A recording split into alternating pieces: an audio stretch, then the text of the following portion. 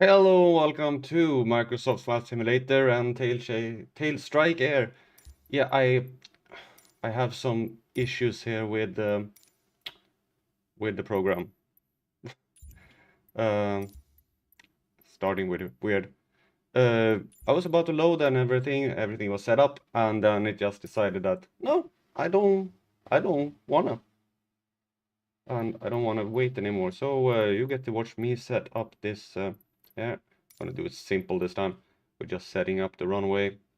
And I had found this airport. There is actually an airport, but um, I'm gonna fly to somewhere that really doesn't have an airport in Microsoft Flight Simulator. Uh,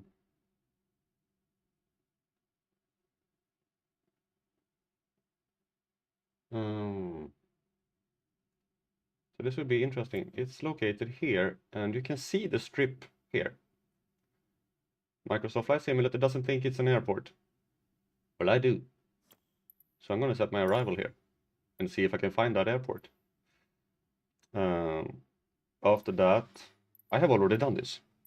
But as soon I just hope that the you're not gonna fly there. You already been to that island, Gran Canaria, and then over to here, and then to here into the desert, and then to this airport here. Or is that the wrong one? GM. Yeah, that's the wrong one.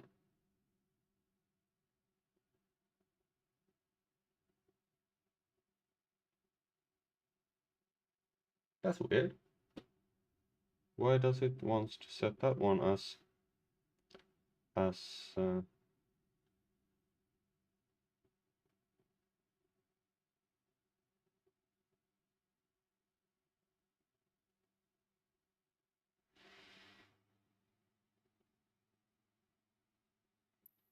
Beer, move, rain?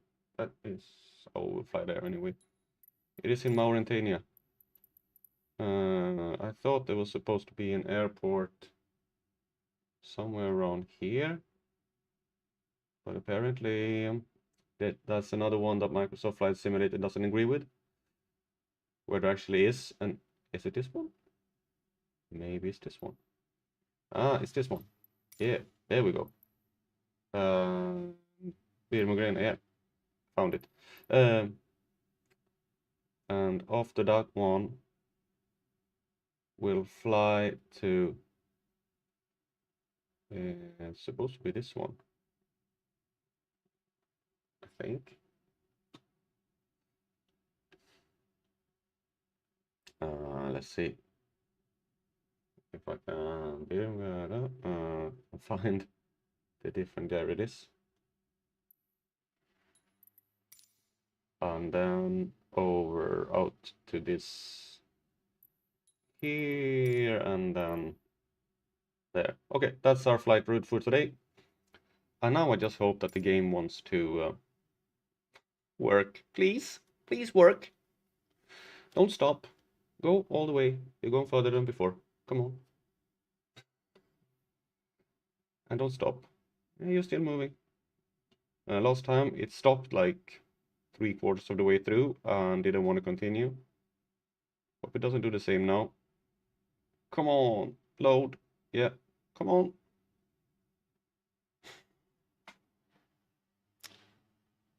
Why don't you want to load? It's like, no. Still doing that because the text there froze the last time as well. There we go. We are on the move. Ready to fly. I was planning on...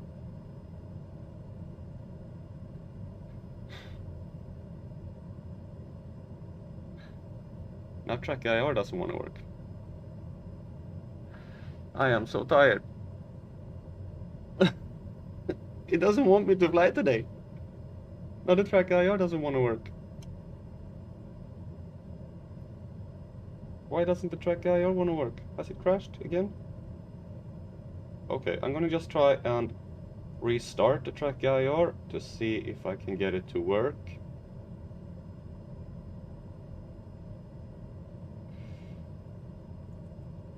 Otherwise I have to restart the program again. This is a good start to the stream. It works here. Everything is working. So why doesn't the game want to work?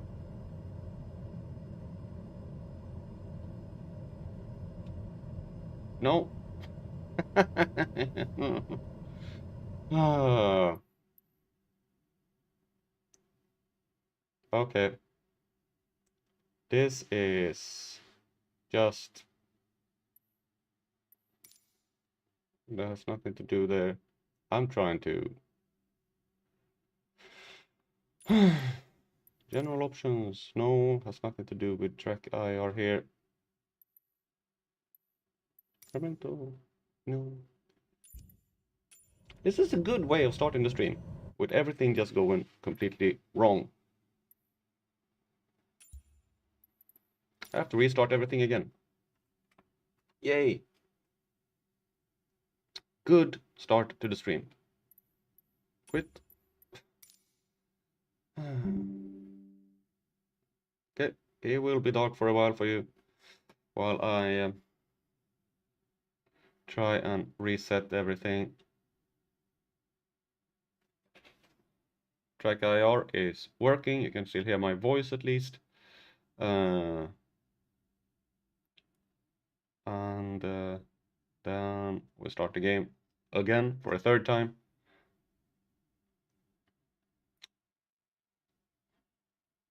Sometimes it is just days like this when Flight Simulator just don't want me to fly it. But I ain't giving up. I'm gonna fly today. So come hell or high water, I will get this to work. Which means that we have to I have to set everything up once again. And just hope for the best.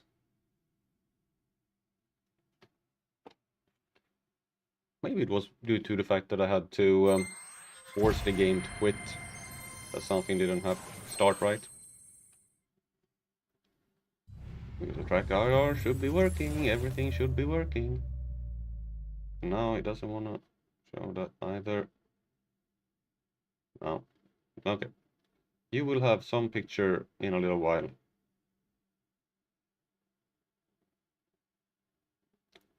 I haven't set up any like picture for events like this. I should have done that. Like, hold on. Temporary fault or something like that. We have a technical issue instead of just a black screen. Okay. Game starting for the third time. Come on. Let me just do this.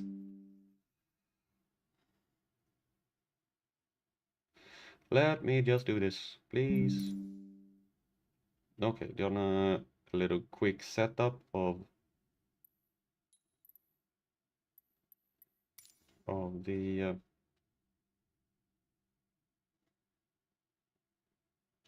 flight plan.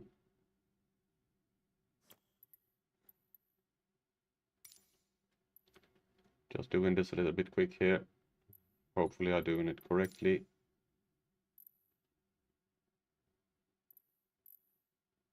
There are 2 airports here on.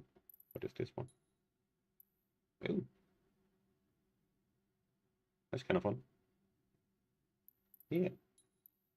We'll try that instead.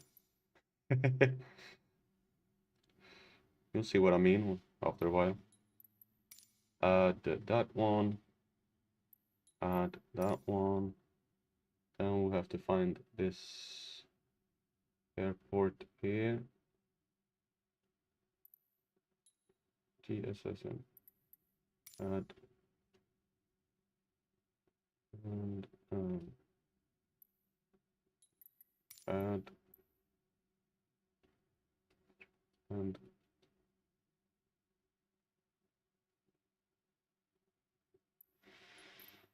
add.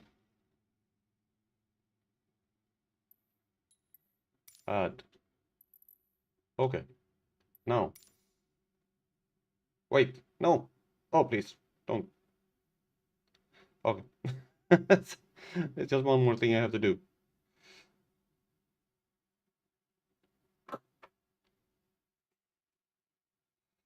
I'm gonna check that it works first before I start showing you my failures.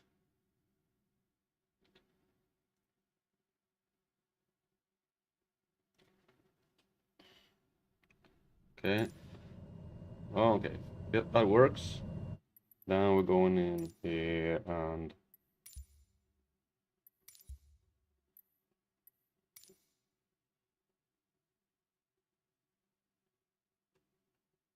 there we go. Okay, and I'm gonna have it. I always have it on windowed because then it doesn't go any weird things when I go out from the screen. Okay, we are on the go. Nice. Finally. Okay.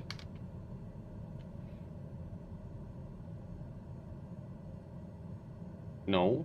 ATC crashed right away.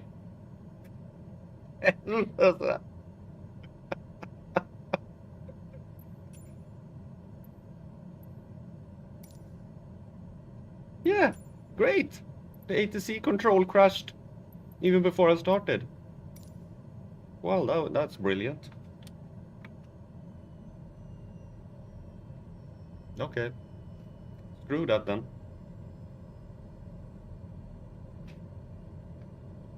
Do I have the brake on? Yes.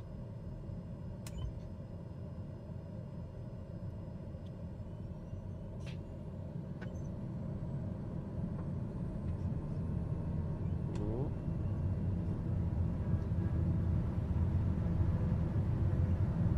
We'll see if ATC start to decide that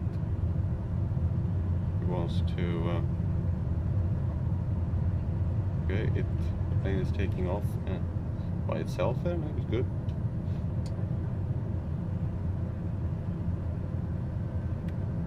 And flying out over the water.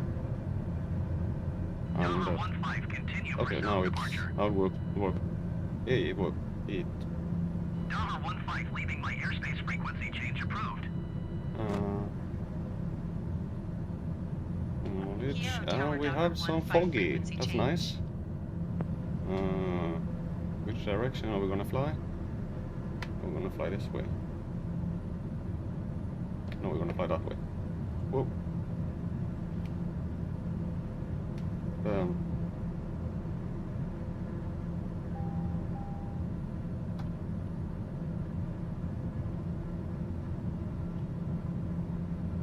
Are you okay? Come on. I'm pulling down. Whoa. I'm lost.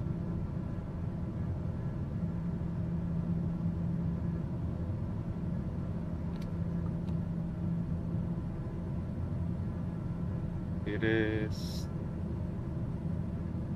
very cloudy outside today.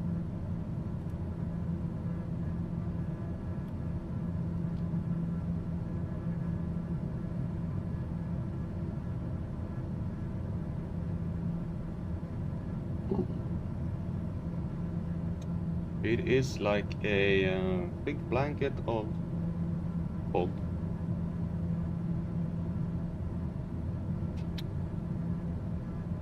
Oh, okay, at least that ATSD was online. Yeah, this will be a interesting flight to see if we can actually find that last airport. And I did have some issues in the beginning with this.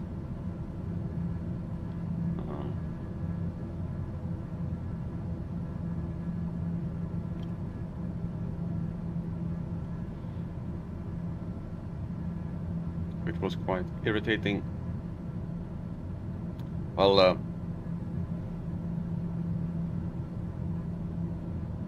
we're at least on our course now to that one, and we don't have to fly very high because we're almost actually there. We'll see in the island here in front of us, poking out of the clouds.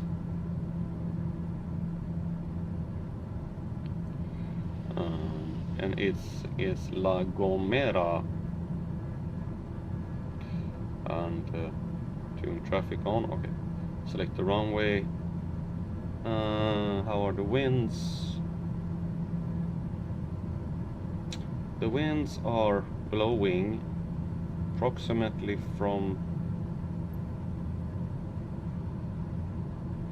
the runway is located in that direction, so we should land on runway 9. I think would be good. It is some turbulence today. Well, as I said, we're leaving Lahiro.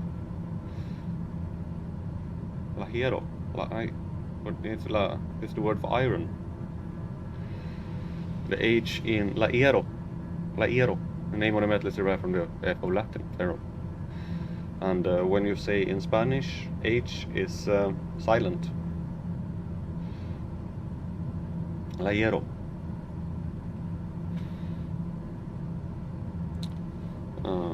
It's the second smallest of the 8 main islands of the Canaries.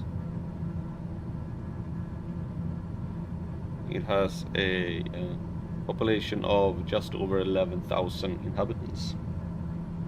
But the one we're going to now is a different one. We're going to La Gomera.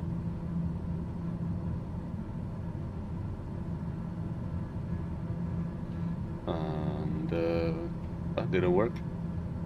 Had some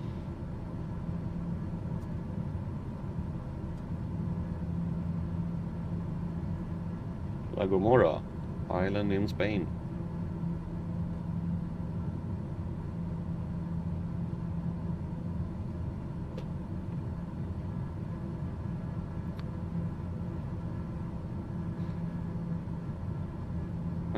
There are many theories on where the name Gomer comes from, but it's a general conception that it comes from the name Guanish.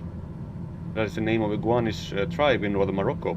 People was farmers and came to the island with the help of seafarers, populated it, and it still has many monuments. And there is some heavy turbulence going on here. Just gotta keep an eye on this so I don't talk too much, so I miss the approach. The island has about 22,500 inhabitants. The highest elevation is Garonja with 1,487 meters above sea level.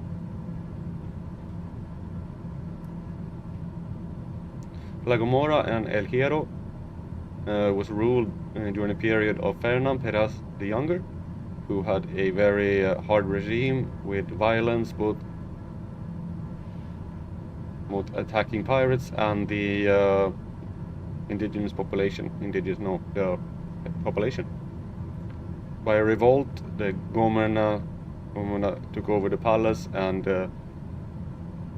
demanded punishment for Pedro de Vera, who was accused for cruel murders on the rebels after having taken 200 Gomers to Gran Canaria as slaves.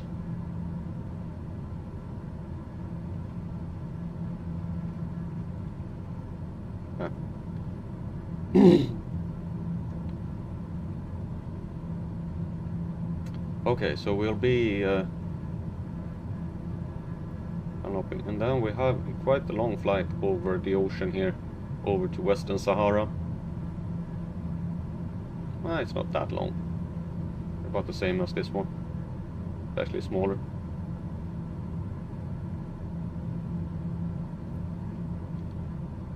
There are some nice winds going on here.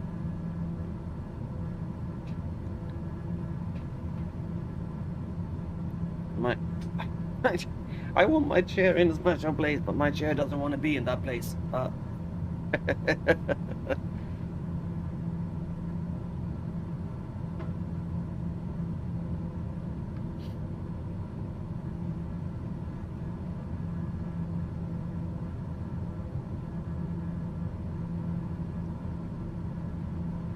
Okay. So the airport is located here.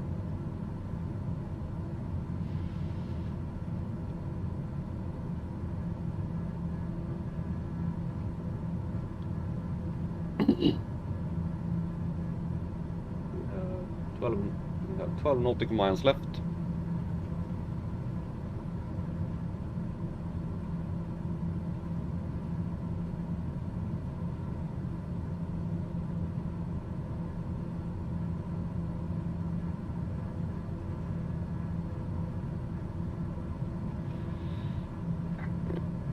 Well, at least I got the game working after a long time. I'm actually half an hour into the stream and just started. That is brilliant.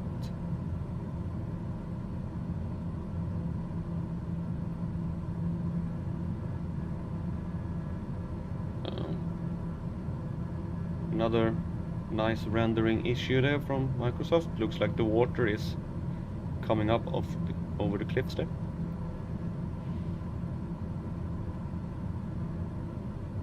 And we see the island of is Tenerife. Tenerife.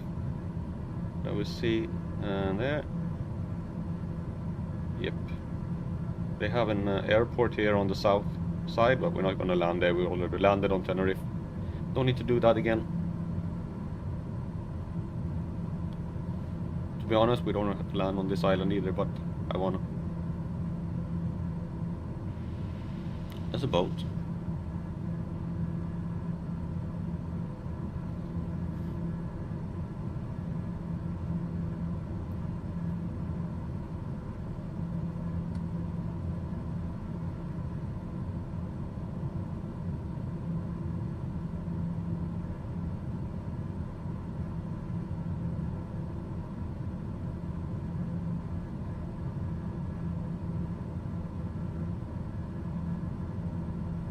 Okay.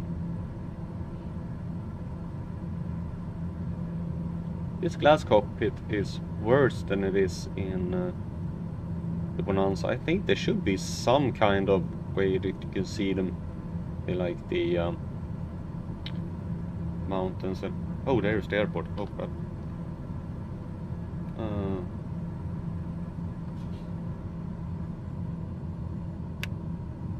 Holy.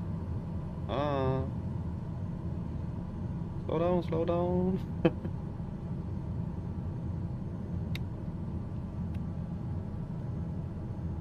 Oh, we have gears out. We have gears out. Yeah, gears are coming out.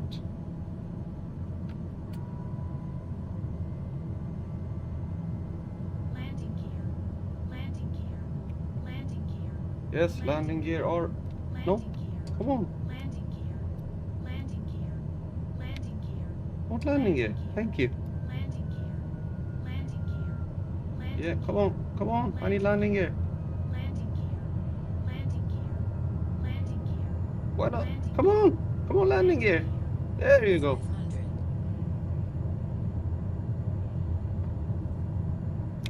Ooh. Okay.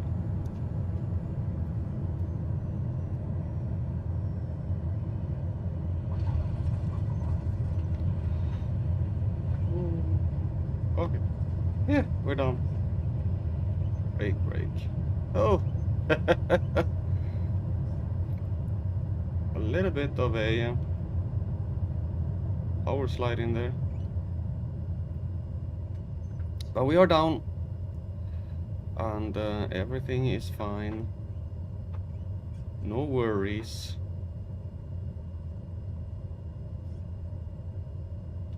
La Gomera traffic Daher 15 is clear of the runway.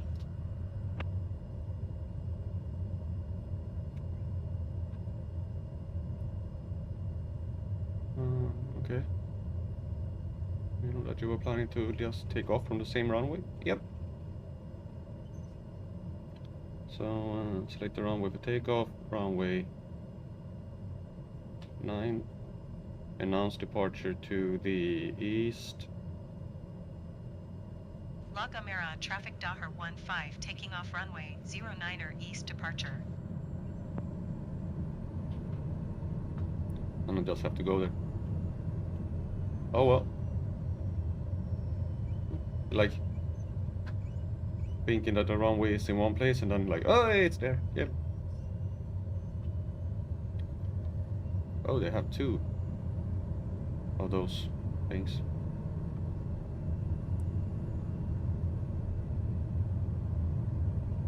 Some airports have. It's very hard to find those things, and they're the wind bags, and some airports have it in several places. Okay.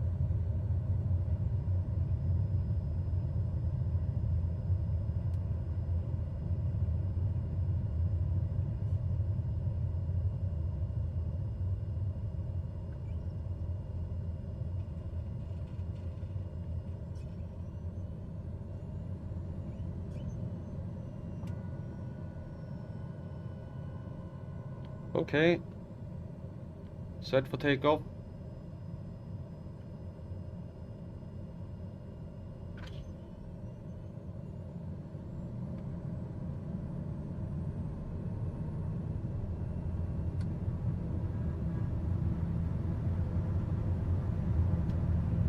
Oh.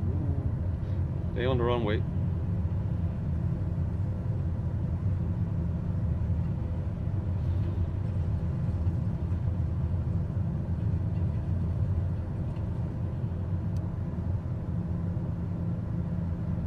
Gears up. Flaps up. Navigation set.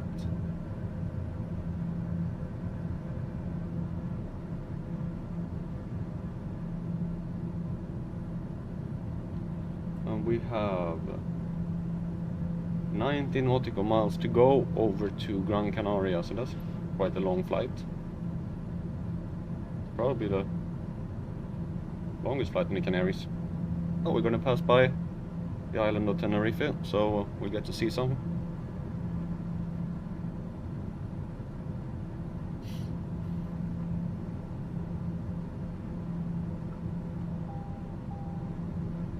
Yes, I know. Don't burn the engine. Oh, yeah, okay. The takes off and landings are set.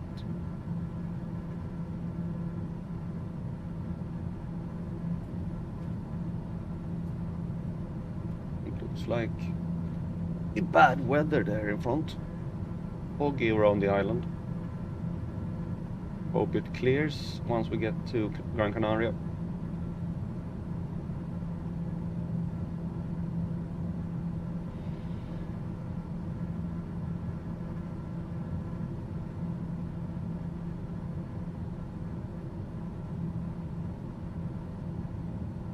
And Gran Canaria is the 3rd largest and 2nd most populous island of the Gran Canaries. Archipelago in the Atlantic coast of Northwest Africa and is part of Spain. Yes, we have already said that. Gran Canaria is located in the Atlantic Ocean. Yes, I said that as well.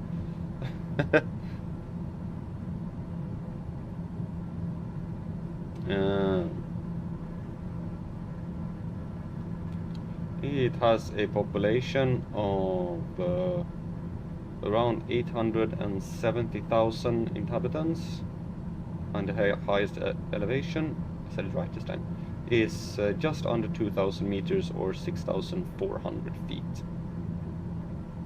And largest city is Las Palmas, the Gran Canaria, with a population of around 380,000.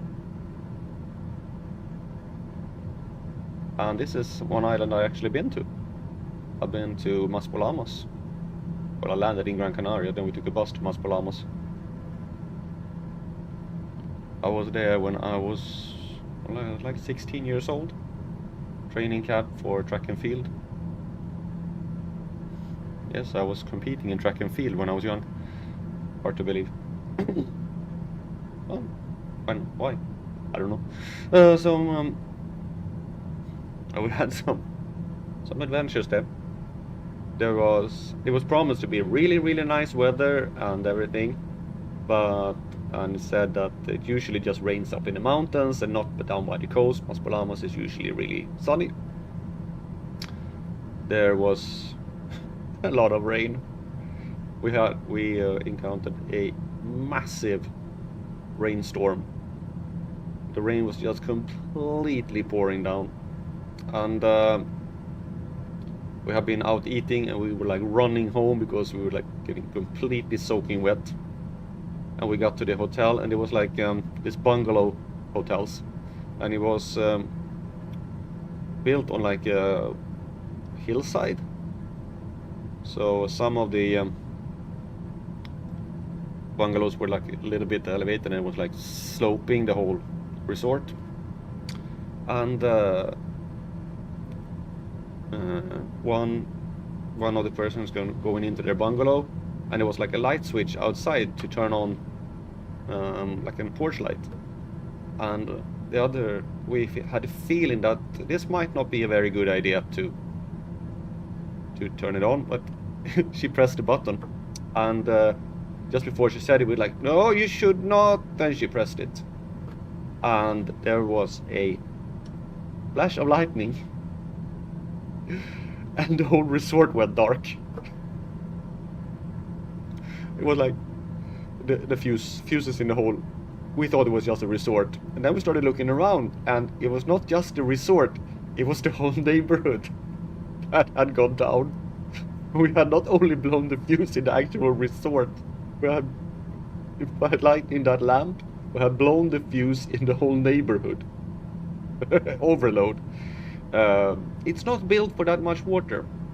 It was like the drainage was non-existent. We had like had to do a long jump in order to get into our bungalow, because we were on the like downside of it. So there was like a 3-meter big puddle of water outside our door. And then we said that we were gonna make food, because what were we gonna? No, it was in the yeah, we were gonna make food because we were supposed to go out and eat, but due to the rain, we turned around and went home and decided that we were gonna fix food. There's Tenerife, and somewhere down there is an airport. Yep. That is that settlement there on Tenerife is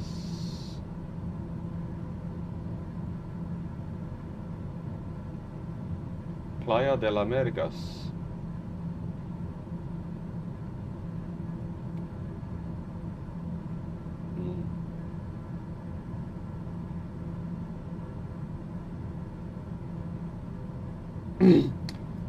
Well, anyway, we had some major issues because the power came back after a while, and we started up the stove to make lunch, and as soon as we put on the stove, the fuse went again inside our house, and that's how it kept on going. Fuses reset, fuses went out, fuses reset, and it took them like maybe 2 days to actually fix it so that we can use the power normally.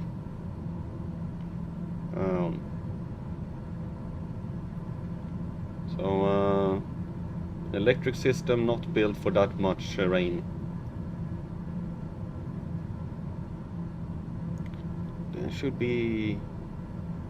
Yeah, there is the southern airport of Tenerife.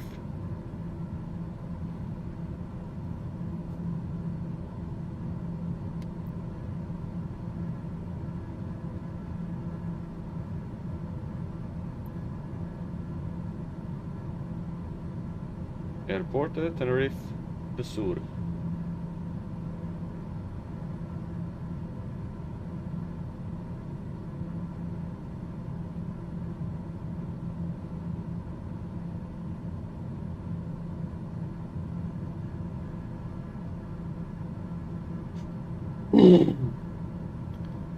We are heading towards Gran Canaria, and we're saying goodbye to the volcano that flew around in the last episode, and continuing east.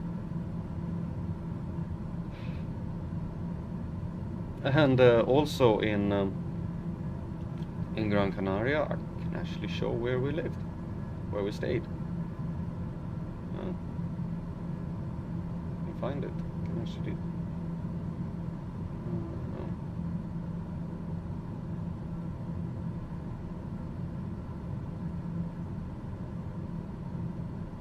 Zoom in on the actual resort where we were staying, if I can find it. Was one of these here? It doesn't look the same. Huh?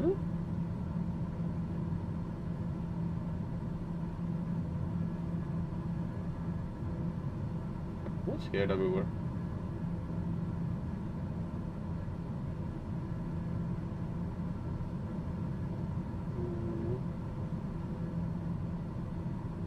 Have they rebuilt? Maybe they have, because it doesn't look the same. Or I am confused of how it actually looked when we were there. Because this definitely doesn't look the same as when we were there. Yeah, here it is. I found it.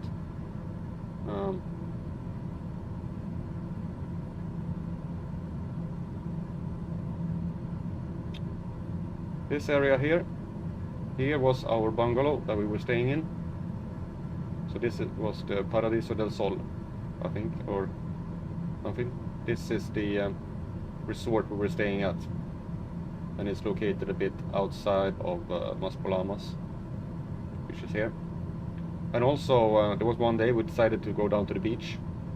Usually we went up here for our practices, this field here. And we decided to go down to the beach. And usually you go maybe here or something like that. But we said, hey, we can go over here.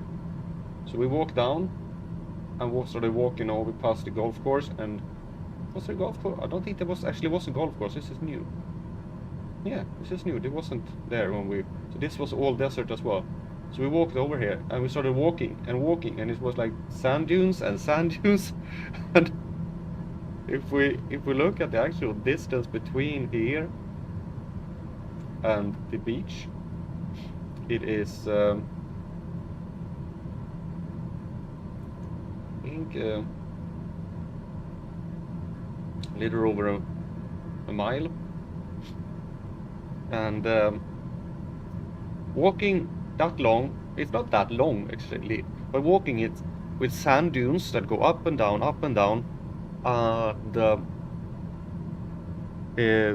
that is kind of hard actually. It took us like almost 2 hours to walk this distance, because I think we also got lost, so we walked like back and forth, and we ended up somewhere down here. Oh my god, we were so tired when we came down, so we barely had any strength to bathe. Okay, we are gonna go in and contact... How long do we have left? 46 nautical miles, 11 minutes. I'm gonna start going down instead. Little. Nearest airport.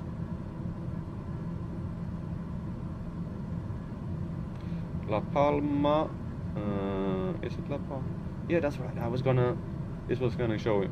I found a smaller airport here, GCLB, El Berial, which is gonna make a interesting landing. But it's fun to have some challenges. We'll see if we can land there or not. Wrong way. How the wind's blowing.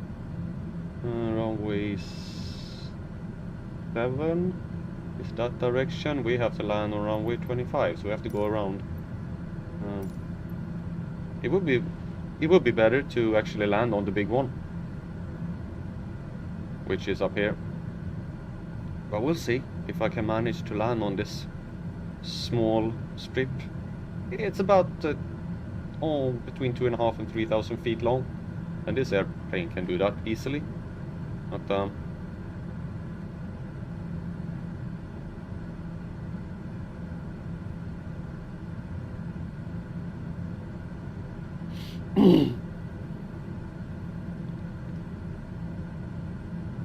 yeah, so we're landing in the El Beriel airport, which there's a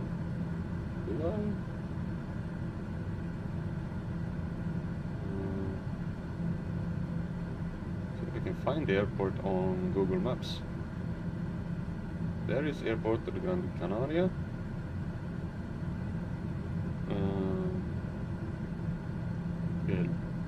There it is. Aerodromo de Maspalamas. And it has a circuit. I wonder if this airport is open.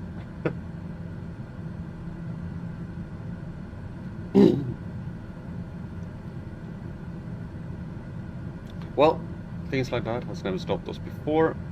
But what I'm gonna do when I get here is that I'm gonna change the course a little, so I don't fly straight over the island. I'm gonna fly around here, so I come in towards that one. So I'm gonna set the course to another one here.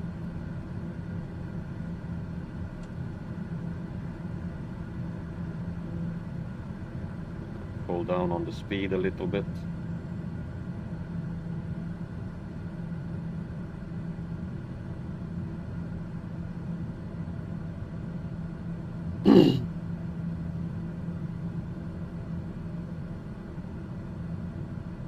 We have ETA of 6 minutes, distance 30 nautical miles.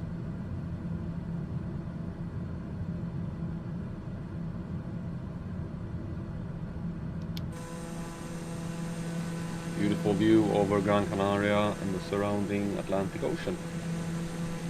They are really isolated, these islands.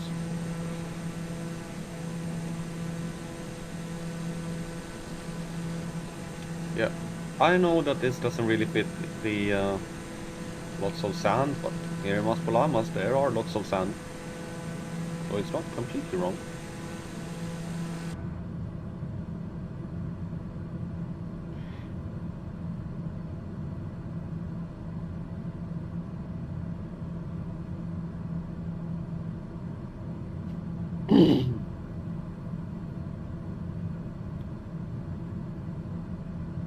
So when we get to West Sahara, we will have some mixed airports, both ones that seem really nice, and then we have dirt strips. So what I'm gonna do is just when I get to the coast here, I'm gonna turn and follow the coast down, which should be oh, I forgot. There we go. Nice view. I had the map up. Maybe you want to see the view here. Tenerife, Gran Canaria, nice view. Me talking about the nice view, but not actually showing it.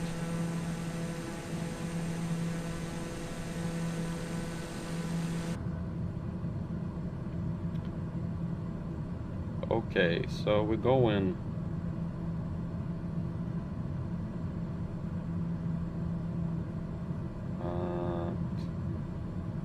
approximately 120 degrees will be fine when we reach the island. You need to start going down more. Yep, I realized that.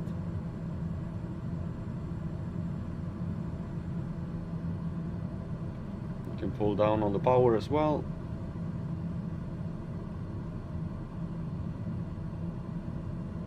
As we're heading in over the mountains of Gran Canaria. And you see in the valleys between the mountains here there are like settlements, small settlements and some farms and things like that.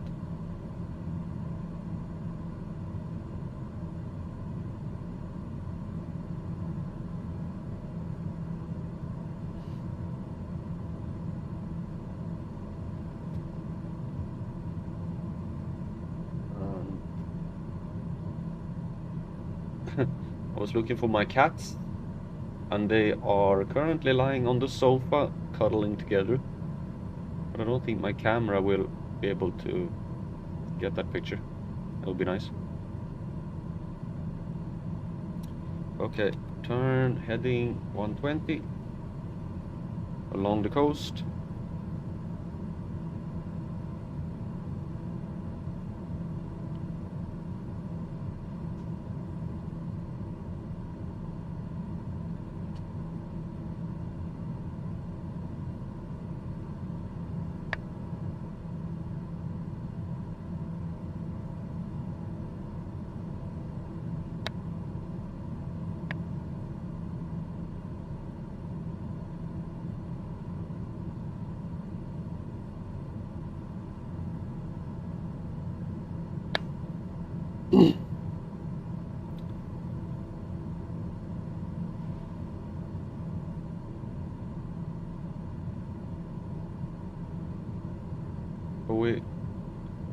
We'll be going here and then flying over this old Mas Palamas and going around and entering in from this direction here. At least that's what I think it would be good, maybe.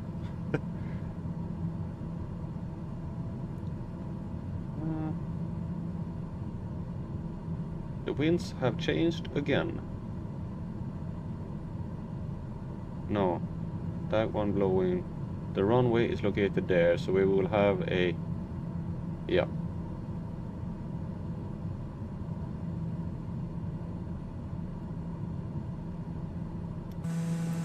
They were coming in over Mas Palamas. That's a golf course.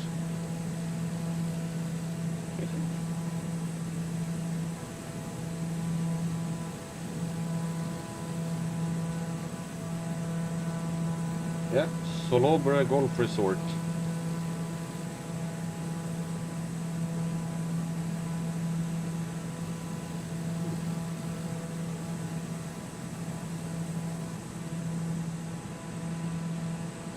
We're coming in here over Stonnenland. Is this area here that I was staying in? You can actually see where I was staying. Okay, in one of those. Hello Cuba, welcome. I'm flying over Gran Canaria here, just showing where I was on training camp when I was 15. I was staying in this bungalow here that we just passed over.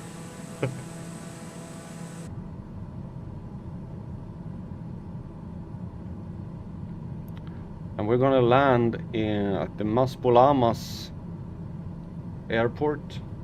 Not the big one in Gran Canaria, but a smaller one. So now I'm gonna turn to 90 degrees in order to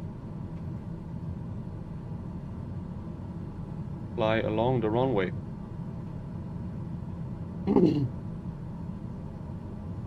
Yeah, so far I've been free today, so been very calm. There is the airport that we're gonna land on. It's been a calm day. Was having a nice time in the bed in the morning, cuddling with the cats.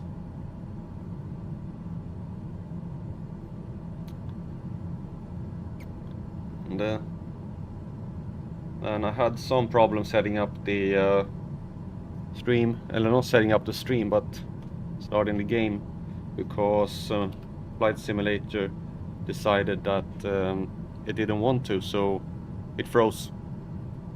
So it took about 20 minutes before I even started flying, which was a little bit annoying.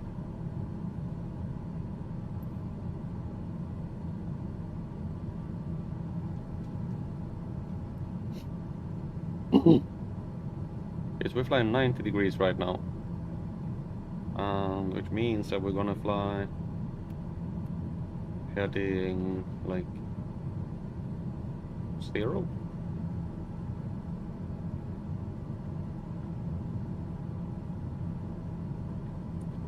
Yeah, I hope you had a nice day as well.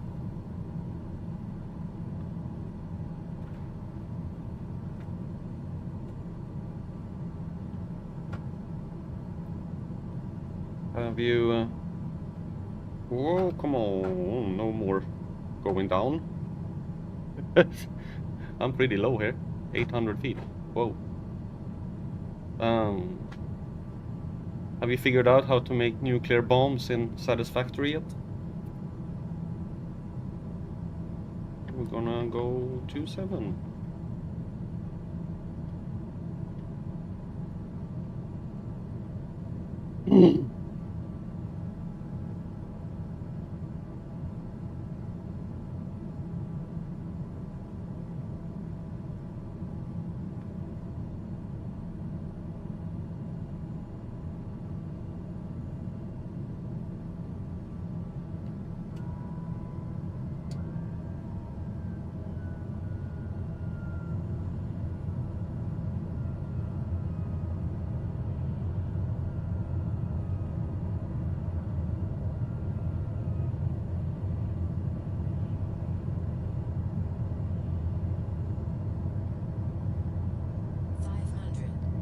Yep. Okay, come on, slow down, plane. Okay, this is not gonna end well. No, this is way too fast. Okay.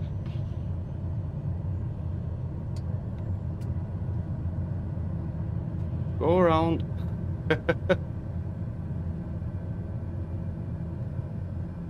Okay, another try. That was a complete and utter failure.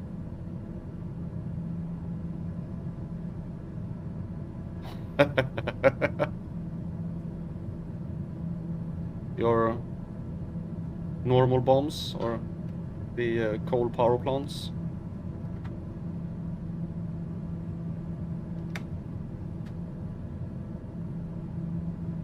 Okay, gonna get in for a little bit of a longer approach in order to try and get into the runway. Turned a little bit too soon. This plane is... Still haven't really gotten used to it. It's much faster than the Bonanza.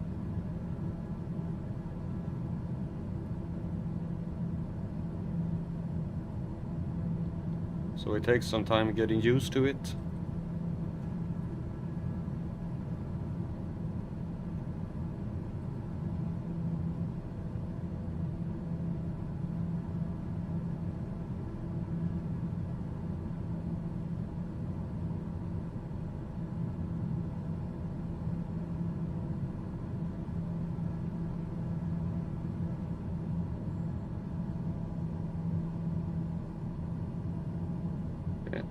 That's a big wind farm. Wind turbines.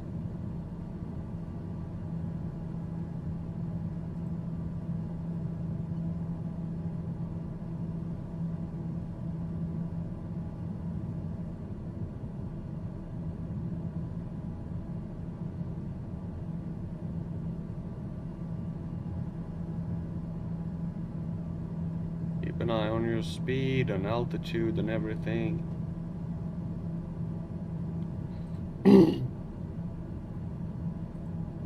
And your pitch angle and all other things that needs to be dealt with. And then this is a short runway, so I really have to nail the approach.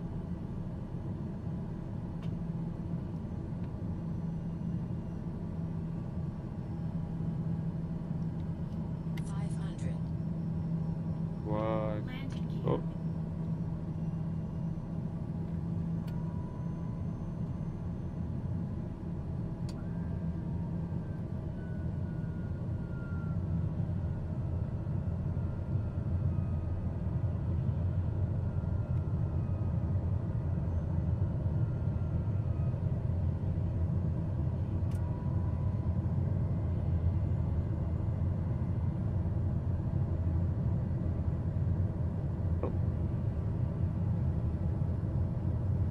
Come on, come on.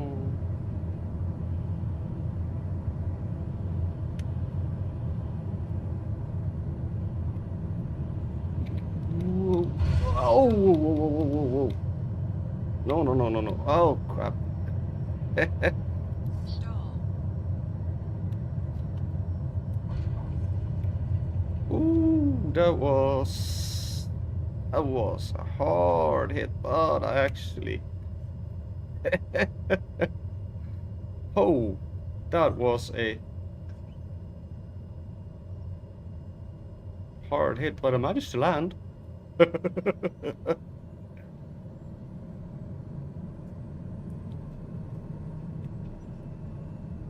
Well, I did manage to land, but there was a lot more side wind here than I thought about. You can see that it's about 7, 8 knots of side wind. That was more than I expected. But I did manage to land. Okay, how much fuel do we have left? Have to check that. We have 35%, which means 100 gallons. And for the next leg, that is 128 nautical miles. It should be okay. But flying over the ocean like that is risky. We should have enough fuel for the trip.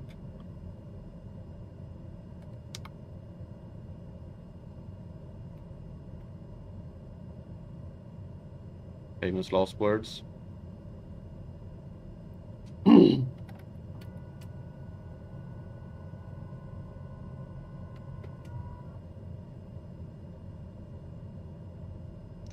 Yeah, okay.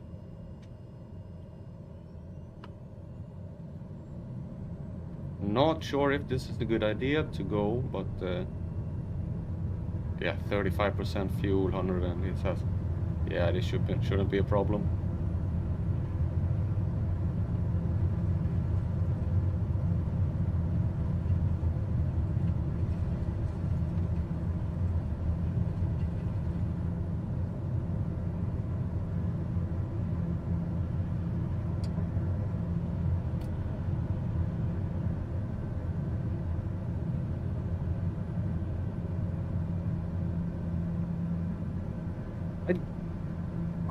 Come on, I don't want it to be on. Now it refuses to go over to vertical climb.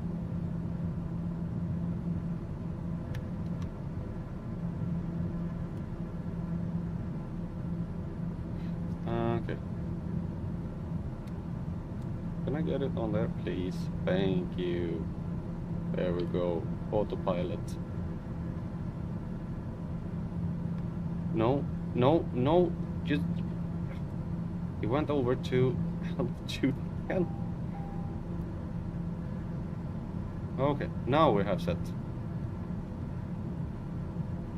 ITT. Yeah, ITT. There we go. Okay, we are flying. I don't know how I managed to land the plane there. Okay, so now we're settling down for a 40 minute flight over water. It's not 40 minutes, it's maybe 25 minutes when we get up to more altitude and speed.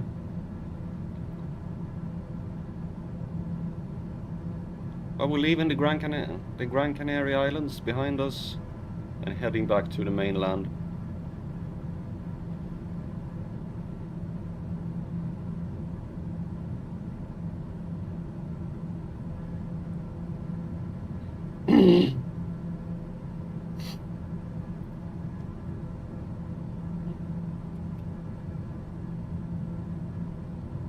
Which is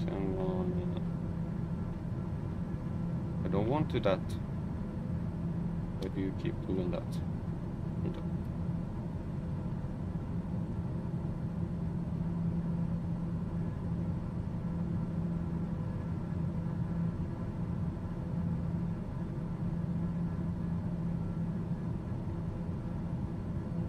This is 120 nautical miles. We can set the cruise to flying high.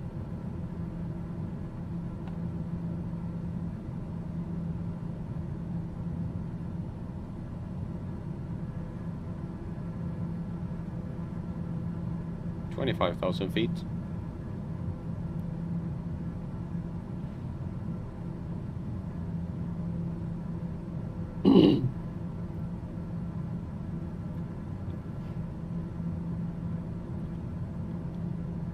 And while we're flying here, I'm gonna do some things in preparation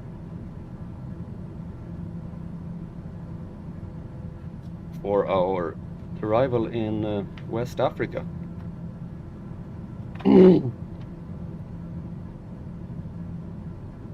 You are gonna get a nice view of the outside here.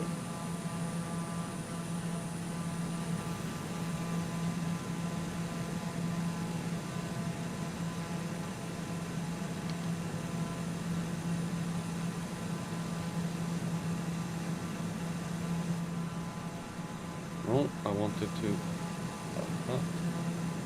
There we go.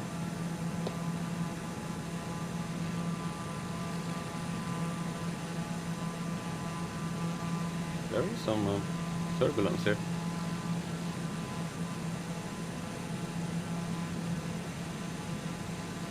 Okay, I'm gonna start setting up for Western Sahara.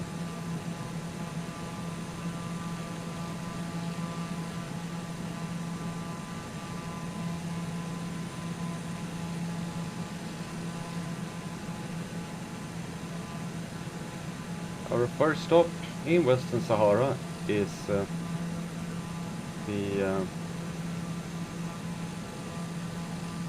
largest city of the disputed territory named Western Sahara.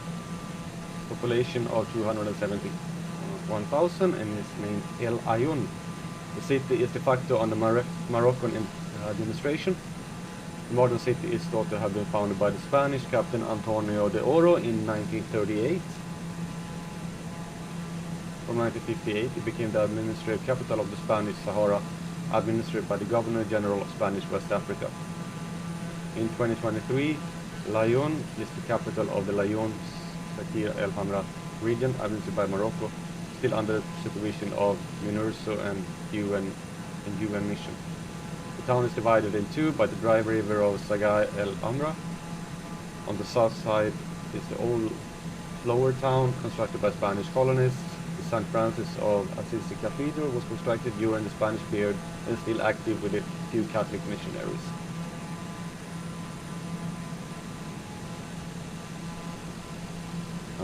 Laayoune or El Ayoun.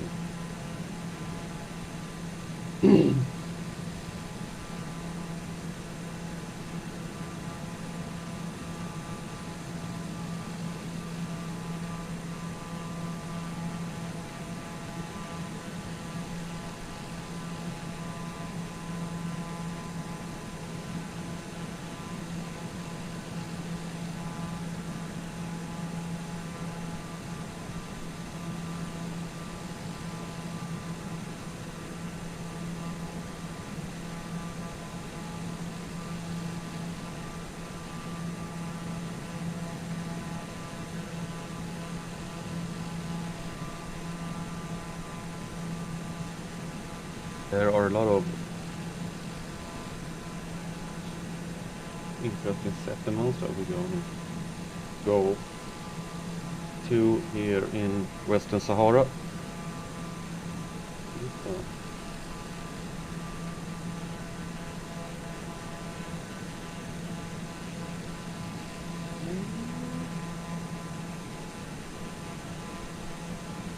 I need to check the... Can't read my own handwriting.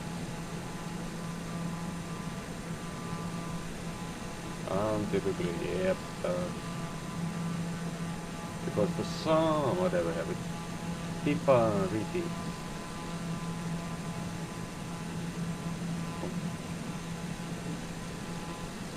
I'm just setting up my stream deck.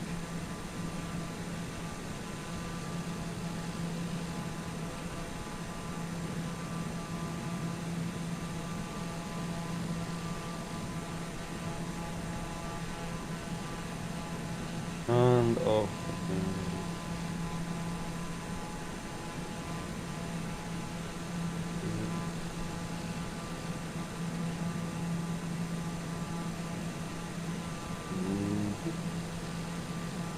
I can't read my own handwriting.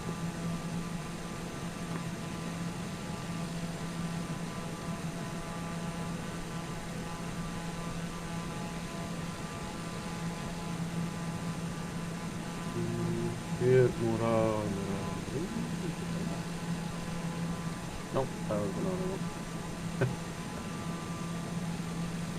Hello, D. Stopping in. I have watched your stream a little there. It looks cool, that game. Enshrouded.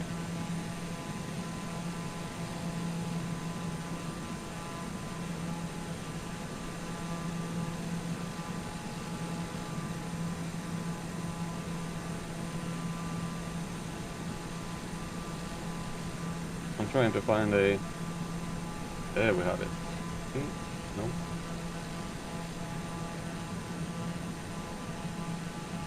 There.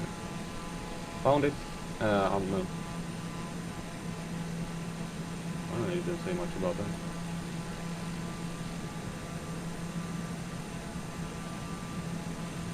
Whoa, whoa, whoa, whoa, whoa, whoa, whoa, whoa. What the hell is happening? Damn. Whoa. No, no, no, no.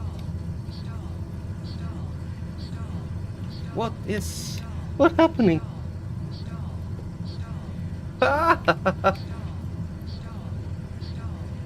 Okay, I'm gonna crash. I don't know what's happening. Everything should be fine.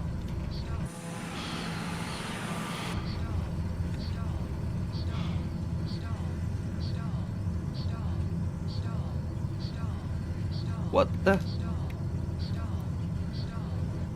What the? Come on. Come on. Come on, come on, come on. Up. No, no, no, no. Why? Why? What the hell? What did just happen to the plane?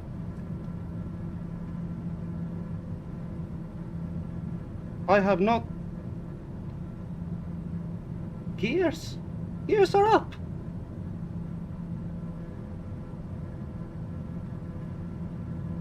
Huh? The game just decided.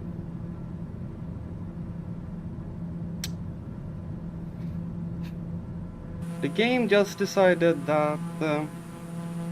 Yep. Okay. Why does it decide that the gears are down?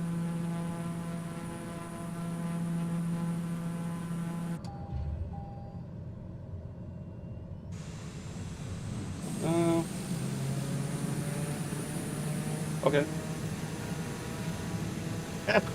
No, that's not the way to land.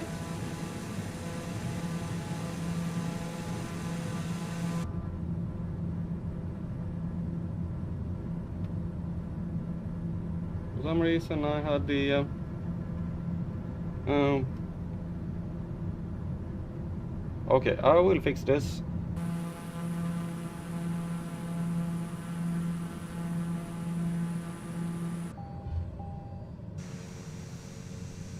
There is a way to fix this, if I can remember how to do it. Come on.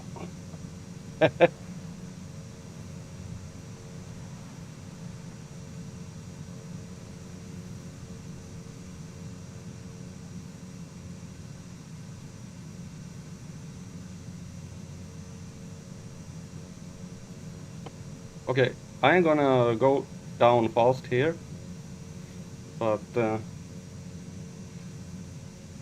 Landing gear. Landing gear. Stall. Stall. Stall. Stall. Stall. no, was way too low. Oh, was way too low. Okay, need to go higher. Come on, need to go higher.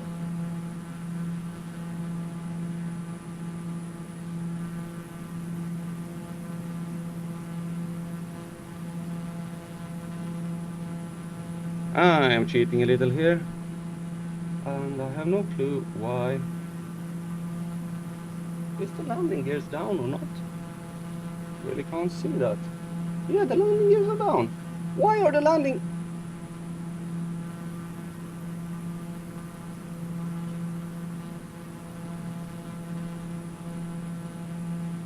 Okay, another try. Whoa, no. Ah,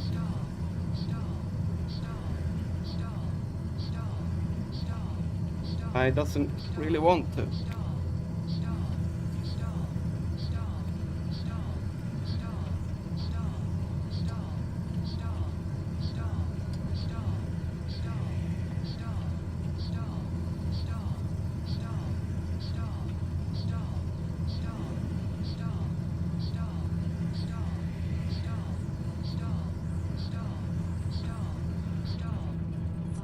No.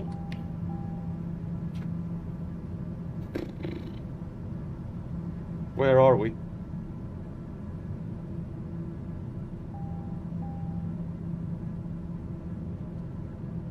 We're not that far from it.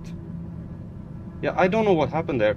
For some reason, it just decided that the landing gear was down and everything.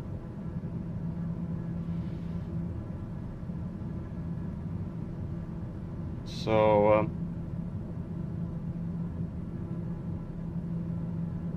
yep. Okay.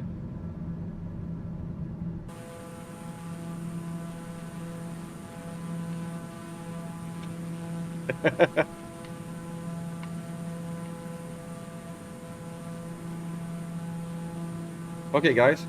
You want us to go back to you want us to go back to here, or shall we go and just fly from Morocco? I think it's better to just go there,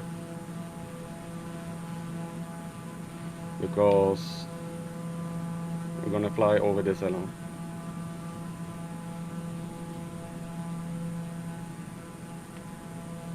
We're flying like this. Yeah, I know this is cheating. I hate it. I don't want to do it. But when the game all of a sudden decides that my gears want to go down, then what am I gonna do? I feel I feel sad when Microsoft decides something. Like, it says there that my gears are down. Yeah, look at that. It has like the gears down, even though didn't put the gears down. So I really can't do anything with it.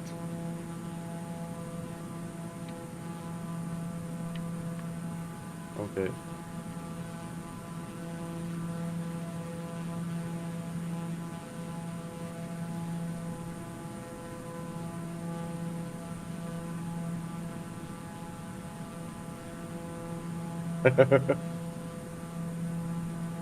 We're just gonna put the plane down here on the airport and be happy with it. Pretend this never happened.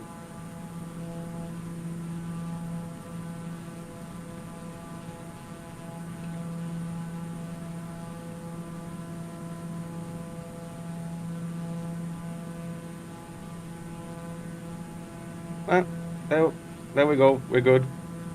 We're in Morocco.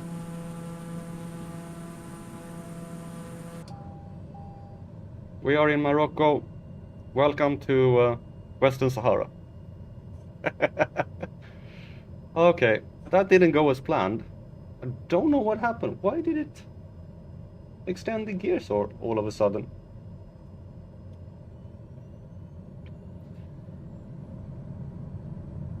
Yeah, I don't know why that happened. Sorry about that, guys. But after everything that happened in the beginning with Microsoft refusing to, with the flight simulator refusing to start and everything, yeah, well, it was just water flying. It's not that funny. Okay, so Western Sahara, and we are currently in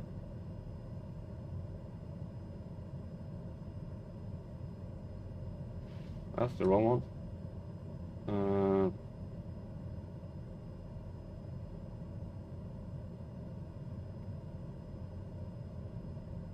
L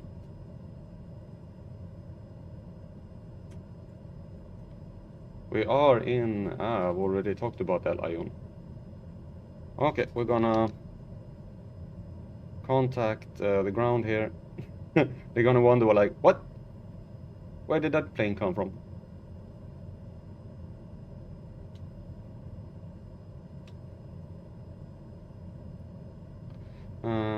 Tune request taxi for take for. Or did I run? No, I didn't run out of fuel either. I had plenty of fuel. It was just Microsoft having one of its moments. Request taxi for takeoff. Request takeoff to the east.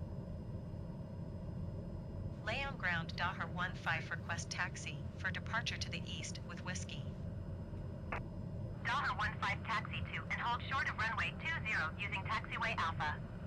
Contact tower on 131.1 when ready. Taxi to and hold short runway 20 using taxiway Alpha Daher 15. Okay, where is that? Okay, I see it.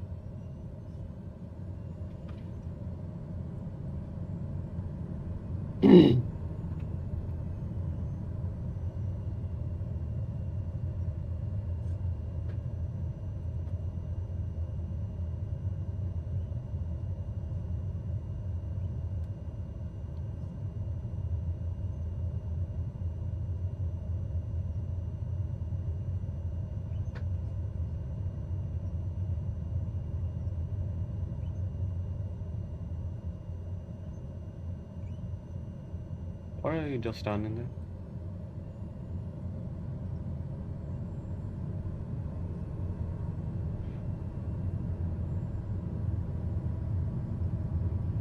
Yeah, I know I did not fly the whole way here. Whoa, whoa, whoa, whoa, whoa, what the? Woo! Oh, okay. We have an issue with the...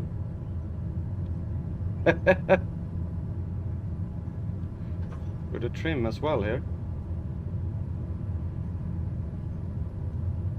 Apparently. Yes, I don't want to...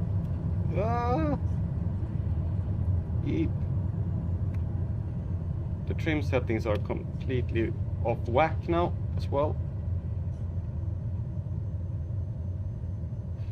Now it doesn't want to steer as well. Oh, come on. Come on. Paint a lizard doggo. Hope he gets me some nuclear waste. You can do that?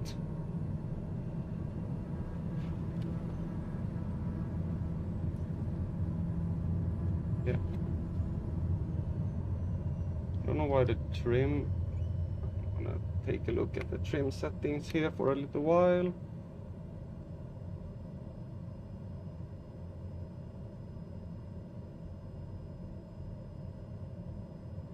Trim nose down. If there is a way to see the trim.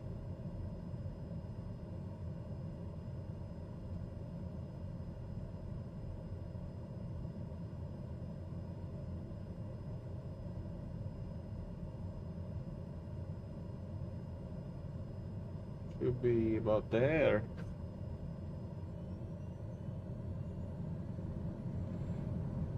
Tamed a lizard doggo.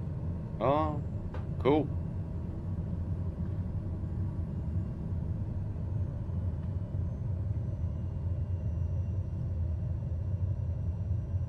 I have no clue where this actual runway is.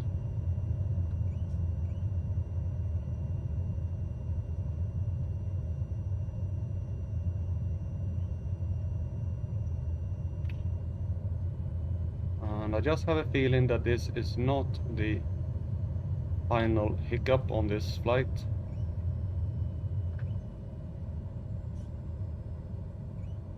Yeah, we'll say I got rescued by a merchant ship and shipped over to Sahara, Western Sahara.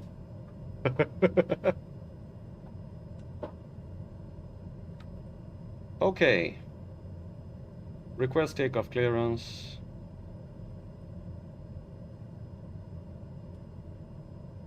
Lay on tower Daher 15 at runway 20 ready for departure east departure. Daher 15, wind 20 tree at 11. Departure to the east approved. Cleared for takeoff Thank you. runway 20. Cleared for takeoff runway 20 Daher 15.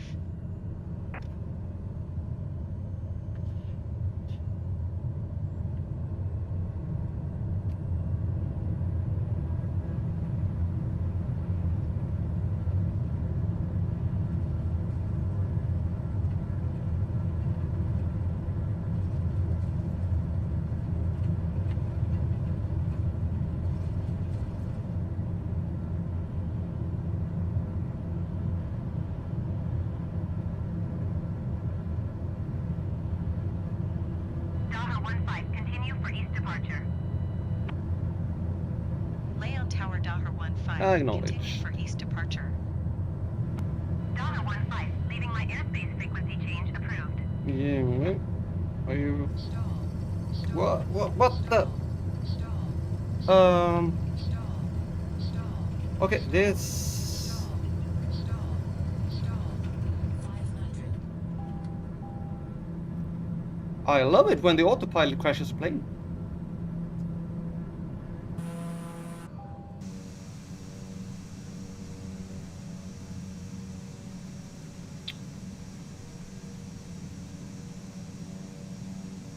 Now the gears are even down, so.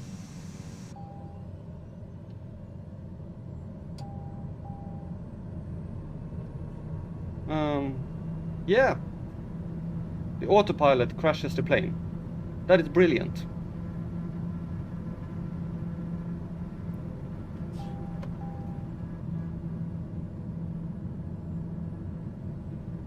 Gear unsafe. Yeah. There we go. It is not my day today. It is definitely not my day. I'm just gonna take off from here. It's desert. I am tired.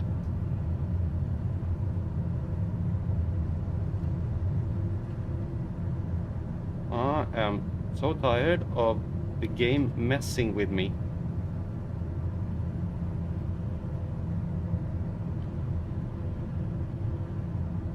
It's like, why?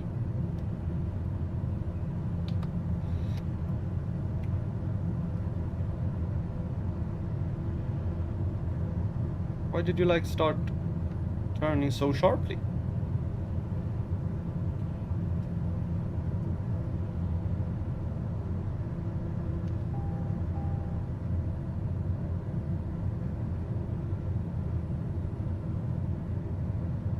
not working.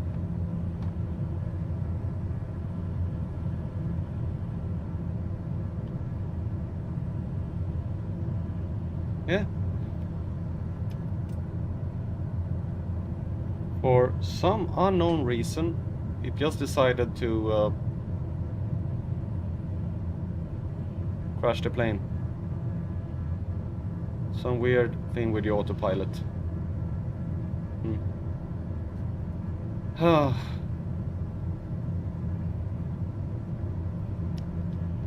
should not jinx it by saying that there will probably not be the last hiccup of the stream. Things are just not going well.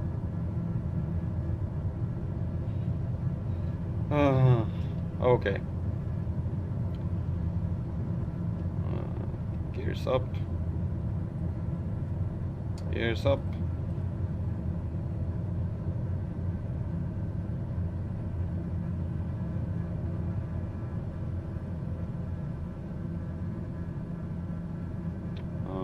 There, the gears are up.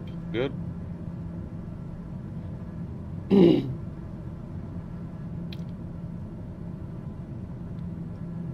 Oh, hi there, Pixel. I didn't see your message. I was a little bit preoccupied with Microsoft Flight Simulator being stupid. It is not perfect, this game. Far from it. As I said, it has these weird things going on.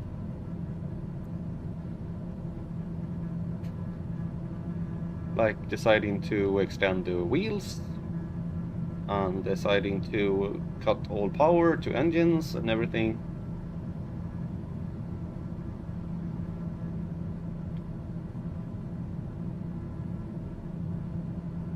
Okay. Well, at least we're on our way now. How far do we have to go? We have 80 nautical miles to go until we reach Smara, or El Smara. Here, right in the middle of the desert. Now, we're living up to the thumbnail with lots of sand, and also living up with to sand in my wheels because I just got it.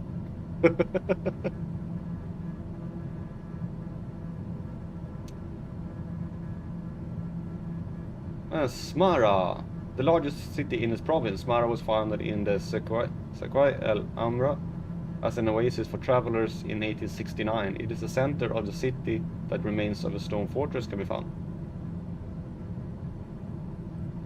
It has a population of about 57,000. In 1975, Morocco took control of Sagua El Amra as Spain withdrew. According to the Madrid Accords, the Moroccan army took the city from the Polisario front in 1976.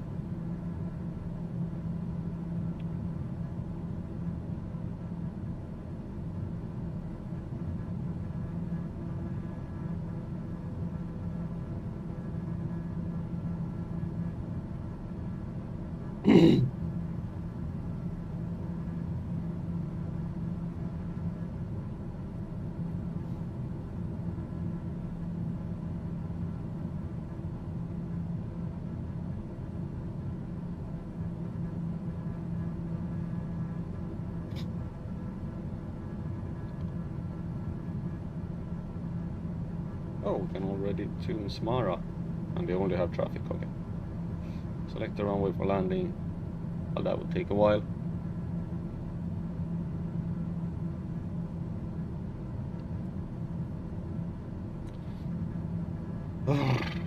Okay. No more of this stuff going on now. Please, Microsoft, let me just fly the plane.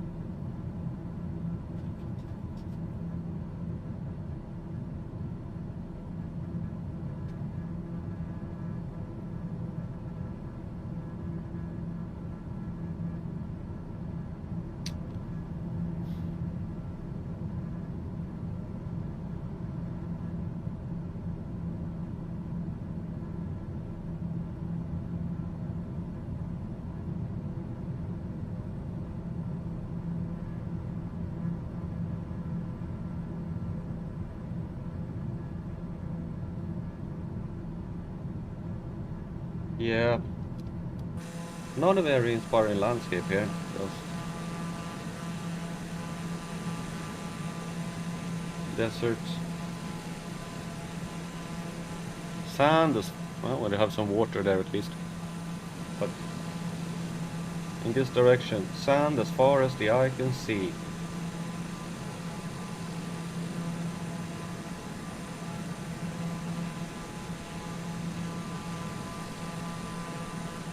This is the view we're gonna have for the coming streams. Yay!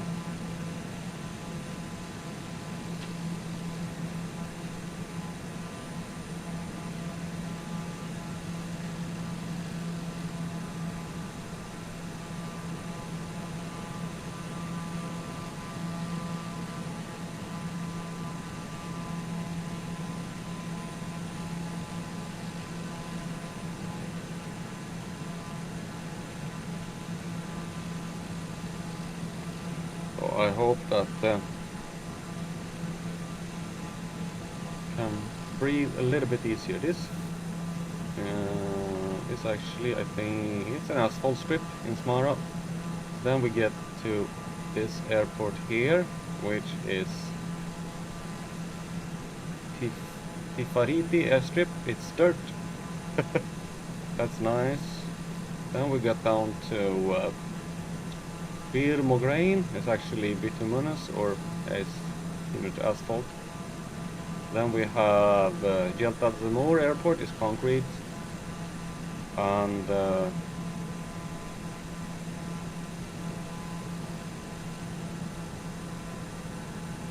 Dakhla airport is also asphalt, and then we have this one, which I don't even know if there is an airport here, but we're gonna check. And the problem is that the next one that actually exists here is this one. Diversion airports, there or here, or here. Cool.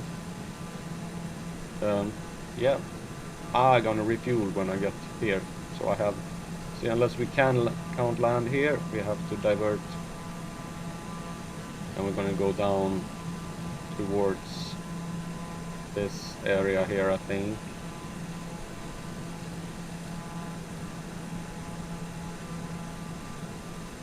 Zuwaret.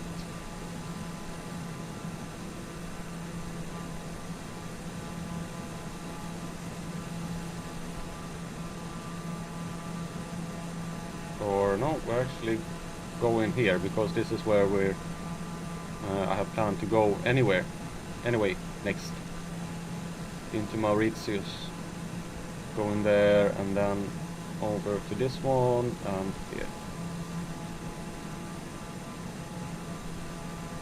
That's the for next stream into Mauritius this way.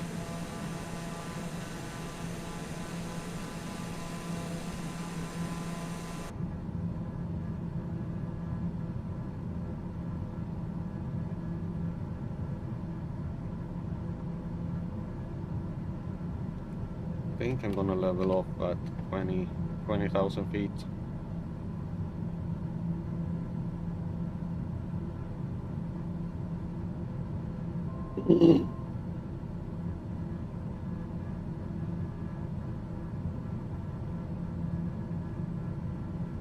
There is some nasty winds going on at this airport. I don't know if it's the airport or just up here at this altitude as we're leveling off at 20,000 feet.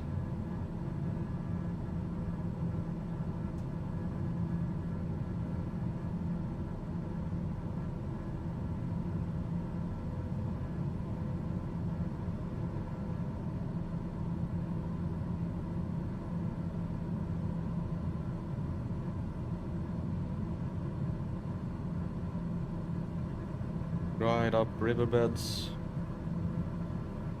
sand.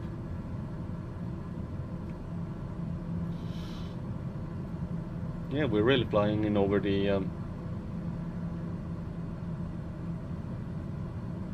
Sahara Desert now.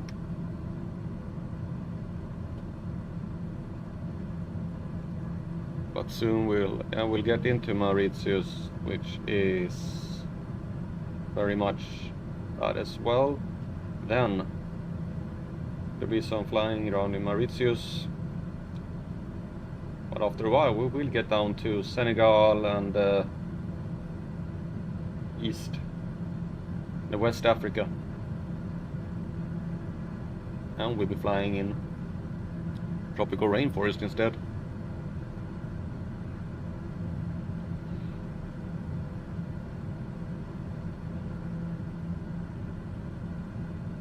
Rainforest, and it'll be a lot greener once we get there.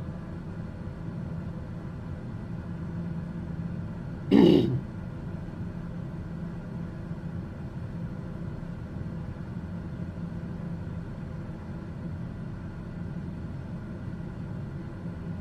have a ETA of 9 minutes.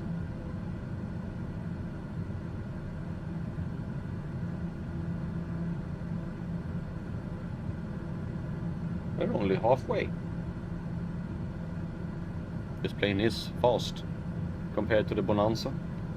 Definitely fast. This would take a long time.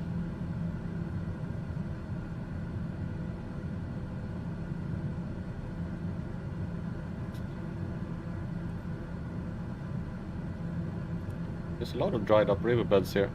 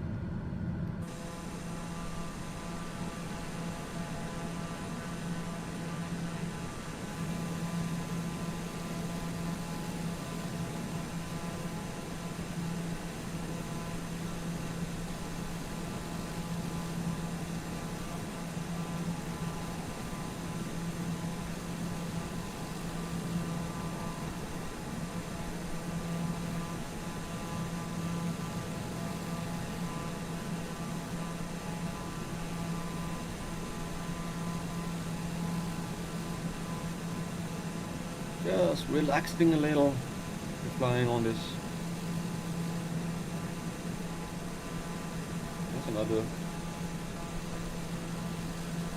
river. The thing is, when you're looking at Google Earth here over Western Sahara and things like that, a lot of the names, some names are in like normal like letters I can read. But there are a lot of names that are in Arabic letters.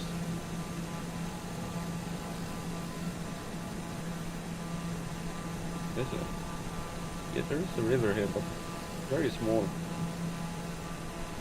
can imagine when it goes from the Atlas Mountains here. So I can imagine when if there are snow or anything like that. I don't know if there is snow up in those mountains.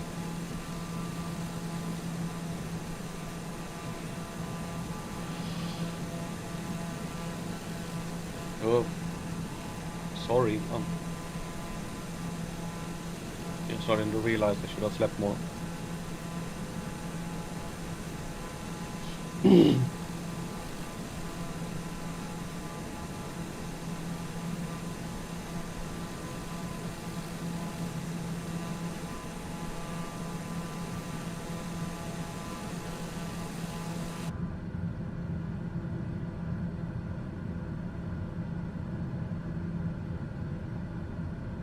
Okay, gonna start.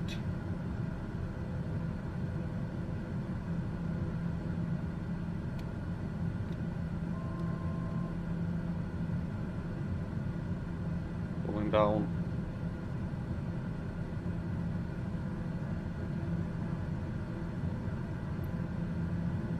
As we're heading towards Smara.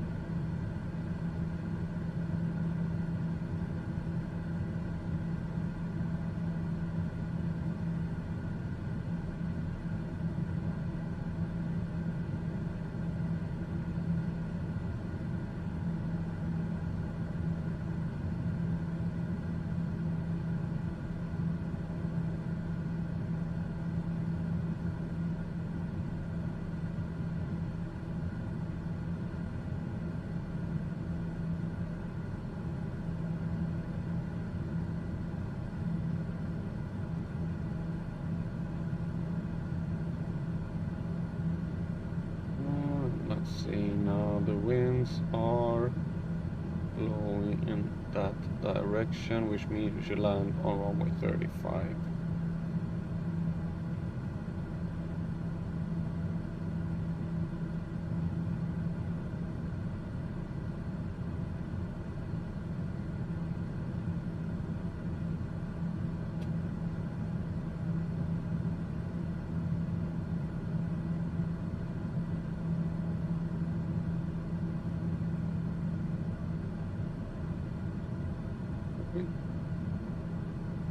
Oh wait.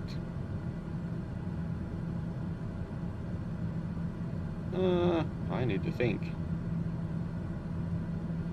We got winds blowing from that way.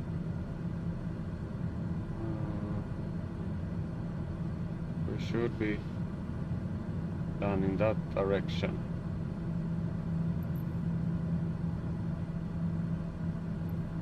Should be landing on runway 17 is that, yeah, runway 17 is the one we're gonna land on.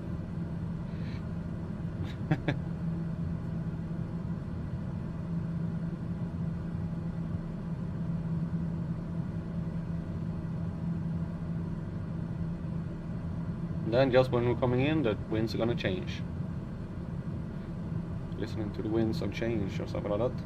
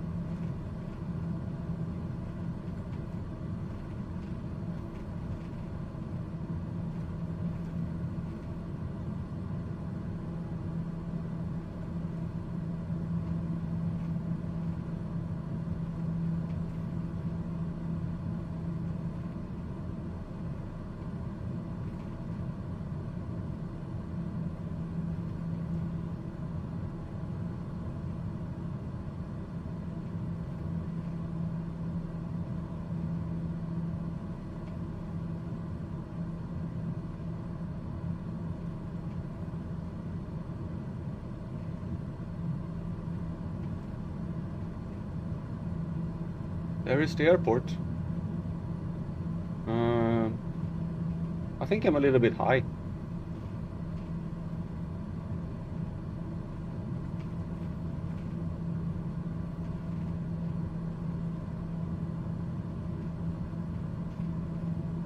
So Let's see. Getting. Yes! Hello, Caldo. I'm streaming. Are you surprised?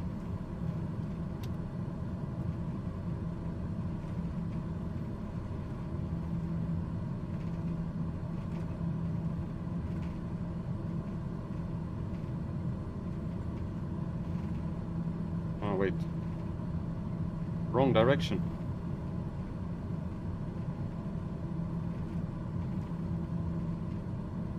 I'm gonna go the other direction. I don't stream all the time.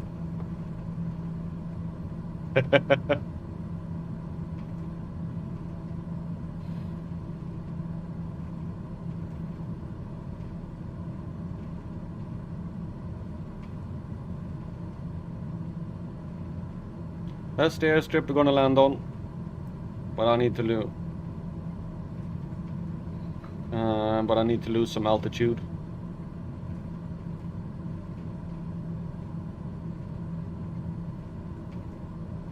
And by the way, we have to hope for nice landings in the stream progresses, because all the painkillers are completely run out. I have no more painkillers.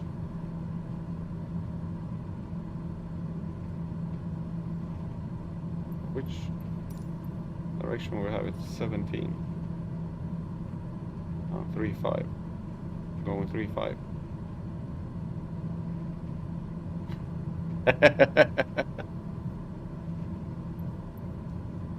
Yeah, so if you want some, you have to bring your own.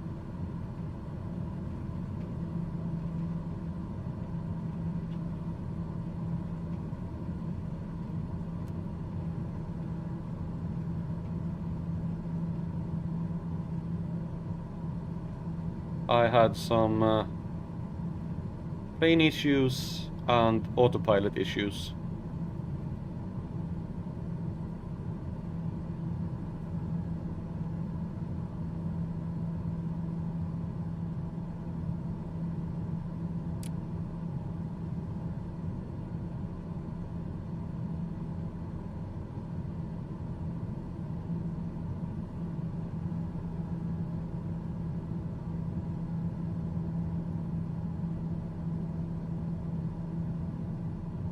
Yep.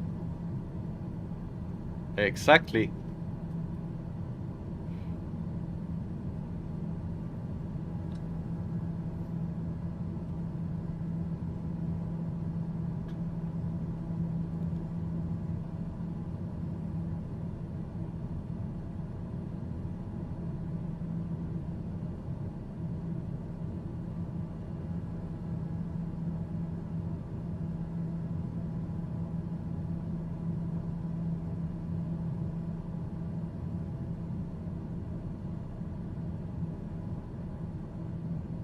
You just have to hope for a nice landing.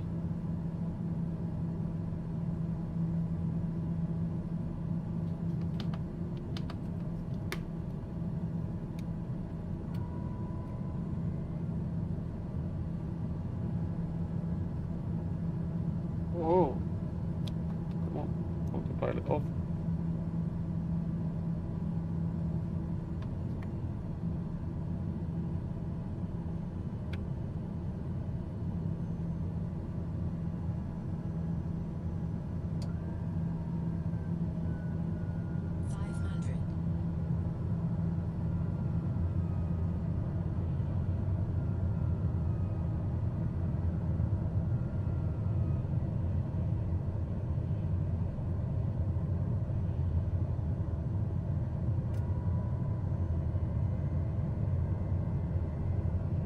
You don't have to worry. Gonna do this all right. This is a long strip.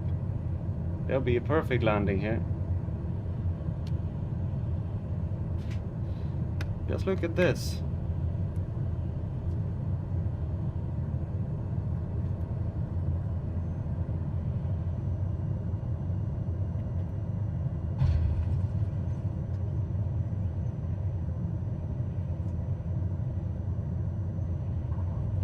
Look at that.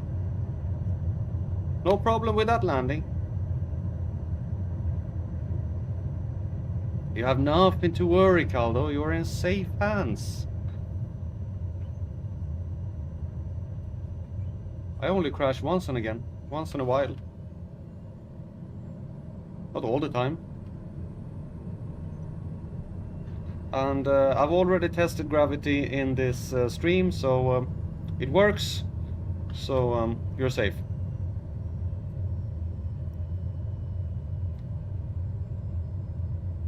Gravity works and is perfectly in order.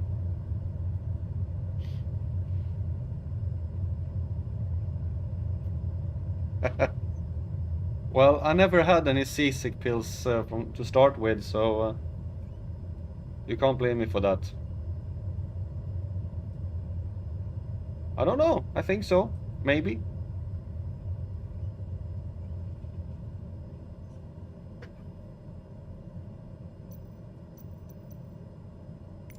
Okay.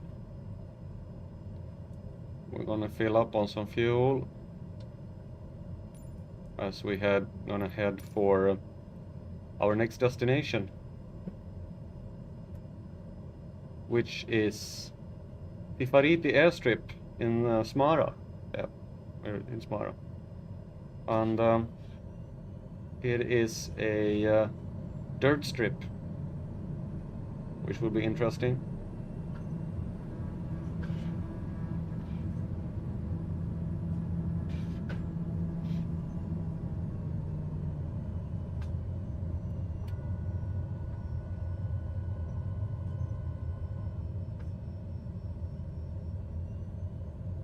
Hope you brought your sandals, Caldo.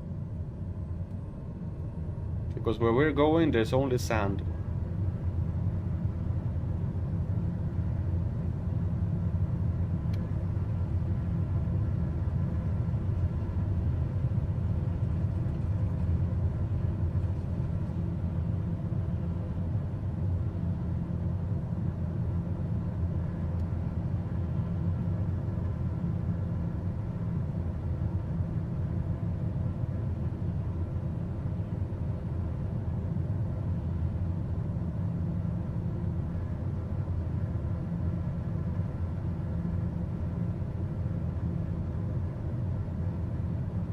Well, why did you come on this flight then?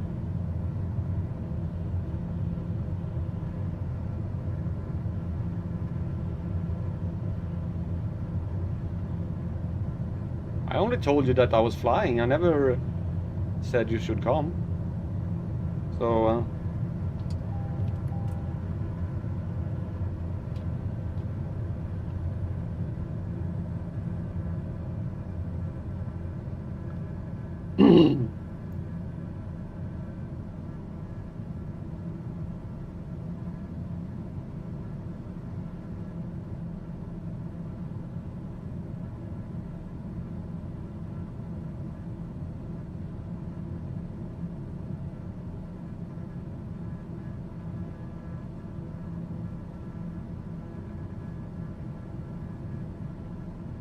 yeah, how long do we have left until our next destination? 66 nautical miles.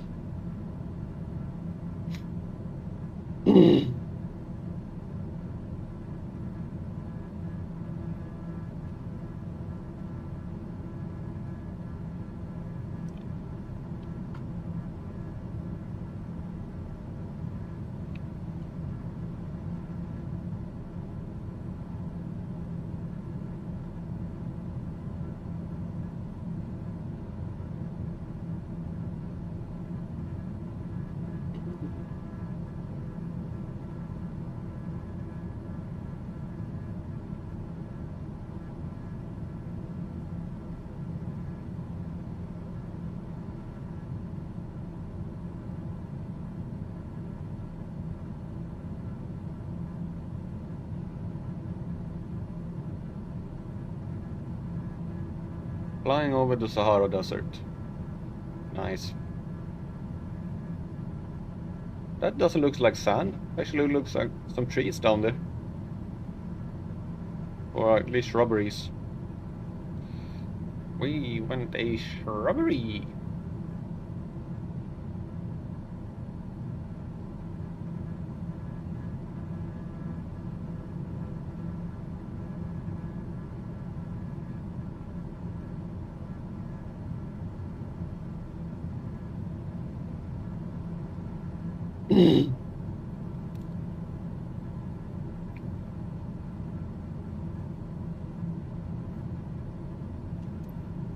Well, Tifa,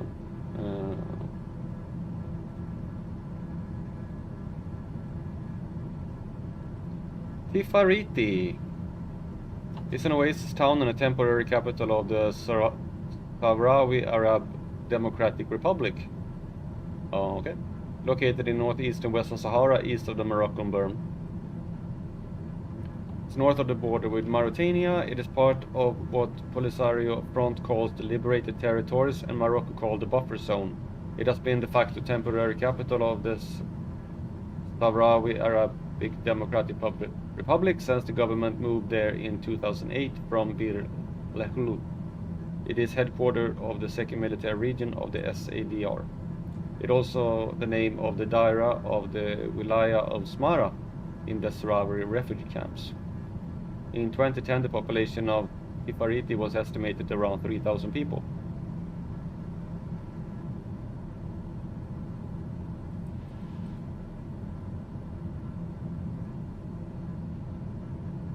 Yeah, we're flying in dangerous territory now. This is not a place you want to go for real. Western Sahara is seen as one of the most dangerous countries in the world. I said one of, not the one, but one of.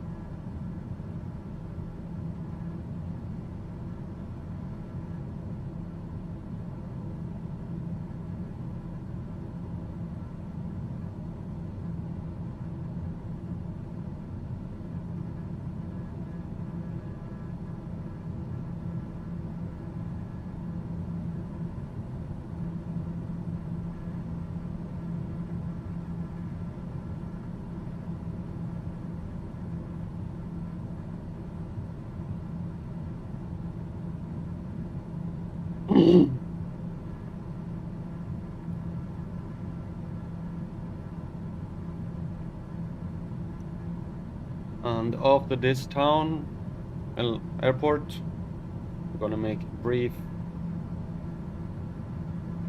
It is a very, very small settlement.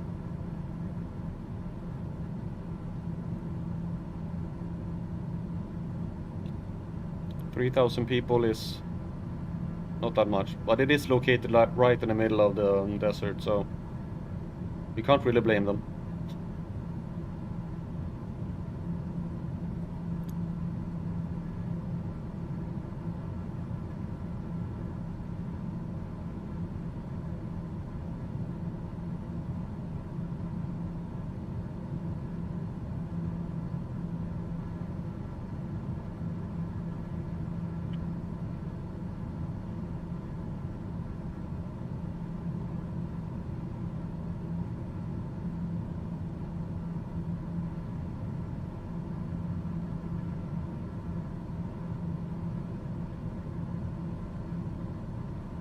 Yeah. Looking at the map, it contains, I think, not much.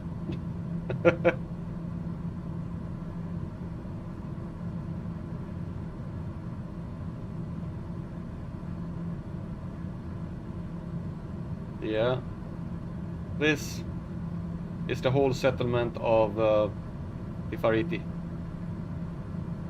We have a cemetery, and the airport is located here. It's a military base, so there is a sort of a runway here. but it's not much.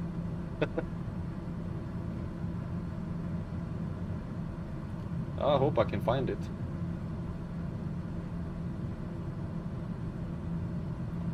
Will be interesting.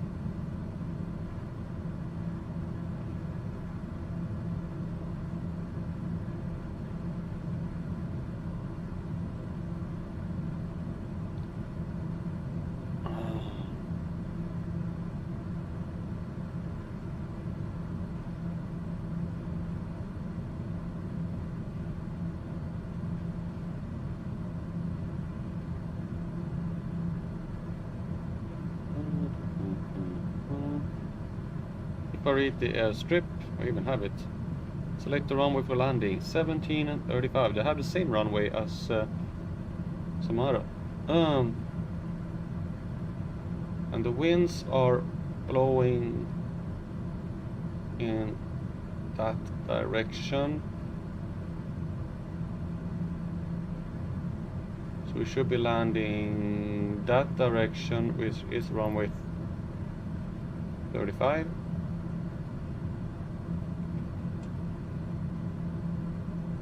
I think.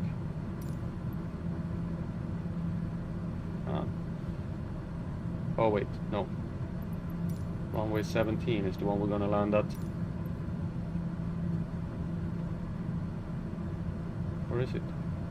No? We're gonna land. Oh crap.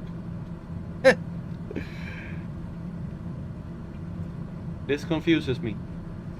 The runway is in that direction. So that means I should be landing on runway 17. I will be coming in from that towards that direction, yeah.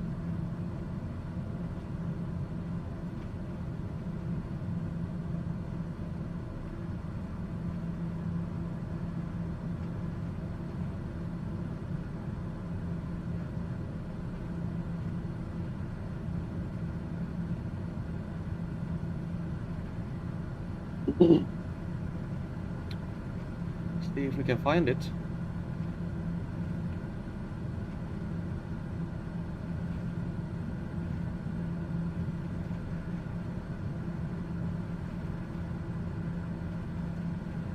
These are things that makes it a little bit interesting. Like landing at a huge airport with traffic control and well lit and everything like that. That's easy. If you make a mistake then, that's your fault. But when you go for an airport like this, there's a lot of other things that can happen.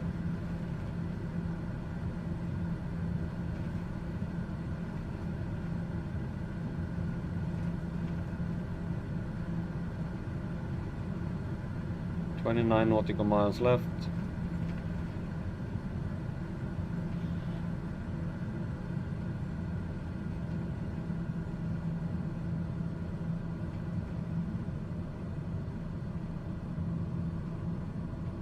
I don't know if I mentioned it, but I like this effect here. It's nothing wrong with anything. It's like that there is the exhaust of the of the engine coming out here, so it makes this effect like it's exhaust fumes.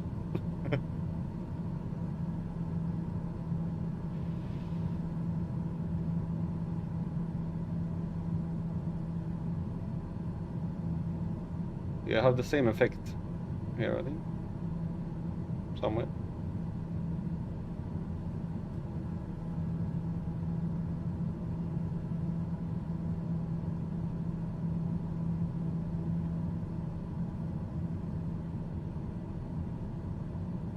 AETE in 7 minutes.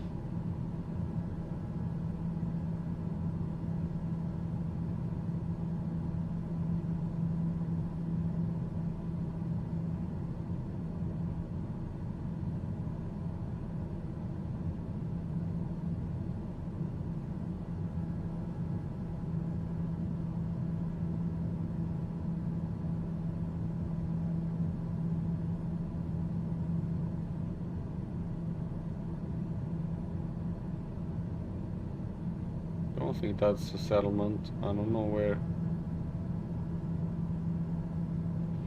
Settlement is on the other side of these mountains. Somewhere. Somewhere over here.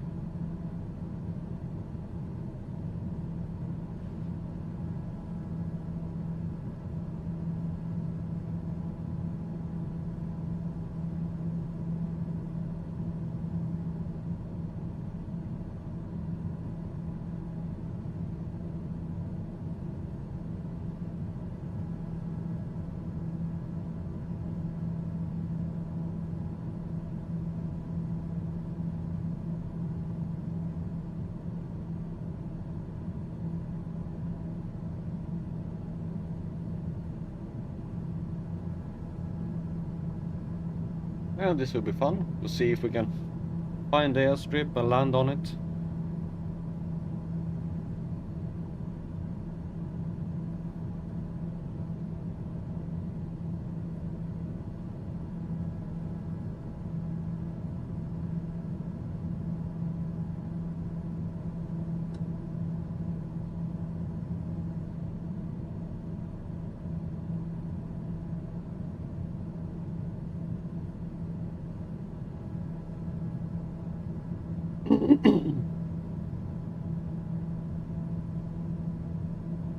Wherever it is.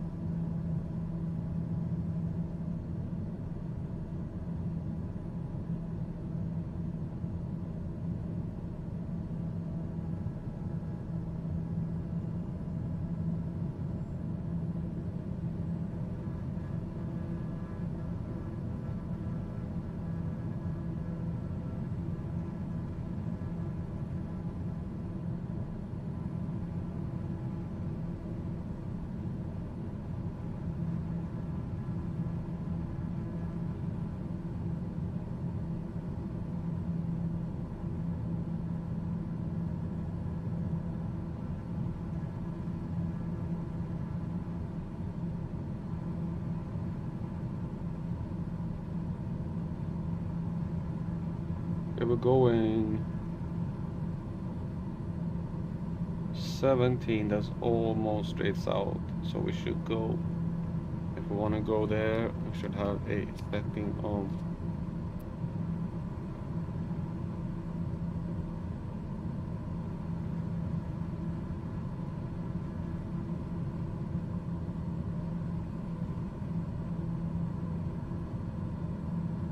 My plan is to fly like this and go out here and then down to the airport.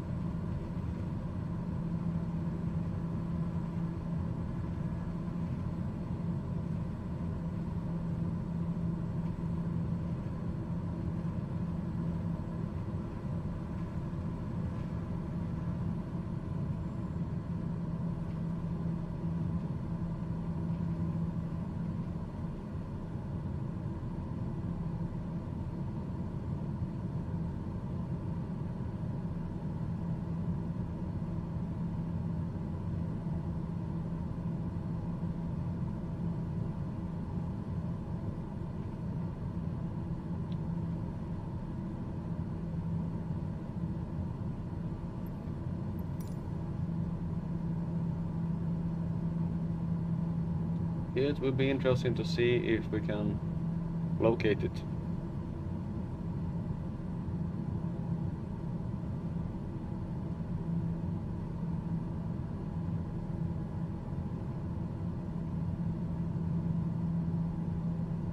When it start turning when I'm around here, I think.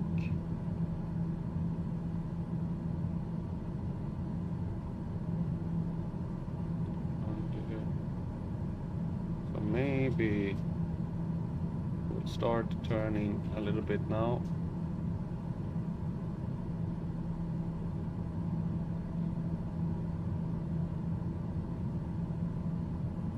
Heading south.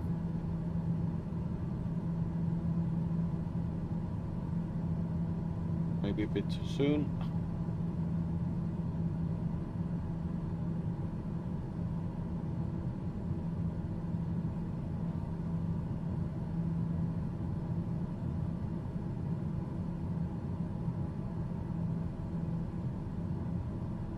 The airstrip is located at 1600 feet.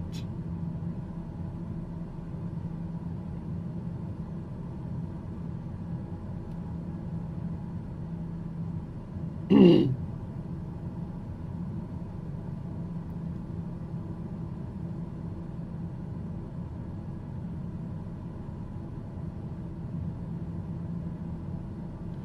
hard thing is that you can't actually see the airstrip here, since it's just this ring. But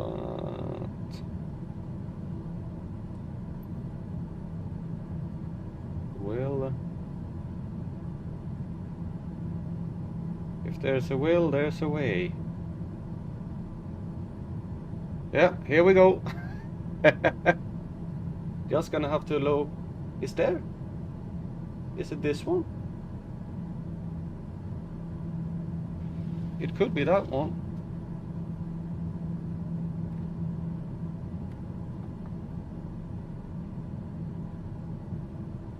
Yeah, there it is.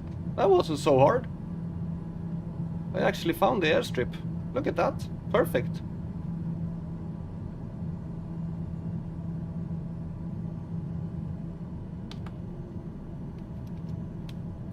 Hey. That was easier than I thought.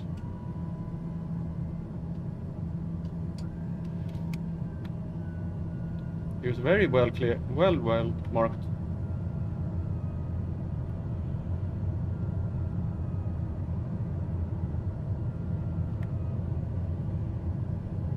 Gears are down.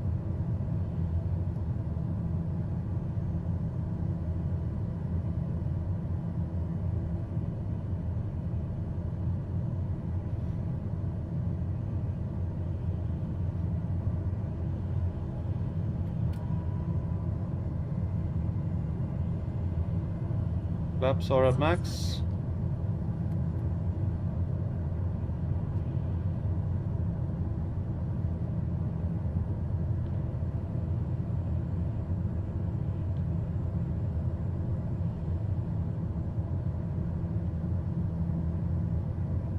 We're coming in.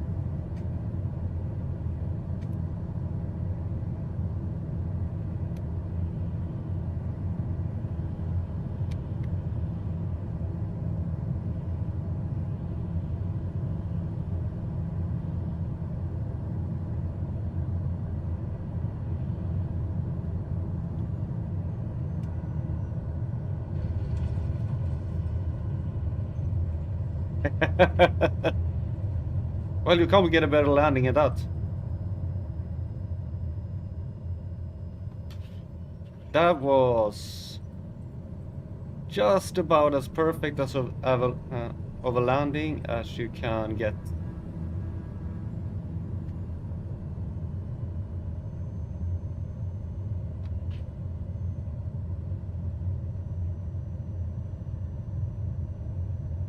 There, Caldo. No seasick pills and no painkillers needed for that landing. Perfect approach, perfect landing.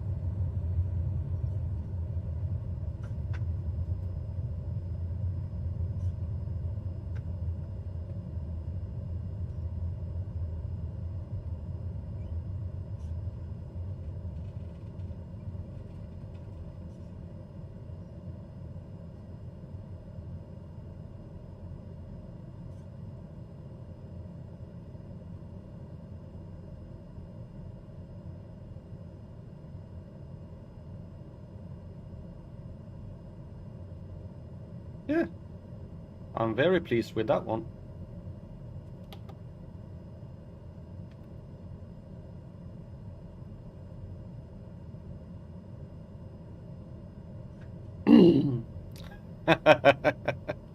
You're welcome.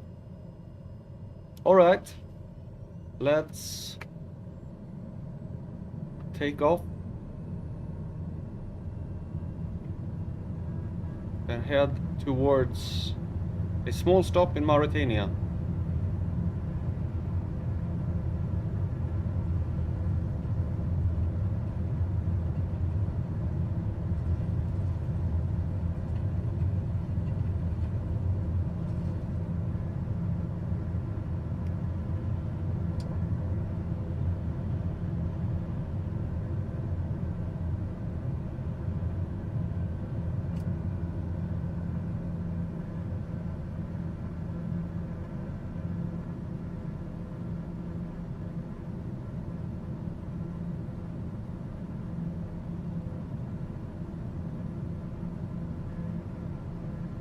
The whole 6 years you were in Kuwait, you never wore sandals, always regular shoes. Never had a problem with getting sand in my shoes. Got a lot of sand on my laptop.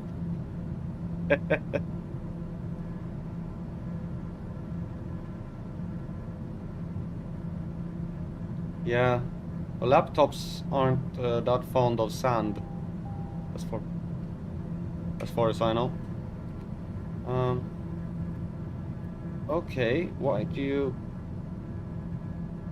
Whoa, no, no, no, no, no, no, no, no, no. This is once more this thing where the autopilot likes to do weird stuff.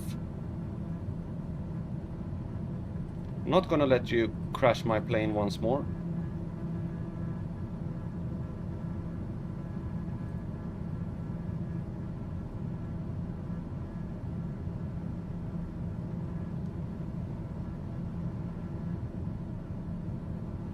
Reshut structure.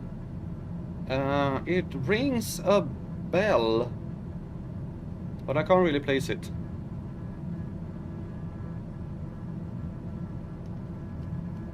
It does ring a bell. And I don't want to turn that sharply. I have to watch the autopilot because it is a little bit.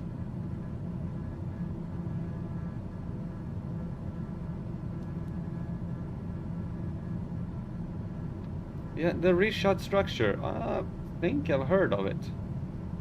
I'm gonna see here.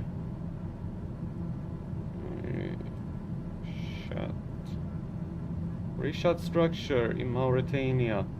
Let's see if we gonna fly near it. Well, not really gonna fly near it. We could take a detour over it. Yeah.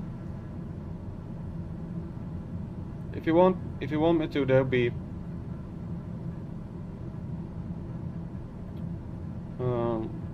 gonna be a little bit of a detour.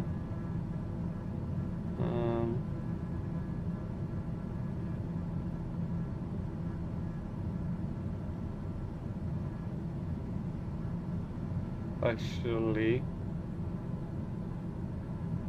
we're not gonna go there just yet. Probably not in this stream, but I will put it up in the next one because it's quite further south. Yeah. If I'm gonna show you here on the map. Currently, we are up here, left, Tifari, and we're gonna fly into Mauretania, land around here. Then we're gonna fly down West Sahara, like this. And after we have the stream will probably end somewhere around here. And then in the next one, we're gonna fly into Surat in Mauretania, and then I can put it in, so we fly past this one. So there'll be next stream.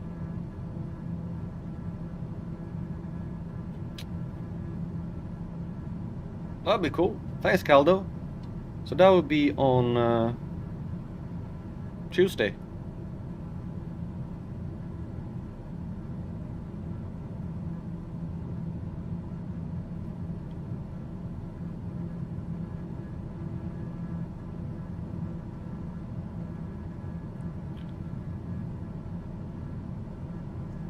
Remnants of Atlantis. Cool. Yeah, I looked at it at the map here, and it sure looks like a big eye.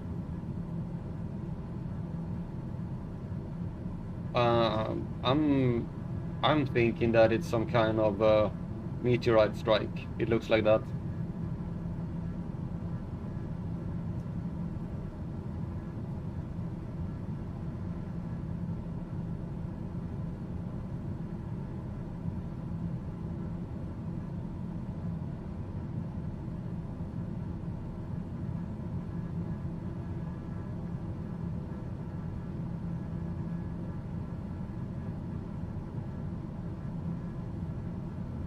It says that it was formed by a meteorite strike or volcanic activity.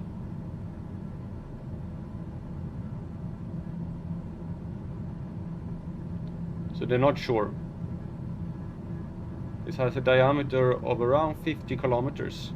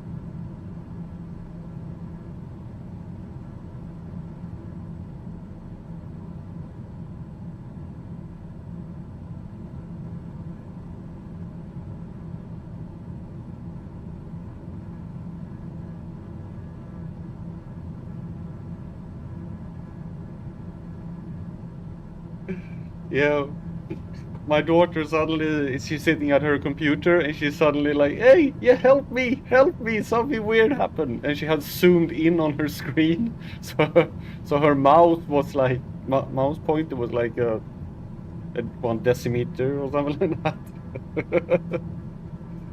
But she figured out how to get it down again.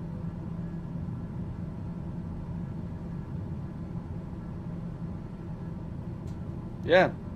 So next stream, the reshot structure will definitely be on the list.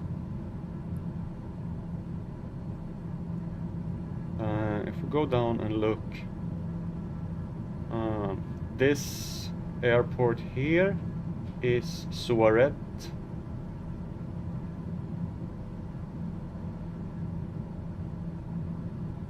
Yeah, and this is Atar.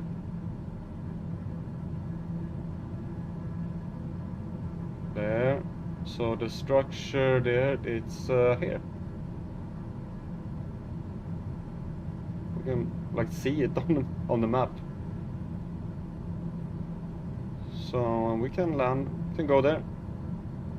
From here, can fly over. Side of that. No, wait, it's here. This is it. So we can fly down there, take a look, and then fly into Atar. In the next stream. That'd be cool. Yeah.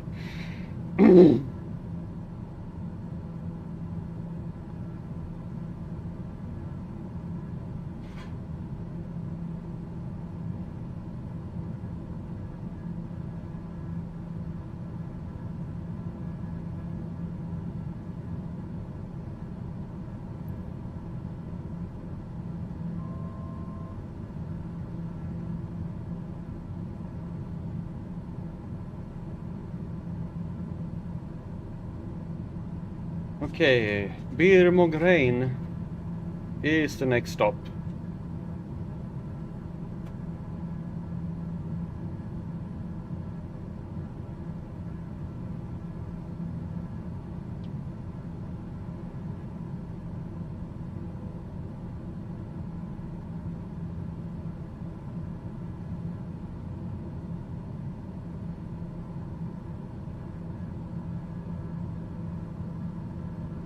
In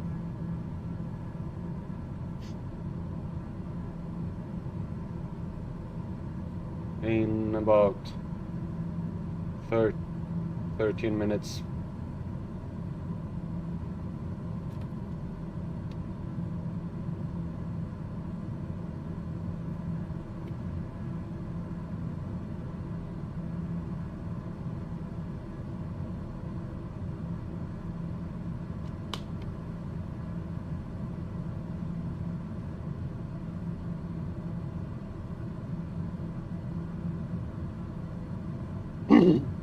And if you're watching the stream, don't be a stranger.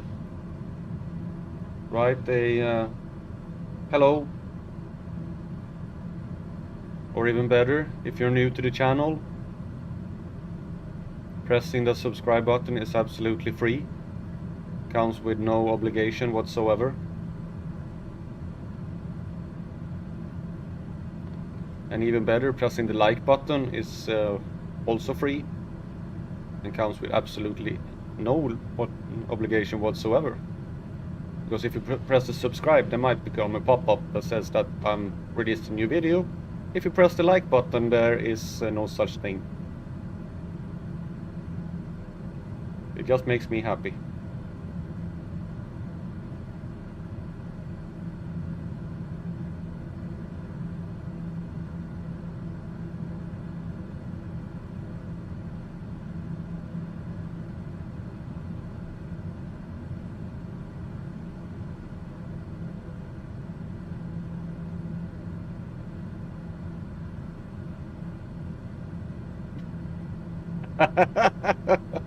I know the feeling, Caldo. I've been in many streams where I'm the only one talking, and I feel like, hey, I'm having a conversation with the streamer, and no one else is doing it.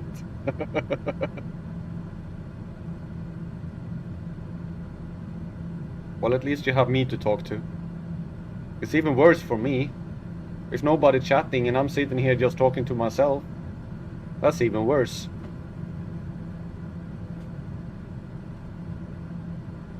I actually had one stream once. I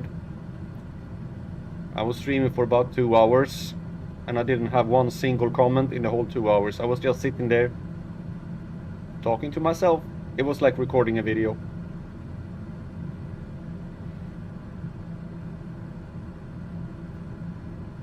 The whole point of live streams is to interact with the chat. At least that's what I'm thinking when I'm this small. I've also been in these live streams with these huge live streamers where they have like several thousand people watching, and you can't even read the chat because it's like goes so fast. it's so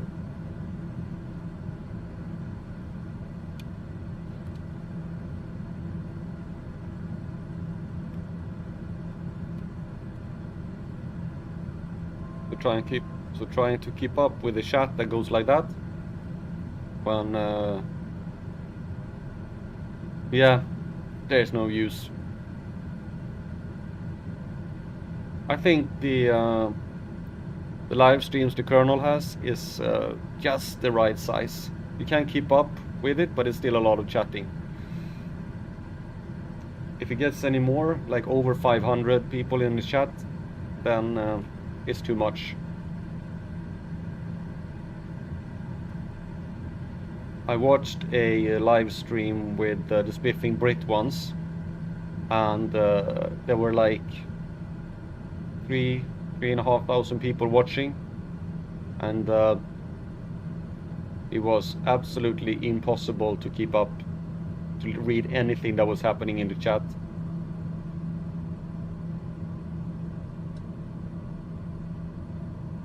And the chat is really not fun at all, because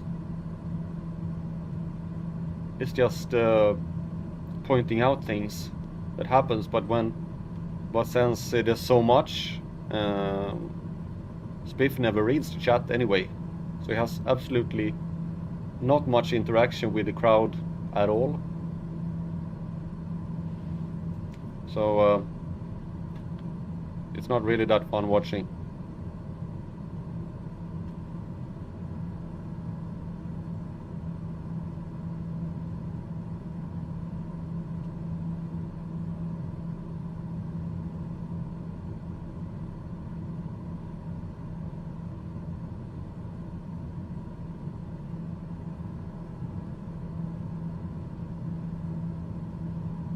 Yeah, exactly.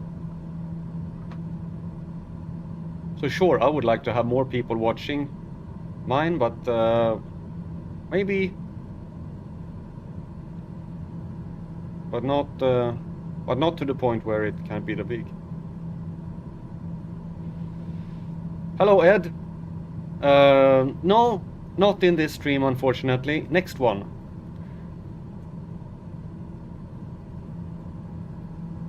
Yep, next stream, we're flying over Atlantis. Hey, that's a good thumbnail.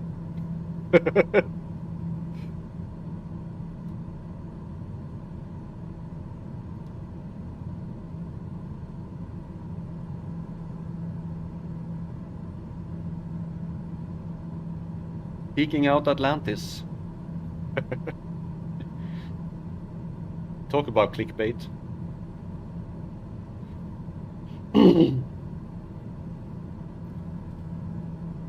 Yeah, you missed an absolutely perfect landing. There, Caldo had absolutely no problem with it. He didn't even pop a painkiller. And he wasn't even on a...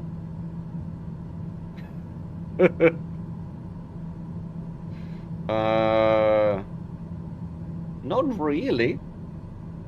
I don't think. If you really believe it. Oh, no, I don't think it's clickbait. Let's see, we should have a degree on 270 here.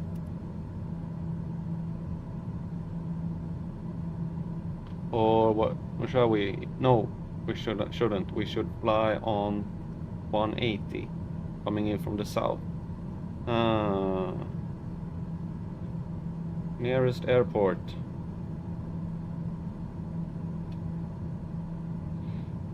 Beer Mograine. Tune traffic. Select the runway for landing. We should have runway 36.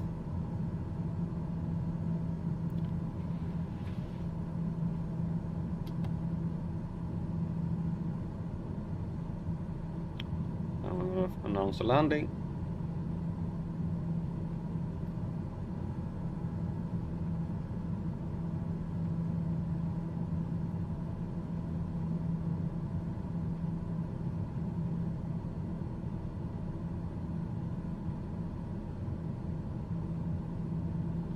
Oh, okay.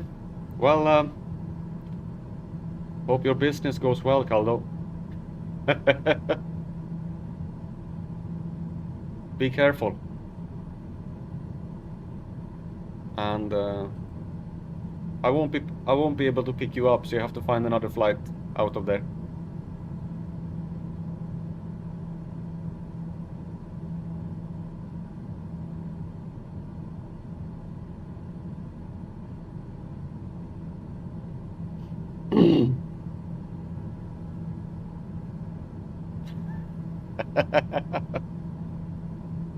Yeah, I have to warn them. The Caldo is coming.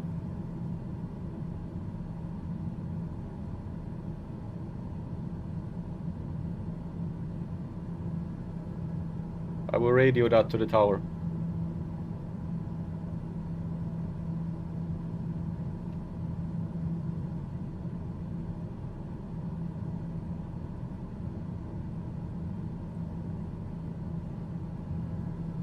No, I ain't going back here. If he wants to get off, he's on his own.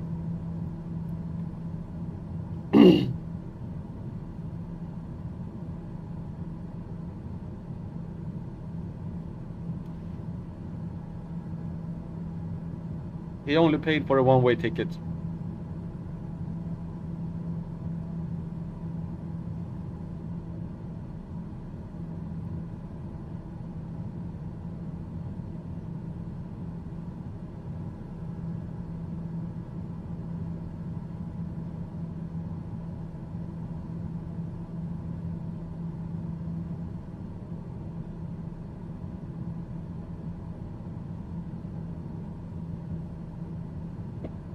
to see if I can locate the airport somewhere.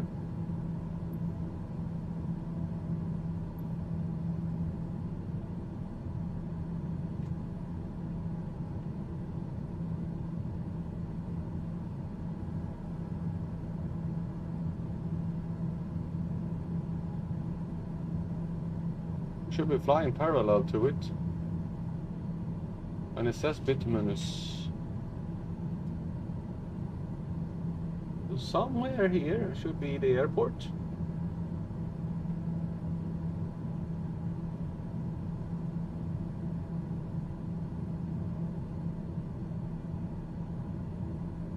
Yep.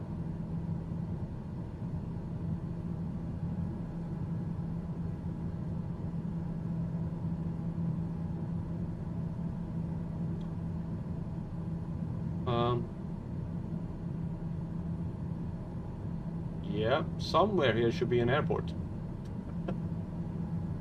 But I really can't see any.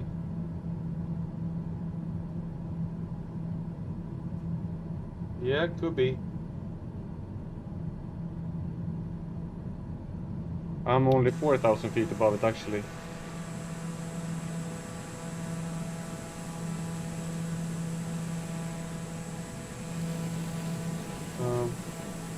It looks like some kind of building there.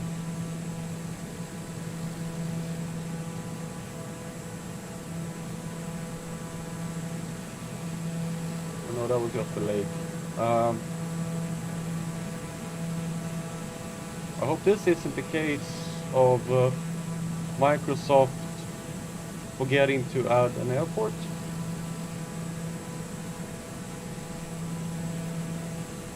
I have been in that situation where there's supposed to be an airport and there's actually an airport on the map, but when you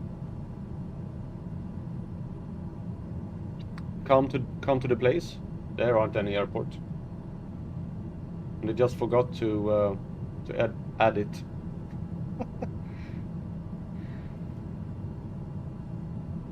I'm only 2,000 feet above it now actually, so I'm gonna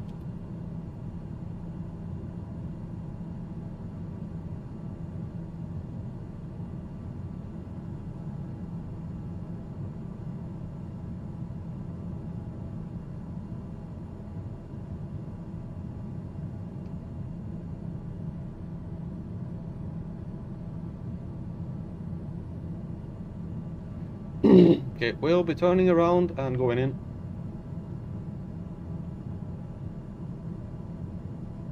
Ah, cool. I thought they were named after the Titan that holds up the world altar, but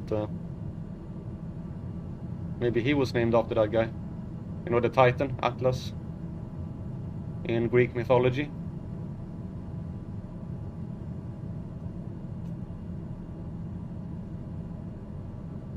Yes, I'm gonna U-turn. I'm planning on landing from the south to have some headwind. I know what I'm doing. About 20% of the time. But I want a nice straight run up to the runway so I can see it clearly. Yeah, we already passed the town.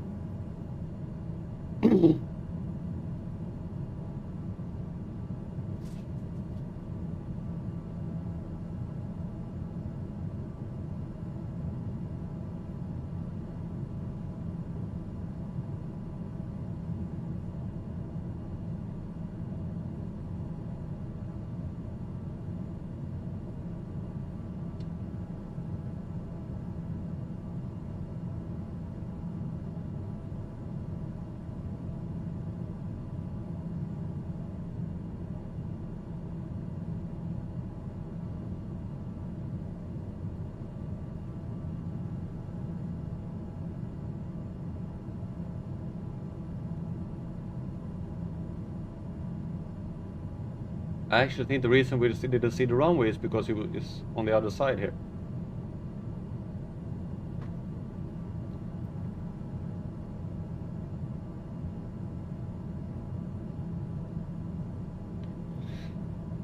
It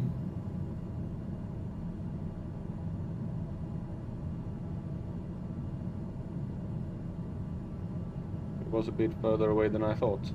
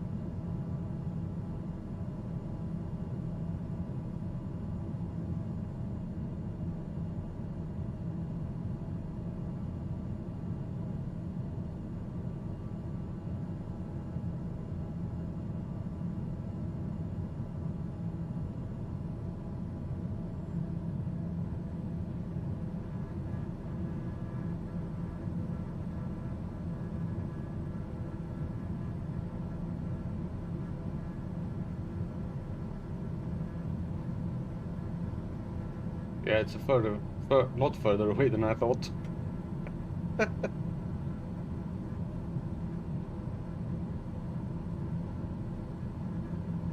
I just found doing a little bit of low flying for a while.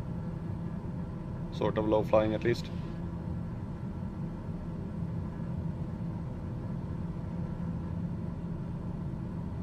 We are currently like 800 feet above the ground.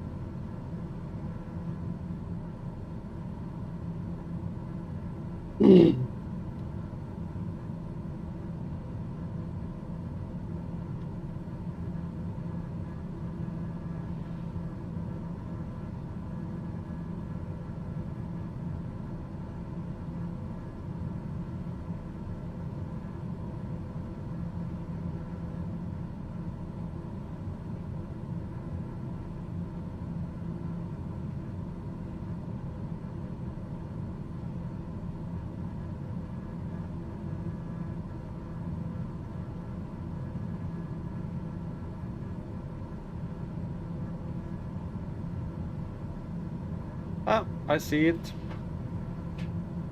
I have the runway in sight.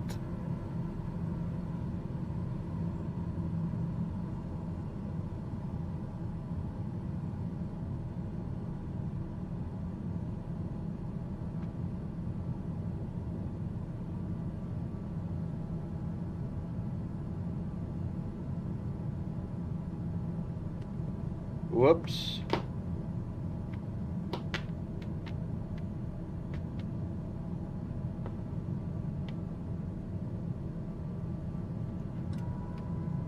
No, this is definitely not the part you see in the movies.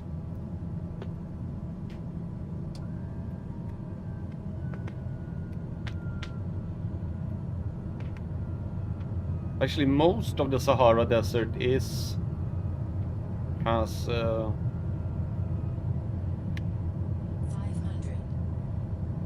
it's like gets very cold, and there's places that have snow and things like that.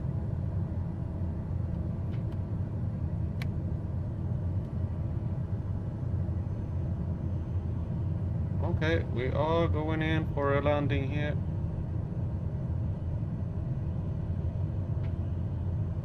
Whoa, well, don't land too soon.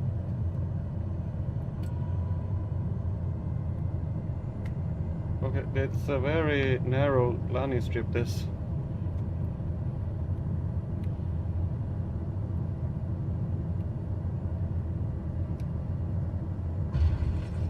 Whoa, whoa, whoa, whoa, whoa, whoa, whoa. Okay, this is bad.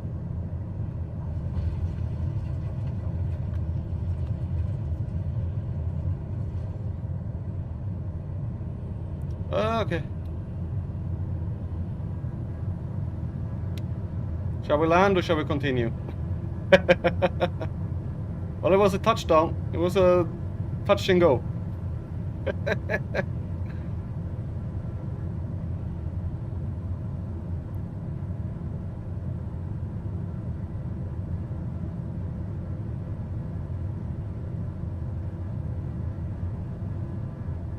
Yeah.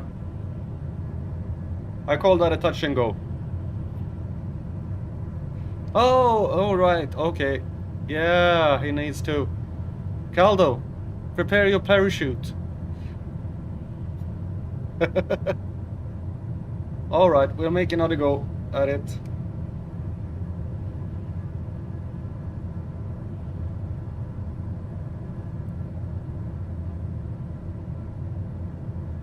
I'll make another go.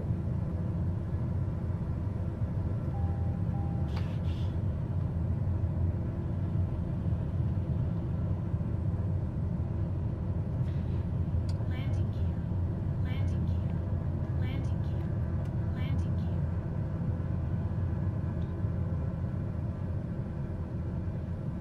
gear. I'll make another go at it.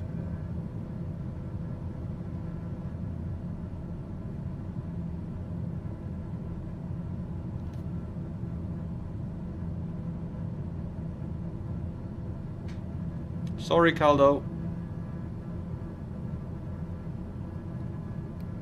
Unforeseen circumstances.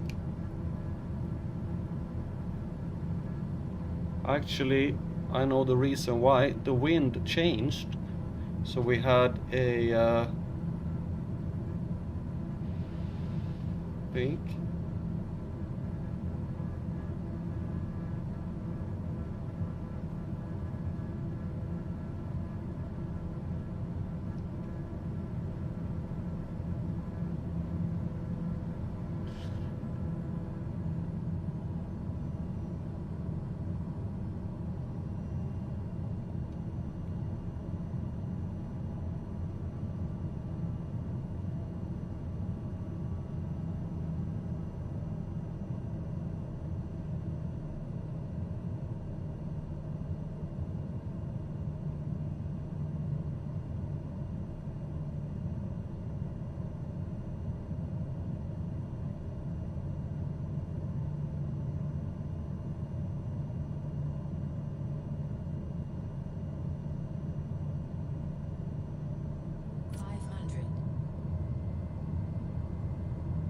Landing gear.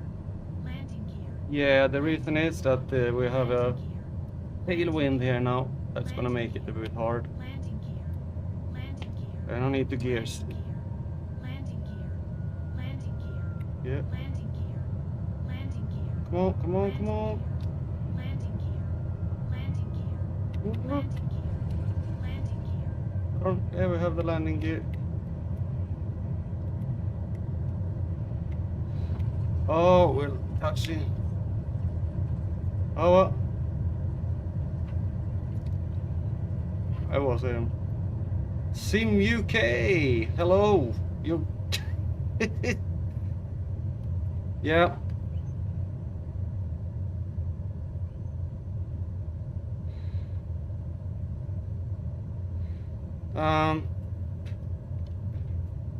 This was a kind of failed landing, but Caldo, you can get off now.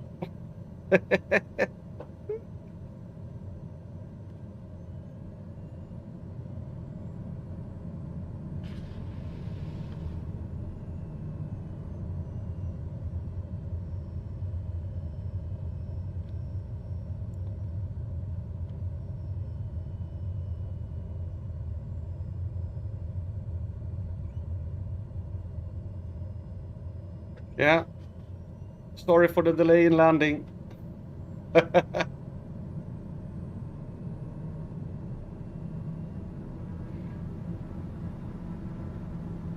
It was a little bit of a hard landing there.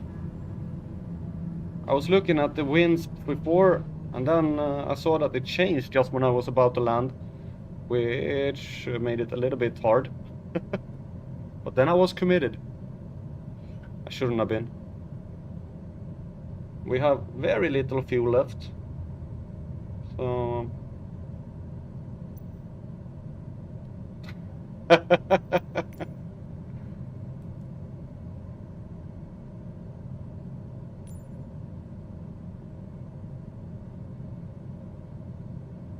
The next stop is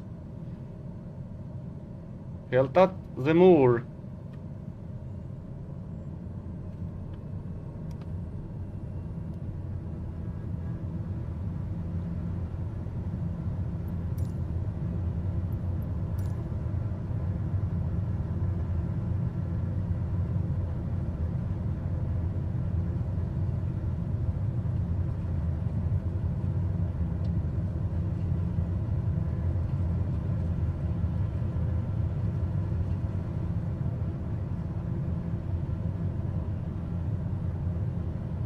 Yeah, exactly. Anything you can walk away from is a good landing.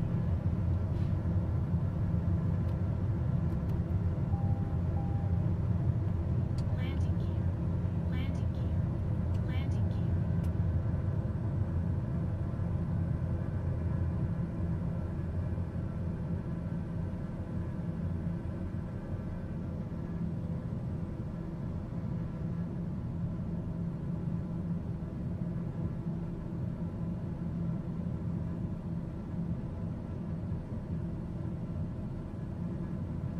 Okay, let's see.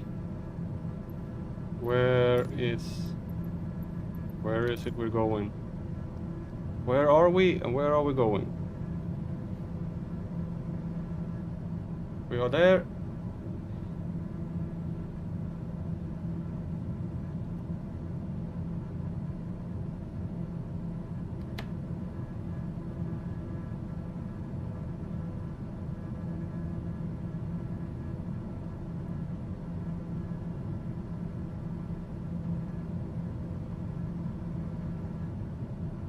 Are you gonna find the...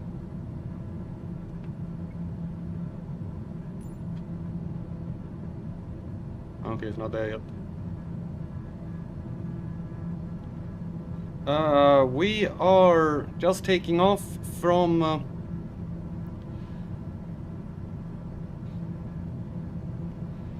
what is the name of it?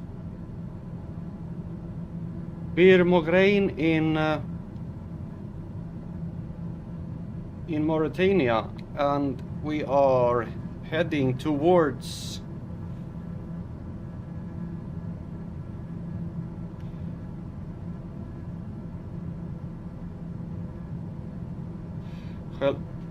Heltat Zemur in Western Sahara.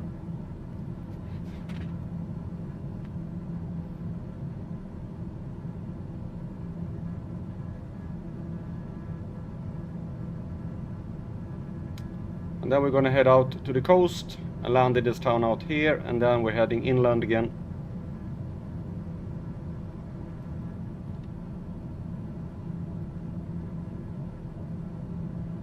So we are in the northern part of Western Africa.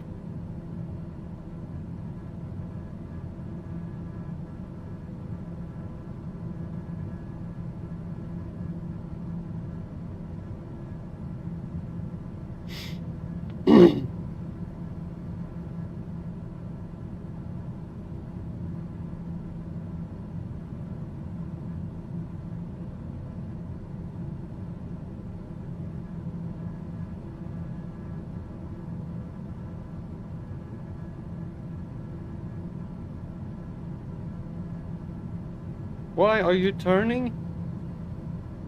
You said you found the thing. Oh. Sometimes the autopilot is horrible in the plane. Why aren't you? Okay.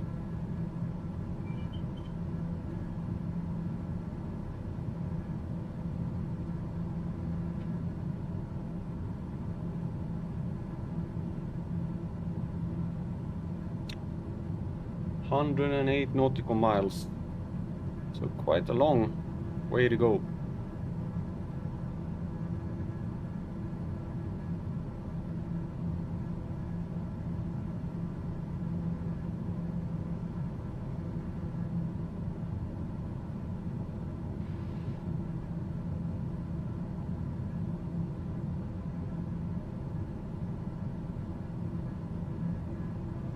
The plane decided to go somewhere else.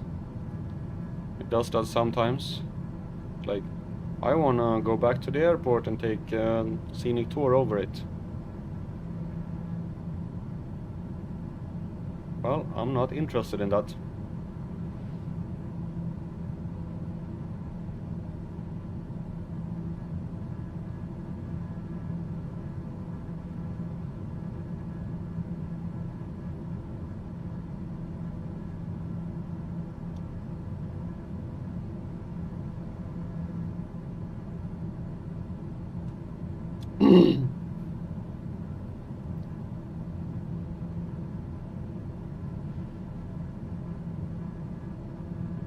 Alright, there we go.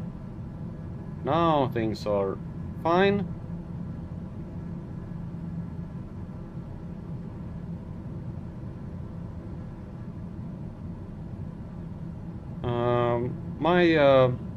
My rig, I have a Tech yoke with just a basic throttle, and I have a pair of rudder pedals, pretty simple ones as well, and I have the autopilot addition to the yoke.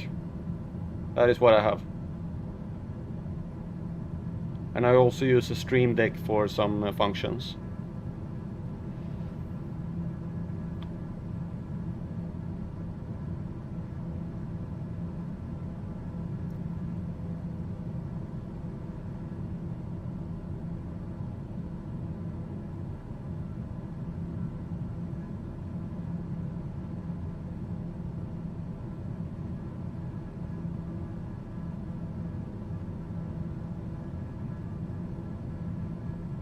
And hello.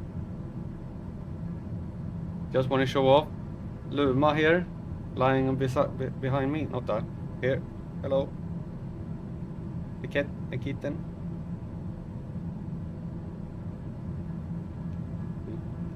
She likes lying there on the back of my chair when I'm streaming.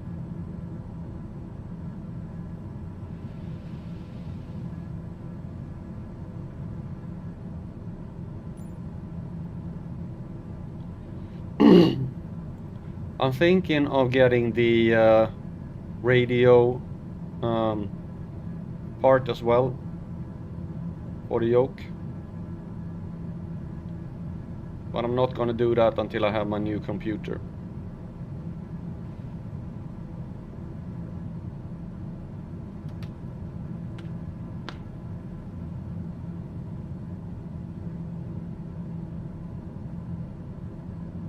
Yep, head tracking.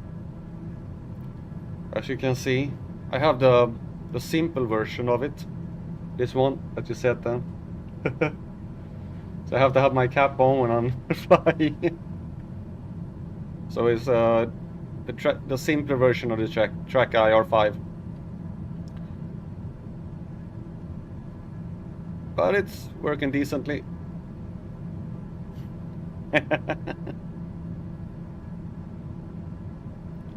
Sometimes I've been through when the program has crashed and it just freezes completely and I can't do anything, and the only way to do it is to restart the whole, like restart flight sim, which can be a little bit annoying. Yeah, co-pilot Cat. She joins me.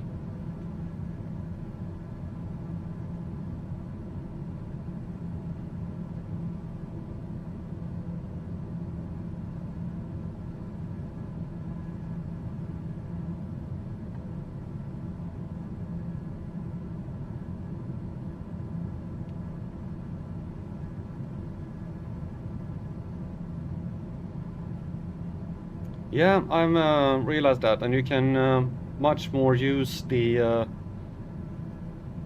It's easier to use like ILS and radio navigation and things like that, because like turning knobs and getting things here with the mouse, it's horrible. But I can guess it's add to the stress level. How long far do we have? We have still far to go.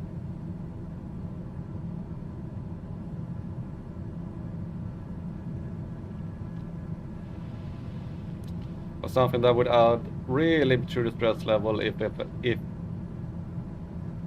I ever decided to join the VAT sim. That would be. Imagine, I can't even imagine talking to a real person when I'm about to land and talking to like that.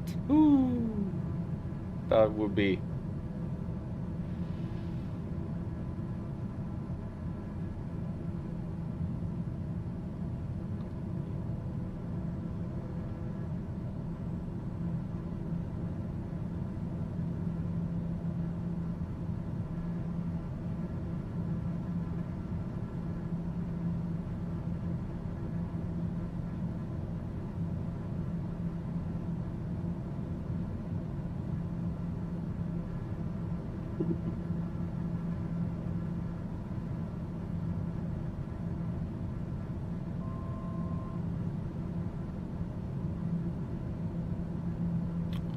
We'll soon be leveling off at 20,000 feet.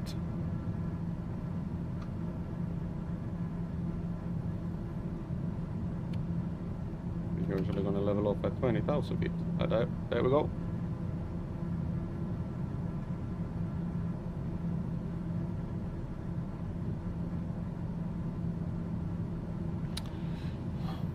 Yeah, really can't say that the landscape is the most thrilling to look at.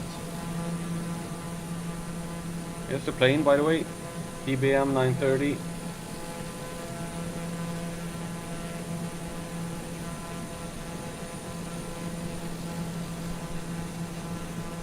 You have to use your real name? Oh, well, I don't want to use my real name.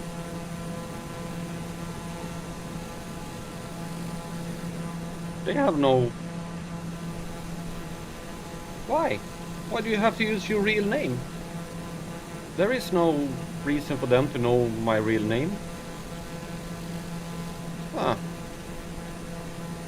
Guess I won't be joining them. That's a disappointment.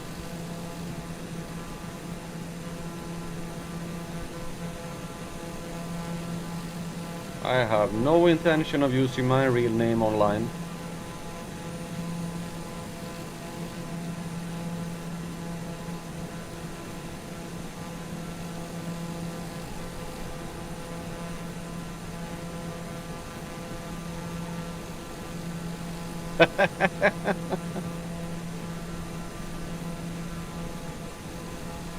Yeah, maybe I should try and see if they accept my name.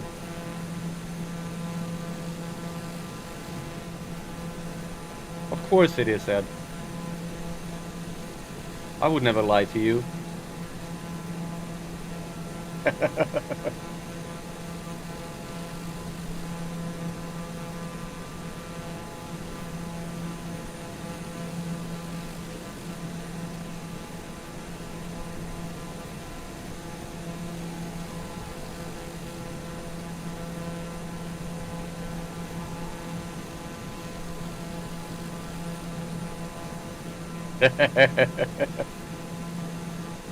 We all know that you're the one that's sus.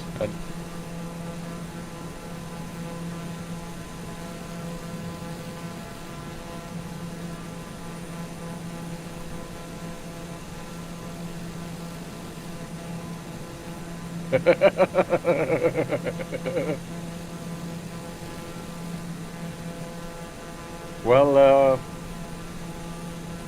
I think you're the bigger liar.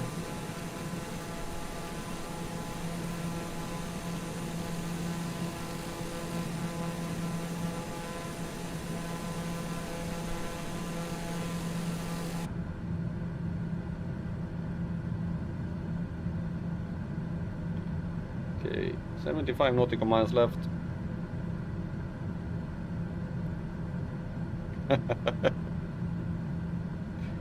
Yeah, if you wonder about what Ed is talking about, is that we are a group who's playing Among Us just for fun every Saturday. And yesterday we were actually 9 people playing. We've never been that many. That was kind of cool.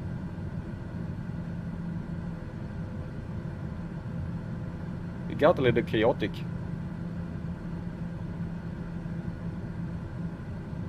You can always try. See what they say.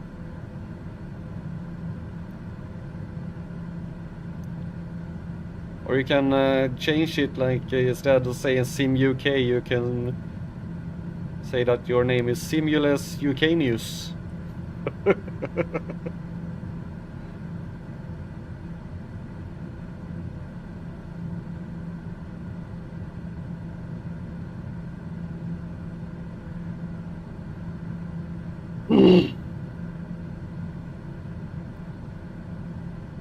Well, I know I can ask some people that do the VATSIM now and see what they say, if you have to use your real name there or not.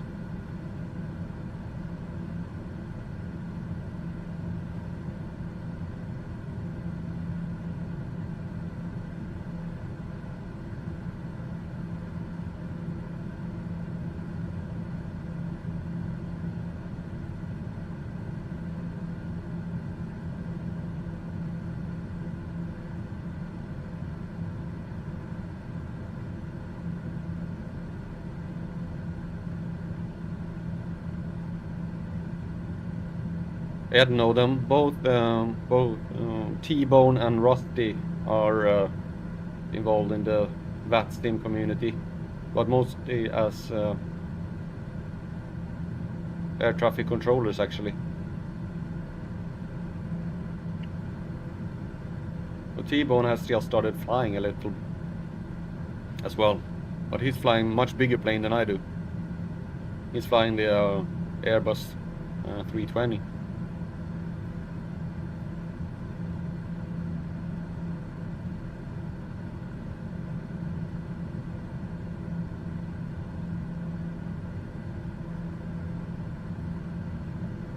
Okay, we're about halfway.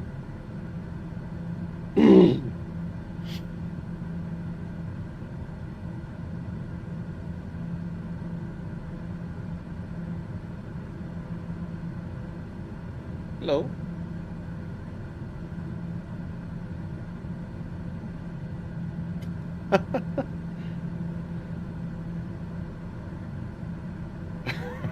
Simulus Eucalius. Yeah. Perfect.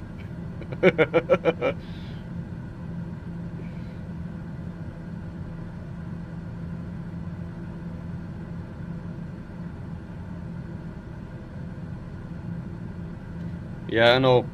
They have pretty hard things like that. You have to pass several different tests, and it also different for different airports. T-Bone did a stream where he was controlling Heathrow, and it was like he had tried control. He had did a little bit like to refresh himself earlier before he streamed, but he hadn't really done anything. Yeah, cool. Hadn't really done anything for like 5-6 years, and he was controlling Heathrow, and it got a little bit confusing at times. And he said that afterwards he got contacted by the VATSIM administrators that said that when you were controlling Heathrow there, didn't really go that well. We think you should go a refreshment course.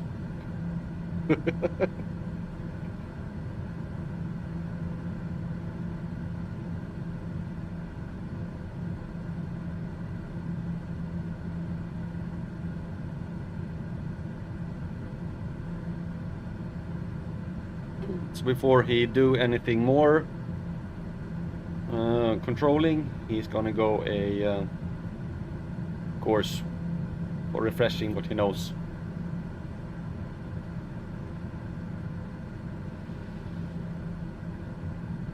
Or don't know.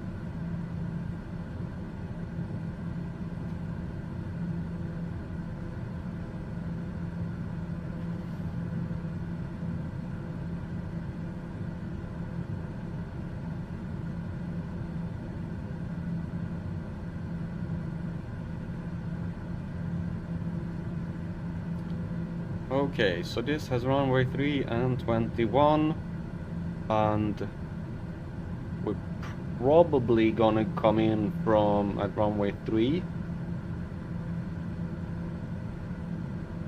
The winds are blowing from, or wait a minute. This always confuses me when it's, no, I have a, let's see now. It is blowing towards 3. So I have a headwind now. Yes, I have a headwind. No. Yes, I have a headwind. This one is the opposite of that's why I got confused. This one shows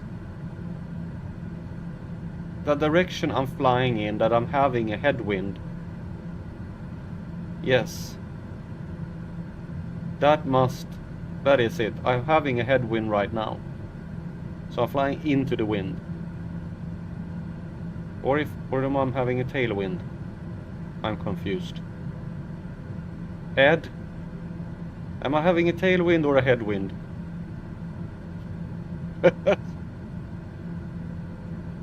No, I'm having a headwind. Because it's blowing from that direction down. Like that. But that also means since I'm flying... Yeah, I know that. But it's the only thing I have going for it. For knowing which runway to choose. I think I'm gonna have to go down and choose the runway when I'm a little bit closer to the ground.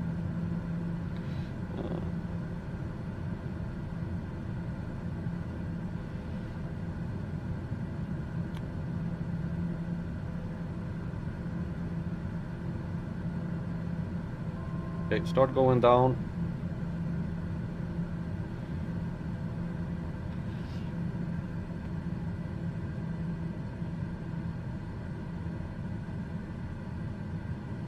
Yeah, I can do that. I can actually do that. Just a second. I will get it.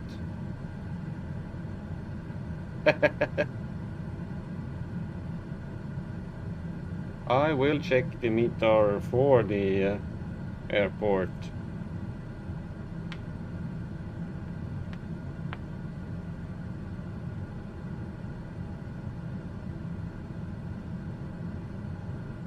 If I can...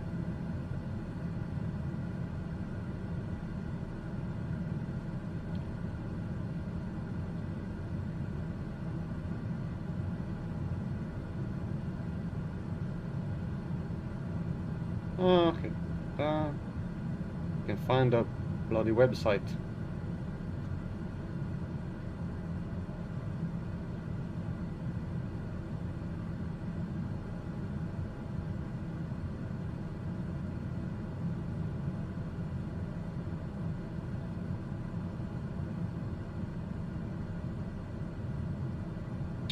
Airport search. GMGO. GMGU.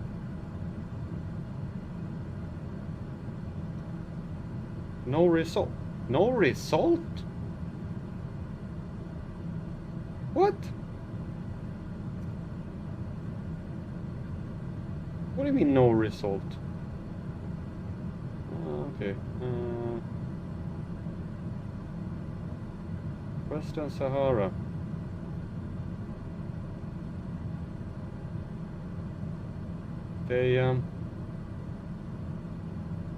There are nothing for Western Sahara. According to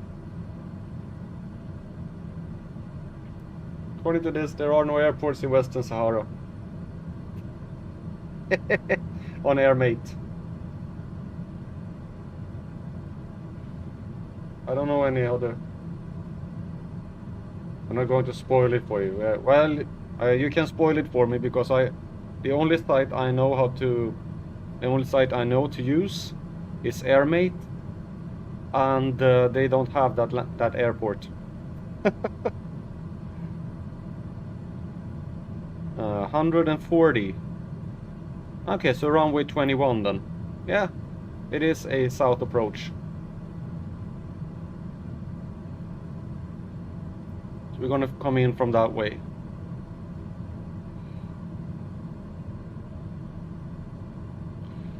Which then makes it that we should fly. I'm flying 238 right now. We should go.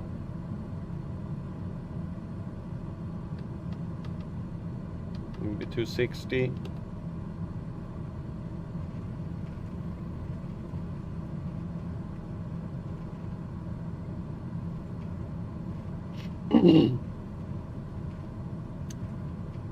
Which site are you using for that information, Ed?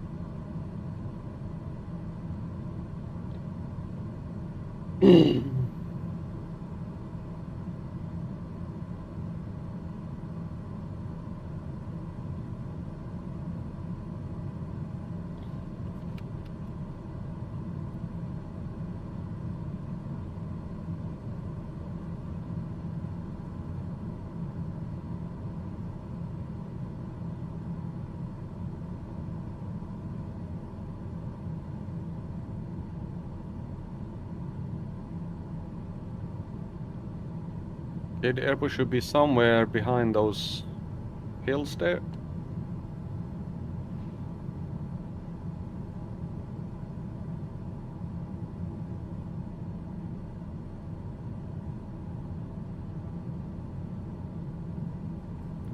So the runway is okay, that 21, that's there. The wind is coming from that direction. Yeah, it's a side wind.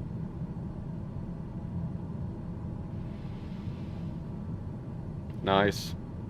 Hope it's not that hard as it says here. Oh, no, it's not. Now I don't have any wind whatsoever.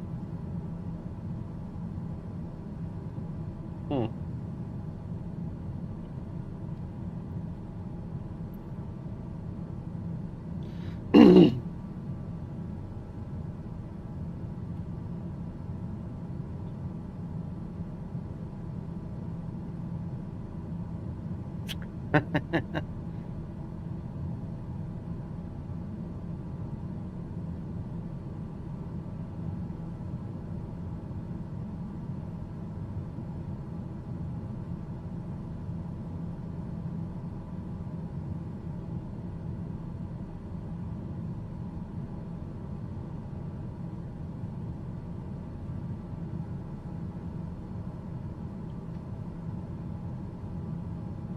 Well, this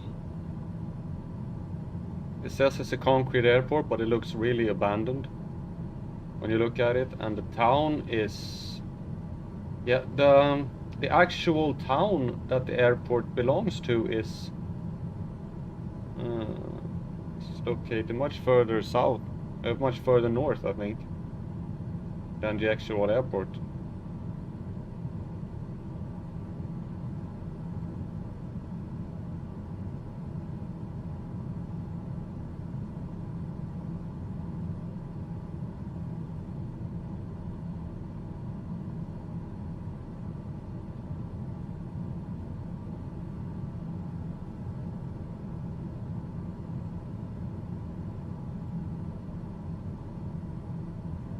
The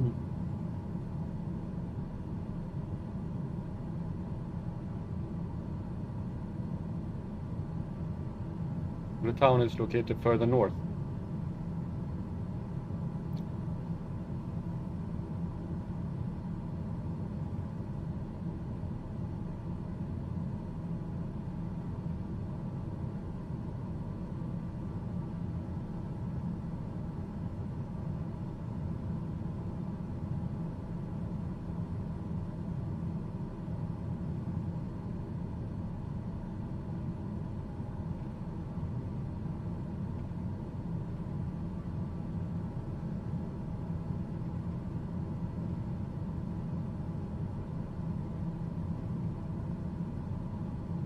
We have 11 nautical miles left.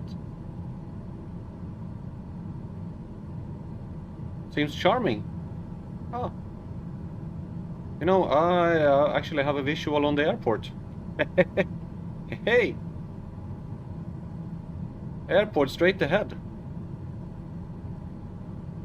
Well, I guess that's one way of having a good thing when you're flying like in the desert. That is that it's easy to spot stuff that are different.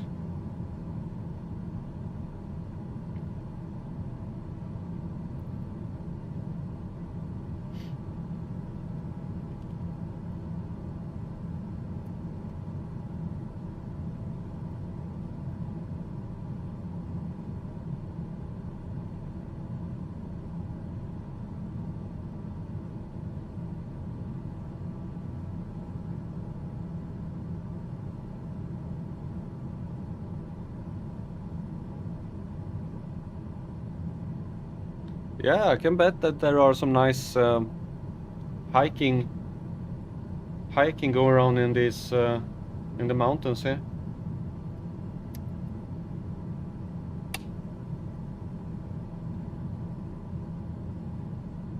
But it might get a little bit hot in the during the day.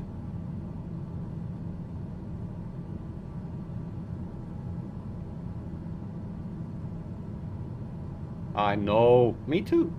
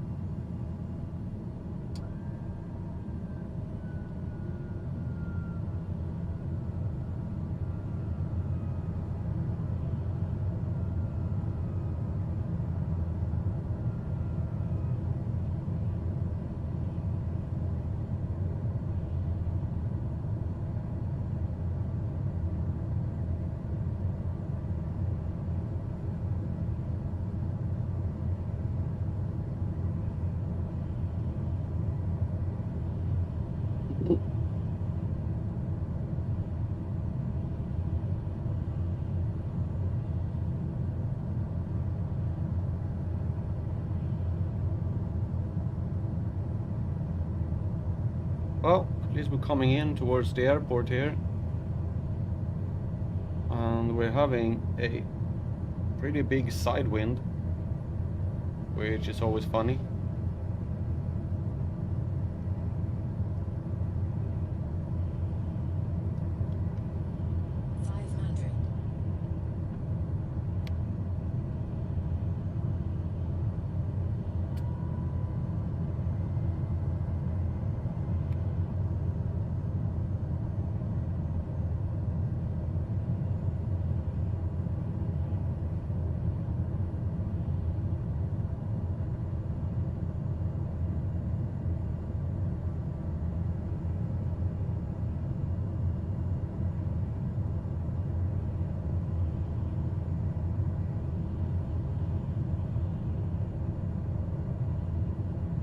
Well,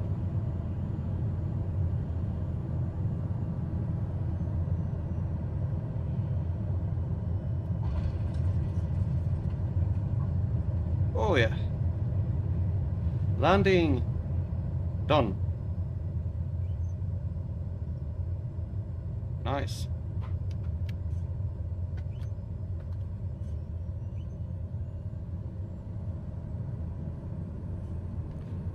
Oh, stop.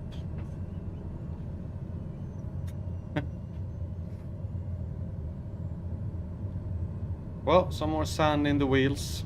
Gotta live up to the name of the video.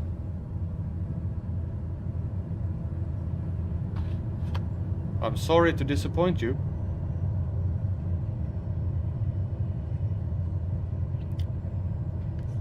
The hotel, the luxury hotel and spa is located about 100 kilometers and a 5-hour bus trip with the bus you see there.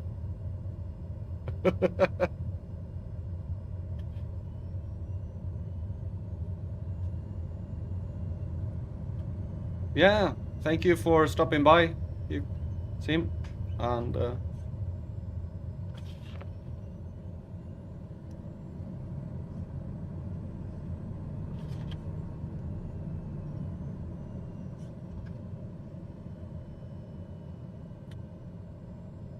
alrighty. We have next heading of yeah, taking off to the east. No, west. Not east, west. Golf Mike Golf uniform, traffic Daher 15 taking off runway 21 departure to the west. Can I get it? That's correct. Okay, while flying out towards the coast, we're gonna see some water again. We have side wind. Oh, real side wind here.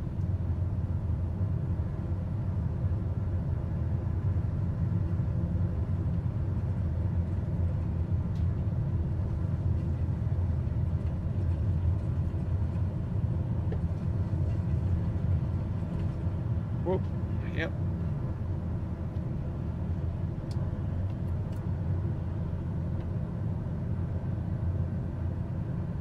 Yeah, I figured that as well when I saw where the airport was, and on the map, it's actually not where it's supposed to be. The actual airport and where the airport is in real life. Yeah, I know. It's but that is the airport that exists in Microsoft Flight Simulator. I don't know if there is actually is an airport in Guel Samur. Maybe there is.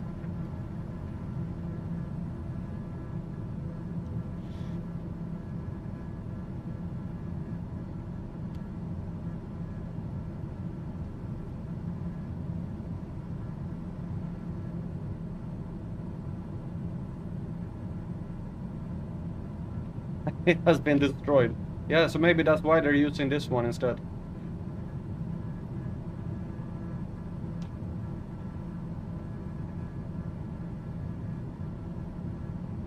Yeah, I know I was in Mauretania because it's what it says on Google Maps as well when you look at the airport.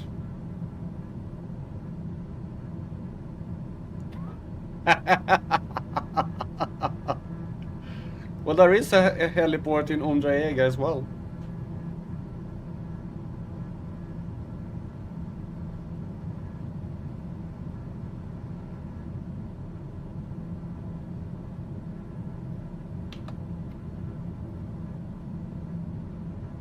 Actually, when we go in,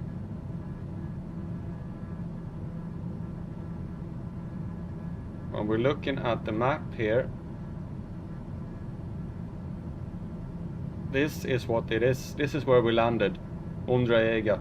So here is the airstrip, and here is the helipad. But where the actual town of Relal Zemmour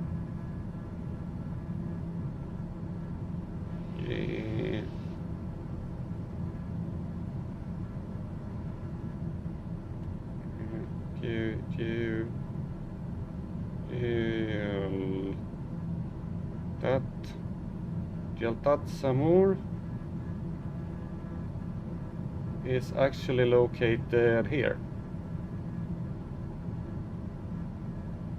This is the town of Daher Samur, and there is not really an airport here anywhere. Maybe this once was one, I don't know.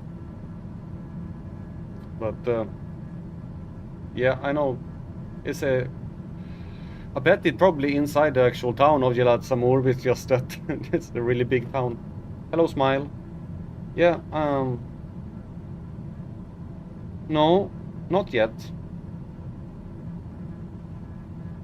Wonder if you can see. Yeah, Smile.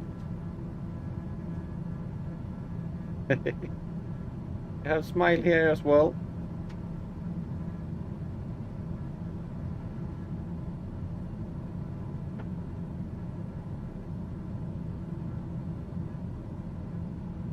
She walked away.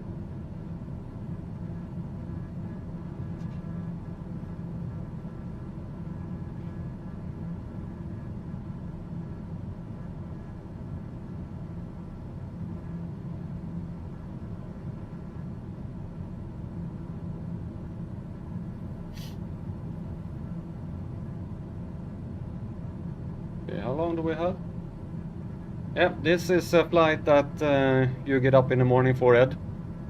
We have flown for quite a while, and we still have 133 nautical miles to go. There are nothing in between. The distances here in Africa becomes quite a lot larger. But I hope I didn't disappoint you too much by not landing on a helipad.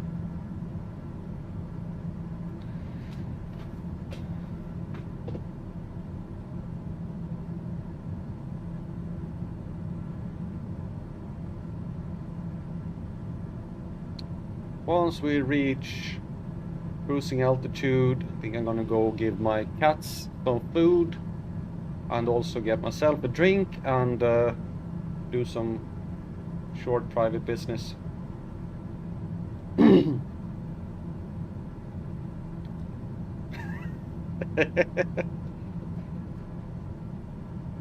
Yeah, I'm sorry. I'm really sorry for ruining the rest of your life.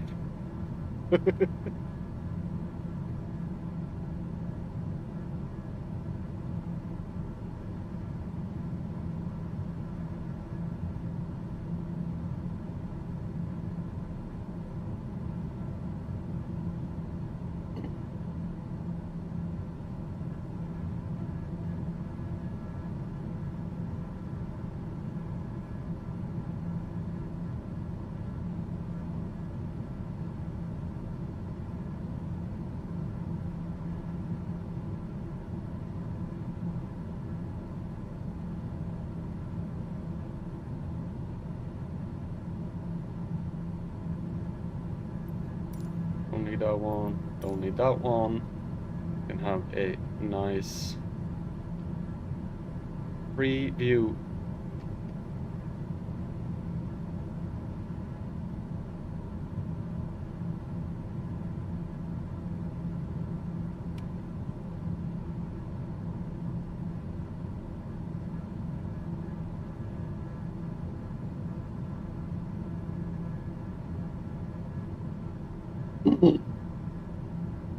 Flying over the Morocco and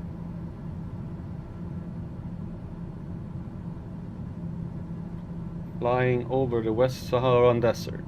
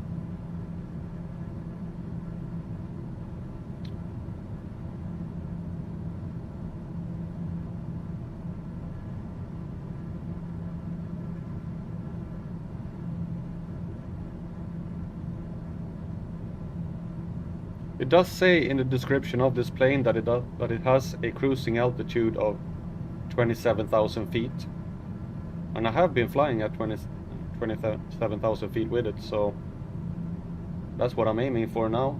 With this kind of long, sort of long flight, we can get it.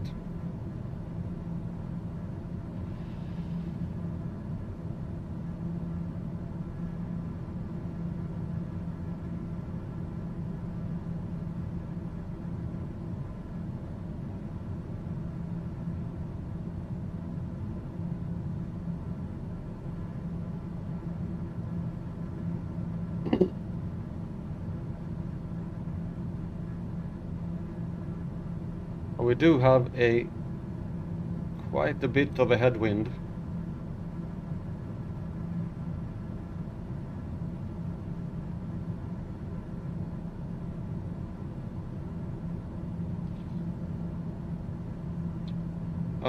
It says that it should be simulated. I have this, you see pressurization here.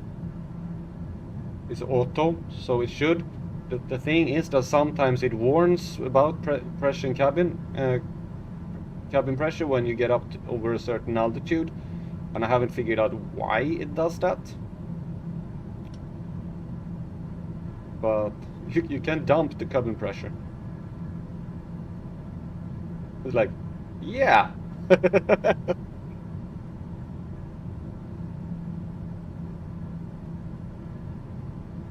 Anyway, I don't know how you should be able to simulate it in a way. Not like I can feel the difference.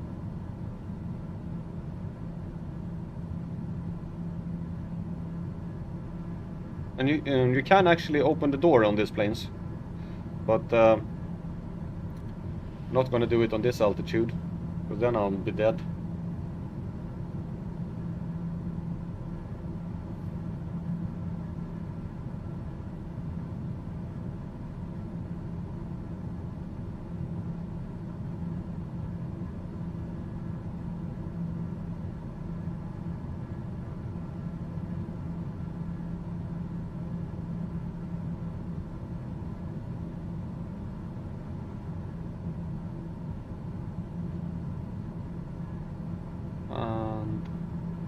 Since it is pretty cold here, I'm gonna put on some icing, prop and airframe.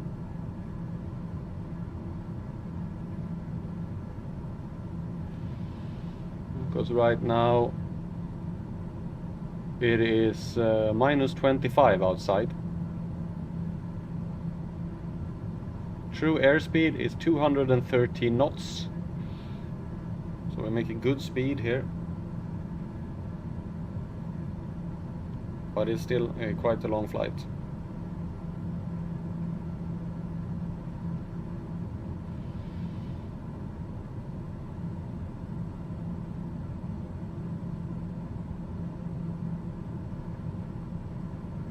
But it is a very powerful plane, this one. Yeah, it does simulate blackouts and redouts. But I don't know. Look here, cabin diff pressure. It's like, yes, it warns me about it, but I can't do anything about it. I don't know why I don't know why this warning comes up. Because there is like no, you see cabin pressure here. Cabin pressure is simulated at 6,900, 7,000. It is simulated as 7,000 feet, which it probably should be. And difference in PSI. There's something that you can read out of this one, but I really don't know why it gives me some sort of warning. And I don't know what I'm supposed to do with that warning. And if I can do anything about that warning. Because like, I should not have it on off. Definitely not off. Because then I don't know if I should have it on off. Checklist. Cruise. Planning line, DIs, fuel gauge, autopilot. It's just these ones that they say you should be. And everything is there. And I don't know what it says, why it's as required. How am I supposed to know what's required or not? Well, if I was a real pilot, I would know, but... Okay. We are now cruising at... It will be during climb. Yep. Something like that I've understood as well. Alright. Gonna leave you here for a little while, looking at my plane and the desert, and I will go and give my cats food. So I'll be right back.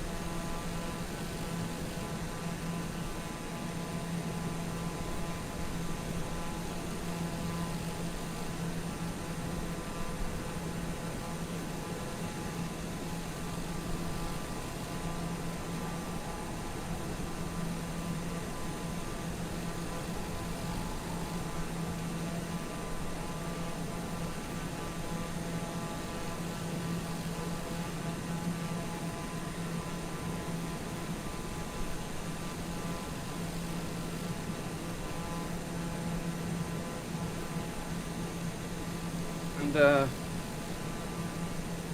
yeah, cruising.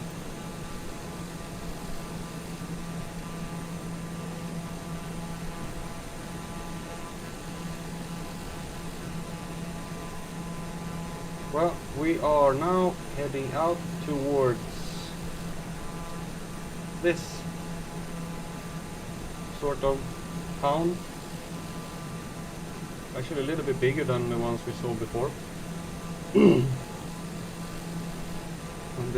Dakhla, something like that. Dakhla, and that airport. And after that we're gonna have our challenge of the day. Because we're gonna fly here to, what was the name of it? I found the name of the settlement.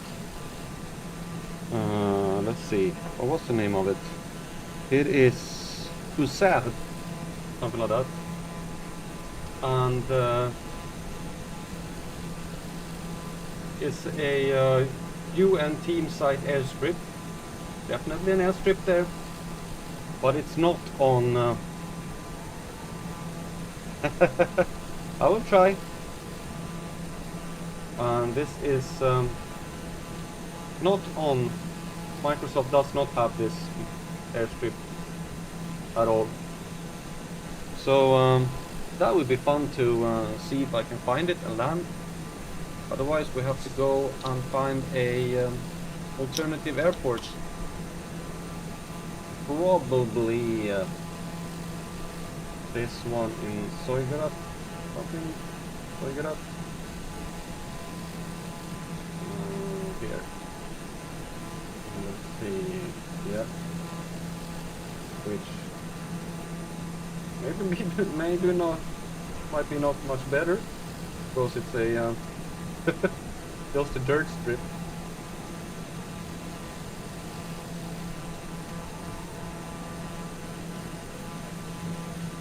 Oh wait.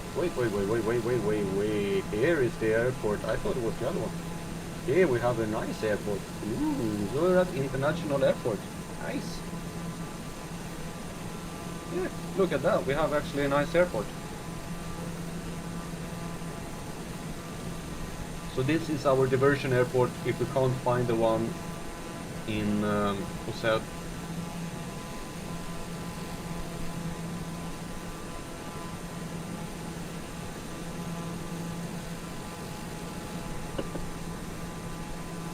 Well, but first things first, we are heading towards Zakla.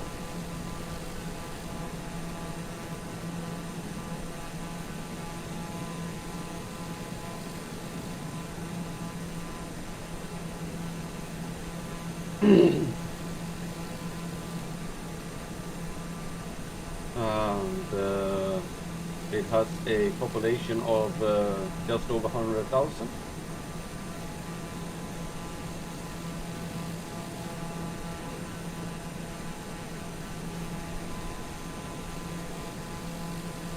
And Dakla's main economic activity is fishing and tourism. In recent years, the town has become a center for aquatic sports such as kitesurfing, windsurfing, and surf casting, and is known as a center for water sports. Ooh.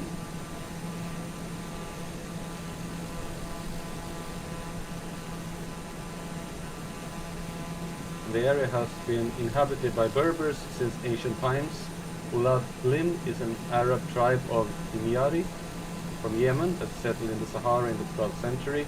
Dakhla was expanded by Spanish settlers during the expansion of their empire. We also have a mosque, which is not very surprising.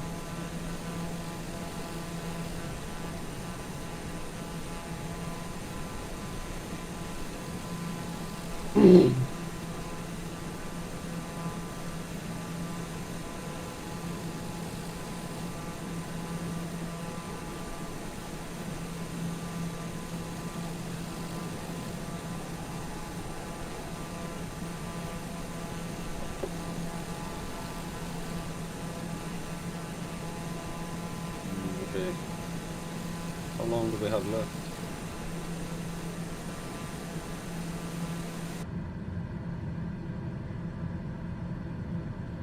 We have 70 nautical miles and 15 minutes. We have a true airspeed of 300 knots. We're really making some time here. It's a fast airplane.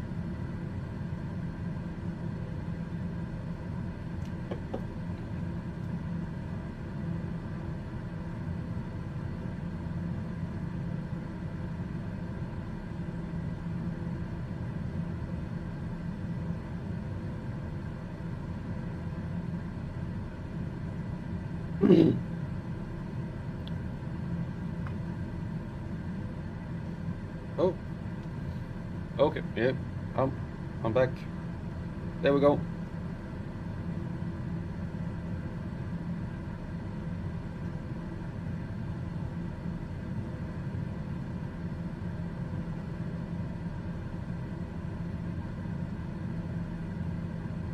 Fuel and don't see.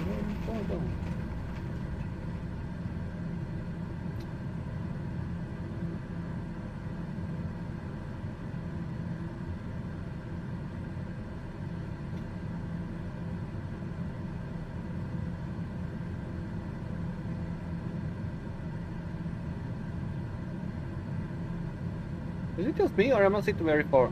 It feels like I'm sitting very far down.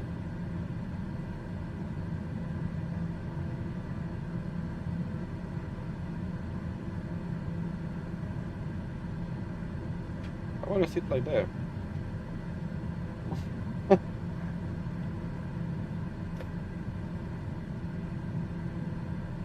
Maybe I should look at it.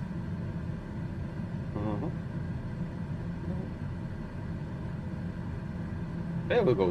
That's better. Oh, I can see out. Yeah, well, if you are who are watching haven't watched this before, I've been flying since June last year, so about 8 months. And the first thing I set out to do was to do a world tour. Yeah, I know, crazy. For like just starting to fly and you do a world tour. And I started in Sweden with a Cessna and started flying from Stockholm and around there. And after a while I changed to a Beechcraft Bonanza and headed out into Norway, then down Denmark, Germany, the Benelux countries, over to the UK, and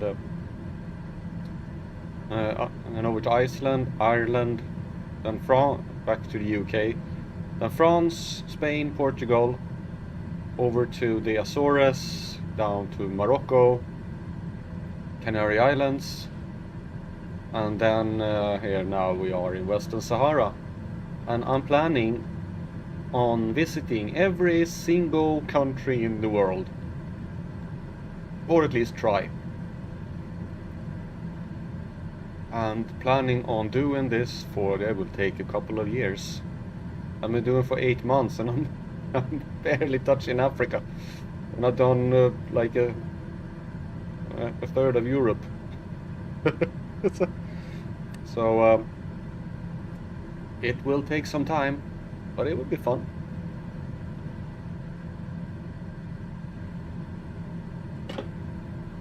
Gives me something to do and see the world, even though it's just in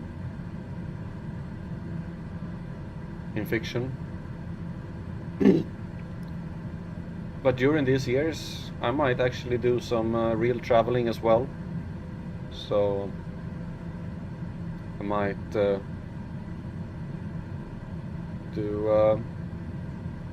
get to tell where places I've been.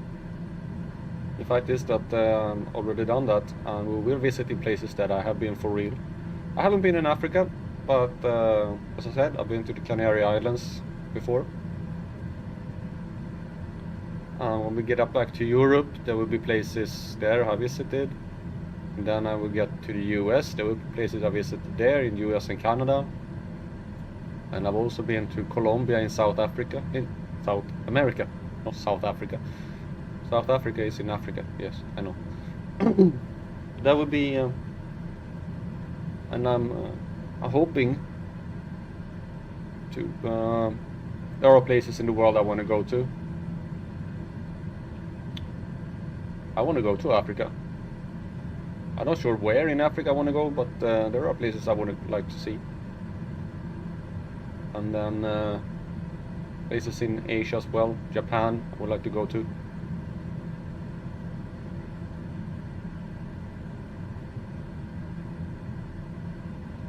And also Australia and New Zealand.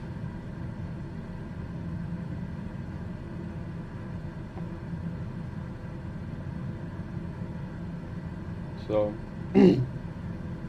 maybe during these times when I stream this, I will actually have the chance to visit some of the places I want to go. And I might visit, and hopefully I visit them before I get to them in the flight sim, so I can actually talk about my trip.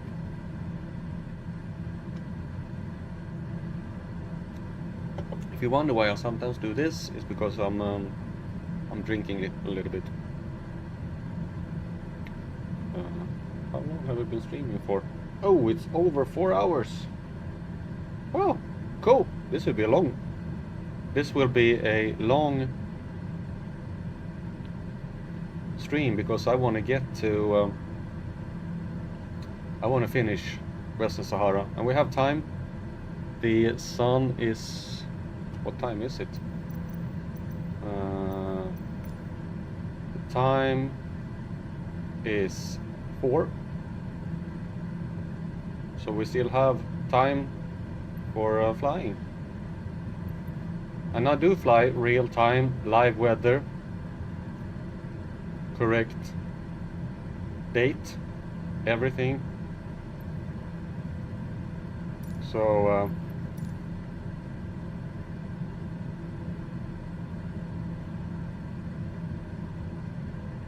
where are we? Oh! Holy moly! We need to start to get down.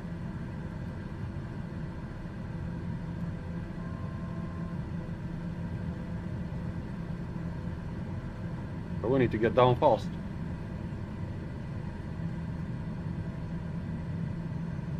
Why did you?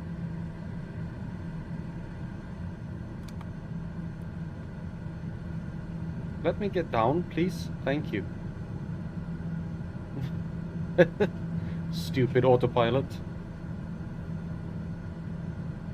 Yeah, we're gonna do a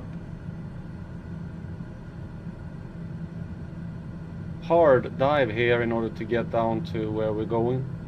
We only have... I don't know if we need to actually do that kind of hard dive, but it says we're gonna be there in 8 minutes. Yeah, I think that'll be good. And we have a I wonder, do they have a traffic control? They have traffic control. Okay, let's contact them and see what they say. Dakla, tune the tower. Request landing. Dakla Tower, Daher 1533 miles east, flight level 240 to land. Daher 15 Dakla Tower. Altimeter tree 0.071014 at 1 tree. Fly left downwind runway 0 tree. Fly left Acknowledged. downwind, Okay, runway so we're gonna 0 come in tree, from the Daher south. 15. Fly left downwind. So we're gonna go out over the ocean and come in and do that approach. Okay, so I can just continue flying here, and then we fly out and do a motion like this.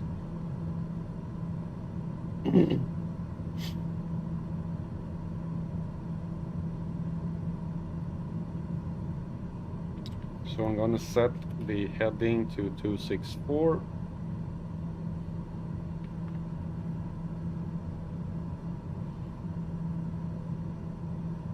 In preparation, or 267. Heading, no, we're heading 264. It's just that we are crabbing a bit here due to the wind, because we have a side wind that is not to be played with when we land.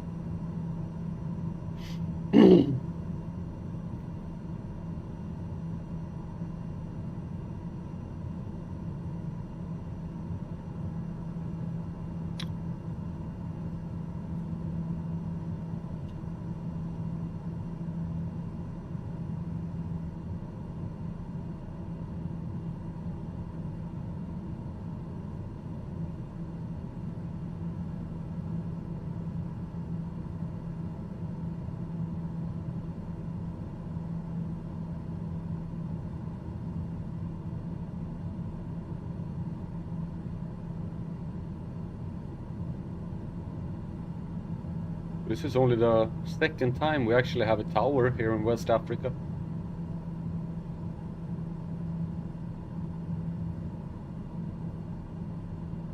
And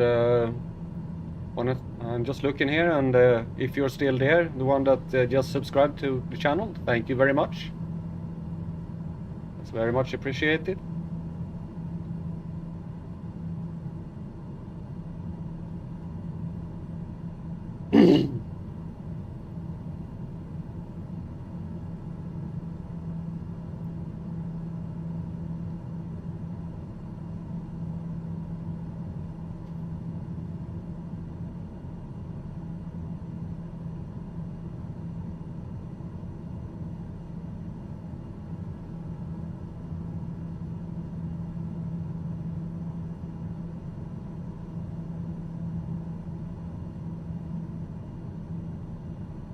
The airport is somewhere out here on this island here that we're seeing through the fog, and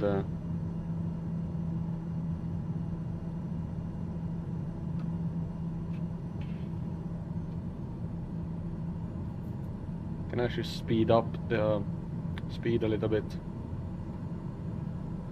No use hanging around. We have plenty of time to slow down when we're turning around.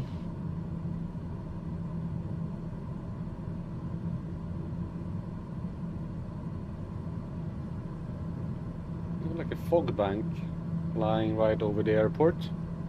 Been through that before. Or remember Bordeaux? Bordeaux?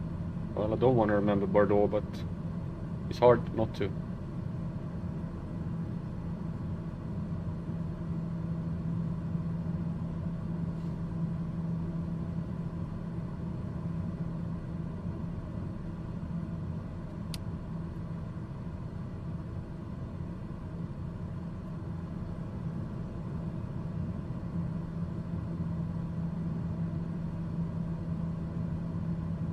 Bordeaux, Bordeaux, Bordeaux.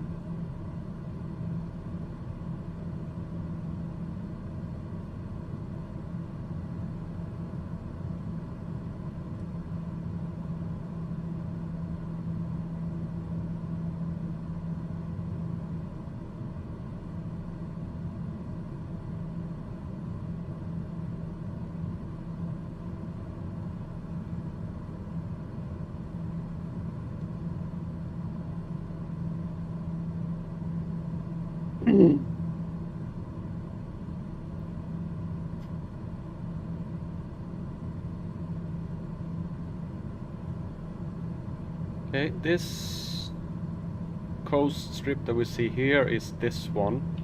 Somewhere here in the fog hides this peninsula. Hello, Luma.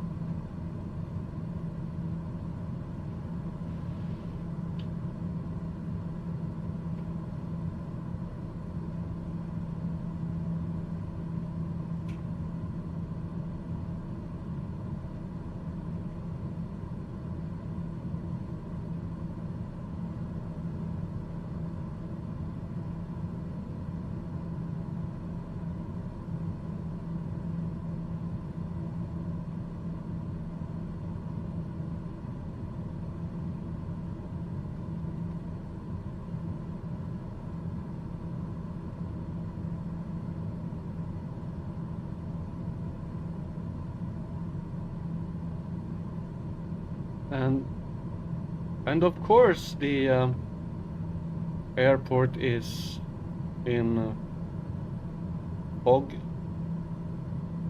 Nice weather. I hope that it might be a little bit clearer once we get down a little bit.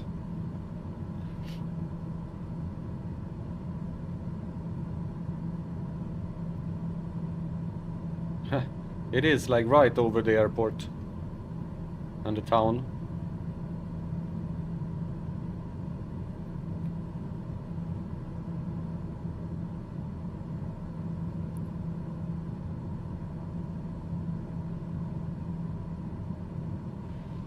Yes, I know I should have turned left, but I'm gonna land at this airport, you know.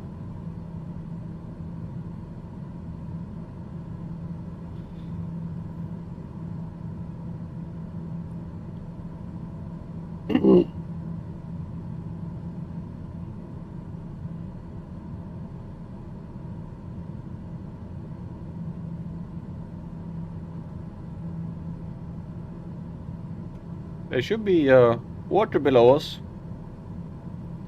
but yep.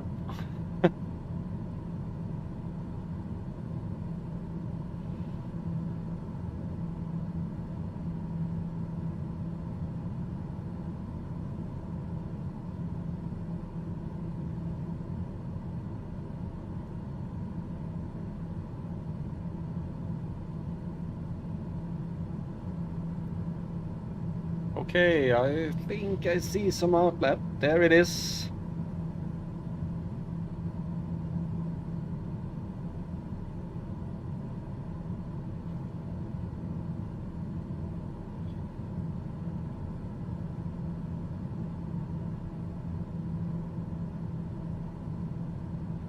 Then we should have the airport below us soon. Yeah, there is the airport. We're flying over it.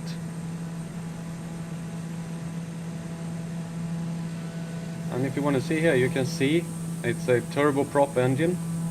The jet engine coming in here.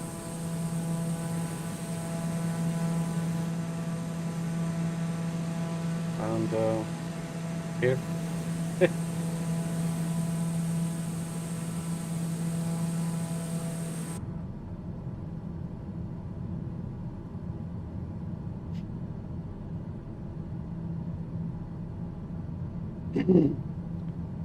So we're going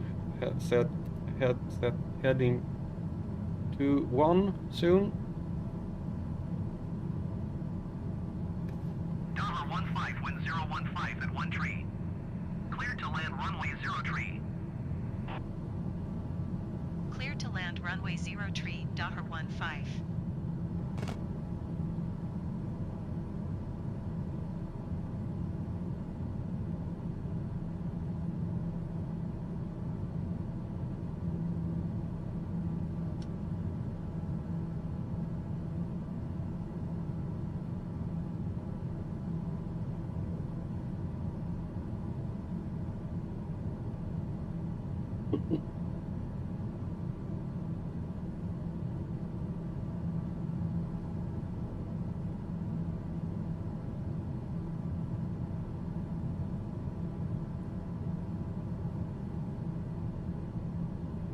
I'm gonna try and make a nice approach here. With nice, I mean nice from my perspective. Hello D, welcome back.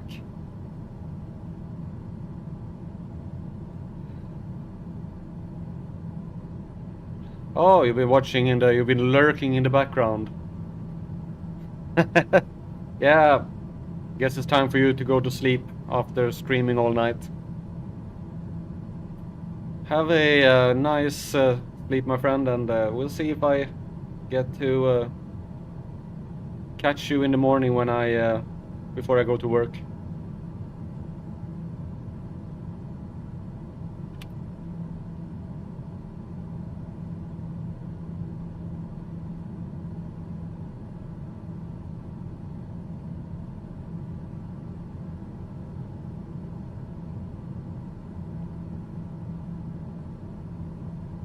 Oh, okay.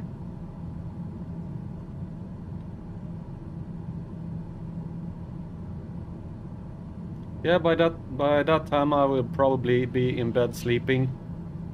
I start working at 4:30 tomorrow.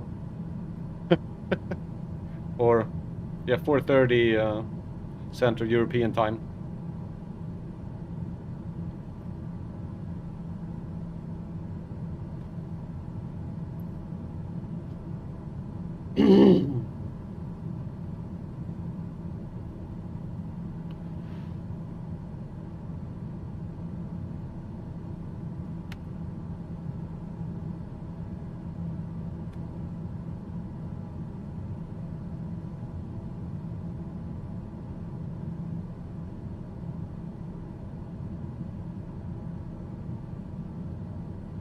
Yeah, we're flying very low here. Was he letting down? No.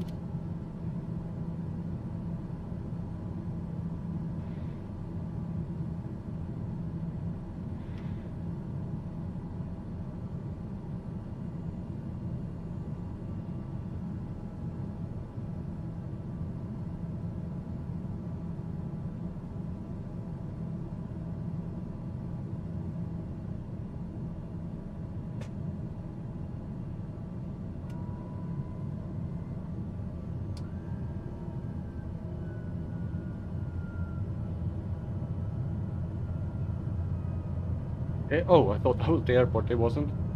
Oh well. The airport is a little bit further away, but not that far. Maybe a 4. Yeah, there it is.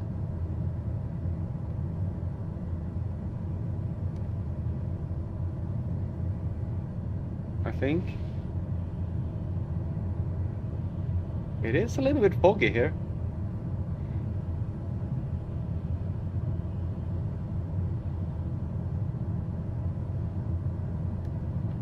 Trying to locate the airport through the fog here is a little bit. Maybe if you at the airport would have some lights or maybe things like that. Oh, there it is. Okay, we're coming in. Barely any wind, so that's nice.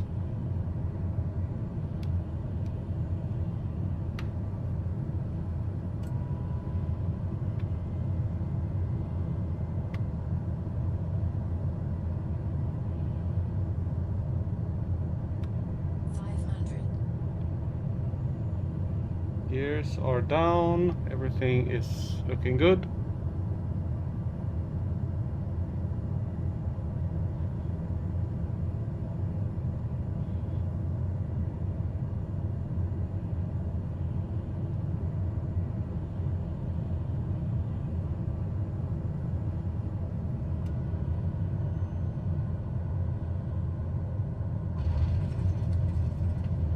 And a nice landing.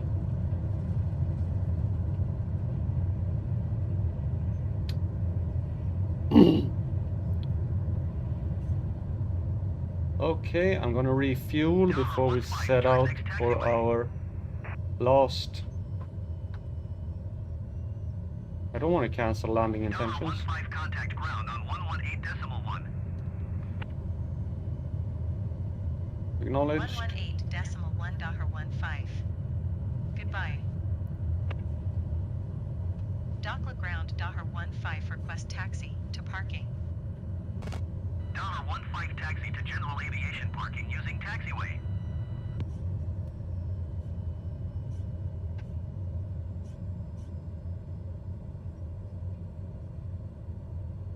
And he stands waving there.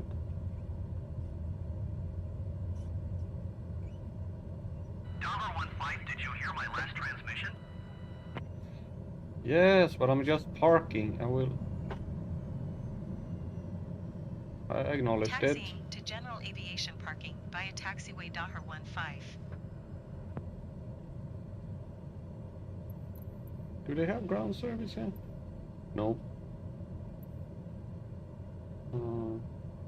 Okay, we're gonna refill fuel for our last trip. That should be enough. Ooh.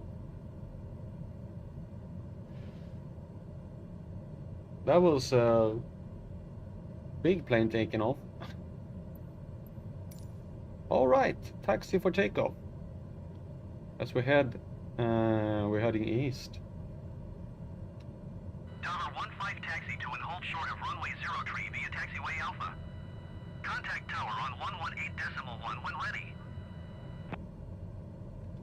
Taxiing, hold short runway 03 using taxiway Alpha Daher 15. Okay, this will be hopefully the last leg. That'll be a long.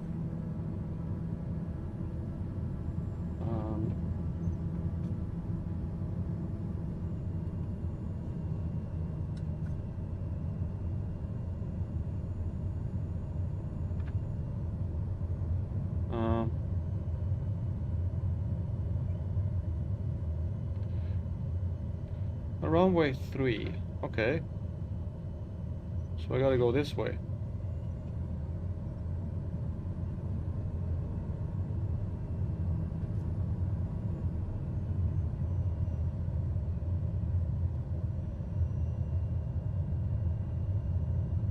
There's a car coming.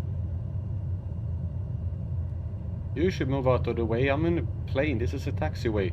It's made for planes.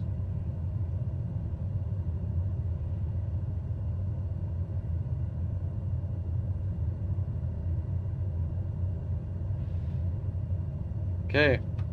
Last leg in Western Sahara. Hopefully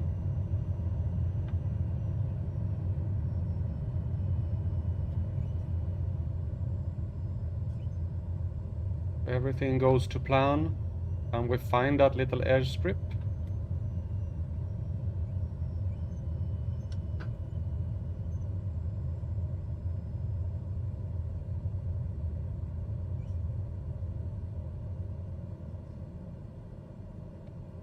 Dakla Tower Daher 15 at runway 0 tree, ready for departure to the east.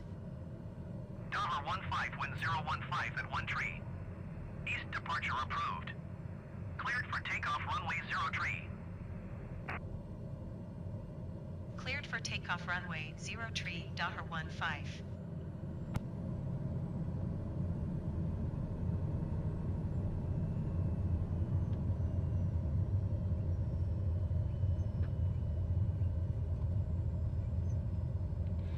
Whoa. Come on. And landing. Set. Okay.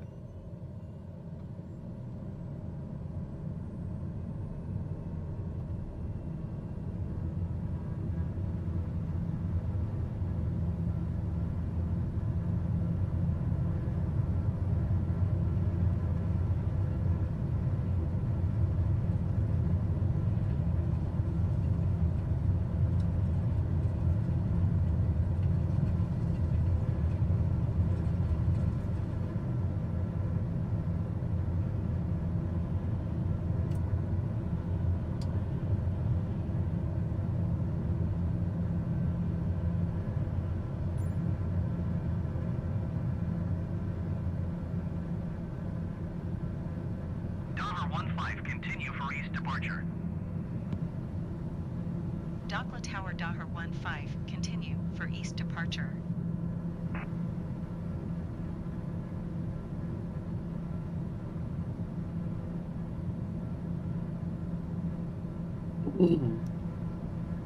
Well, could have turned east, but I'm turning west.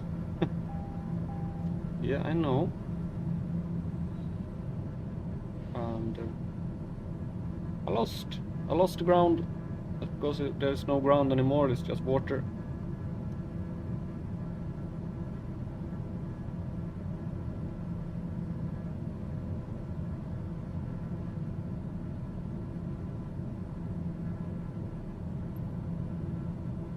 Daher 15, leaving my airspace frequency change approved. Dakla Tower Daher 15 frequency change.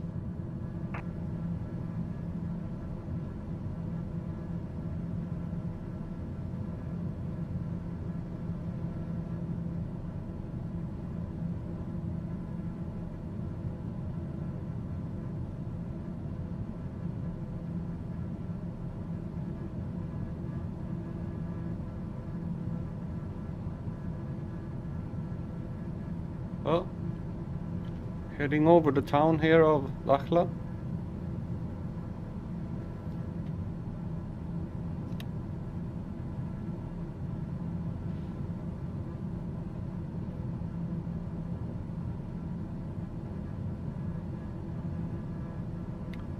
We should be heading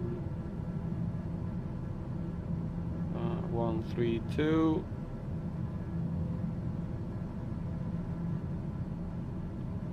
There we go, 132.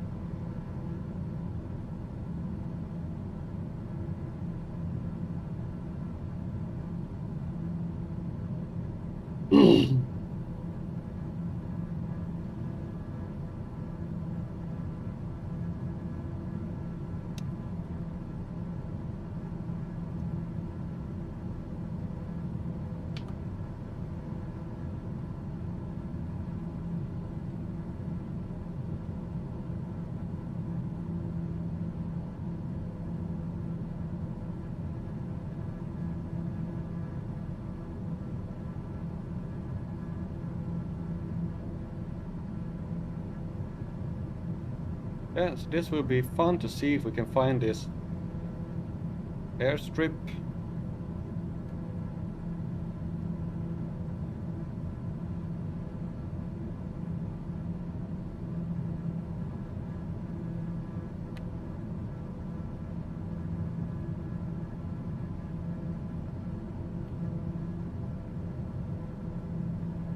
No, No, I don't want to fly that way. I want to fly this way, and you should be able to find it this way.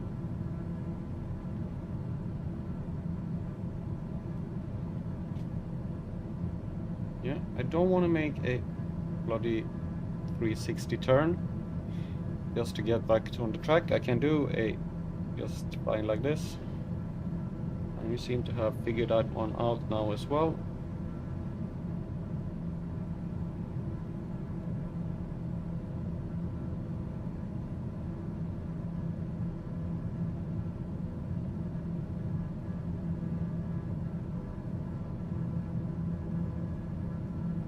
What I've done here, since Microsoft doesn't have this next airport at all, is that I set a custom waypoint.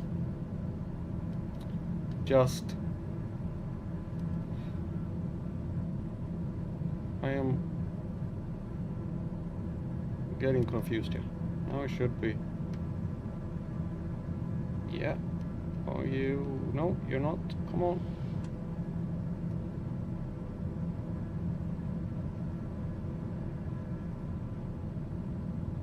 I am scared that the plane is gonna like decide to do something weird here, which I'm pretty sure it will as soon as it gets the chance. Come on.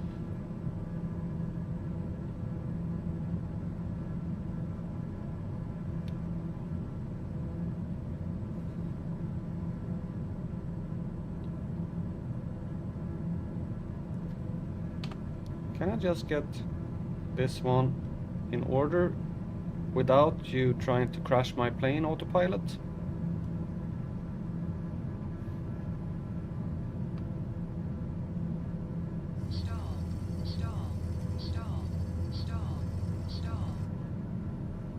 Why are you flying so slow for? Why are you? Landing gear are up, everything.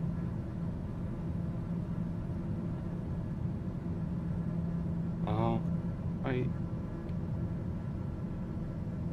don't know why it like decided to stall.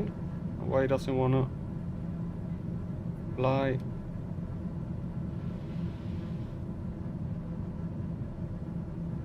What are you? Okay, what is wrong? I have the engine power, I have everything.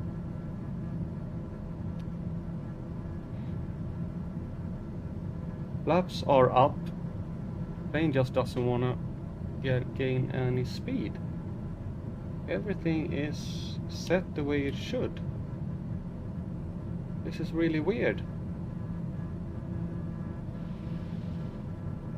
Thrust is correct, everything.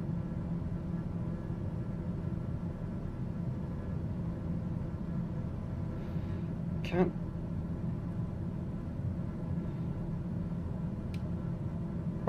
Why don't I gain any speed?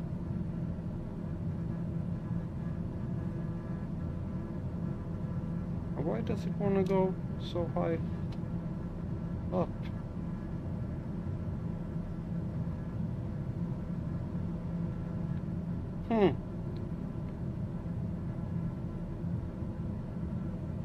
Yeah, the plane is behaving in a weird way. Yep, it has decided that it wants to stall. What the? Come on! I have power. I have fuel. I have everything. You should not stall. Where is my power? Why don't I have any?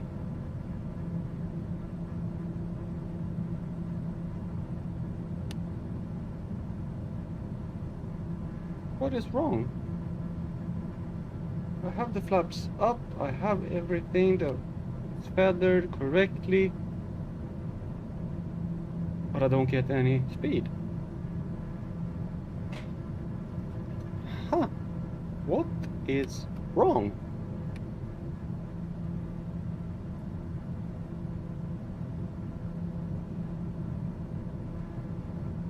No, I don't want to do that. Okay, it has gone to that point. Okay, you do that.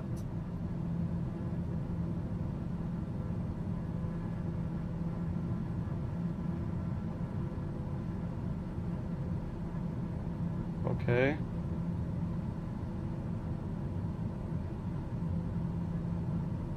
Let it level out and get to where it finds itself. Let the trim get used to what it's doing.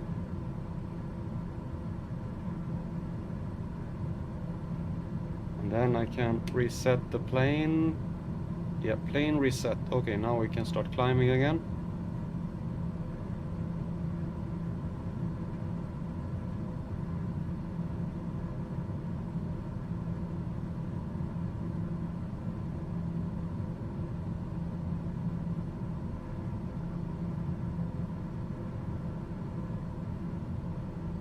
But there's something off. I just have a feeling that there's something that isn't the way it should be. But I can't put my finger on it.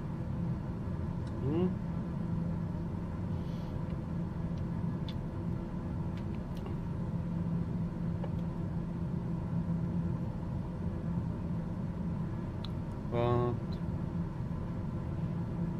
do we have a really strong... No, we have a tailwind. Well, we're doing pretty good speed now, so yeah, I think we're fine. How long do we have to go? Just 87 nautical miles.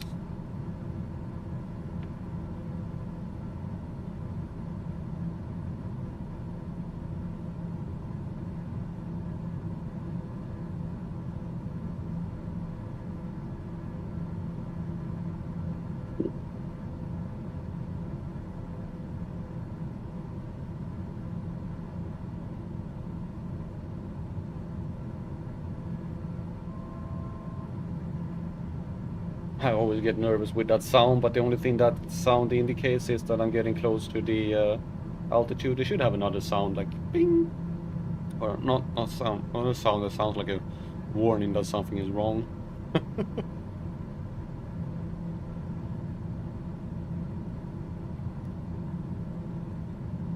Okay, so where we're heading? Where are we heading?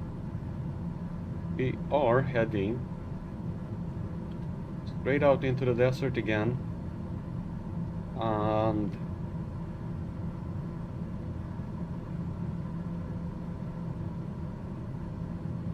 here, this airstrip,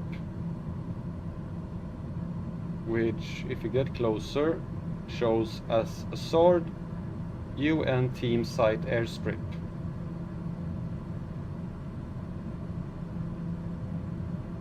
And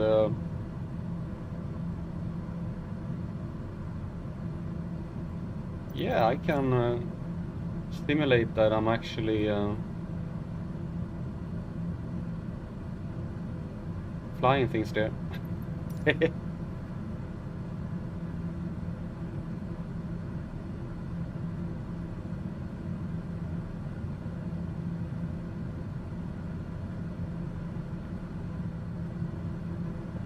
Thing is that I have to check on Google which direction the actual airstrip is. The airstrip has a runway of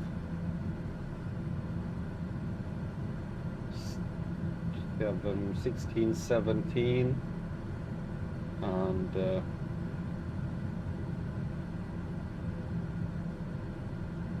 300 and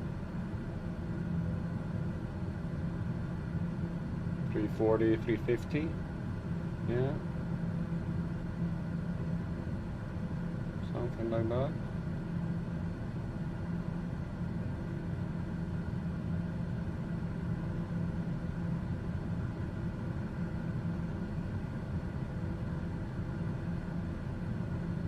So that would be interesting. You can see I just put a waypoint here. There is custom. There really isn't anything here. So this will be really interesting.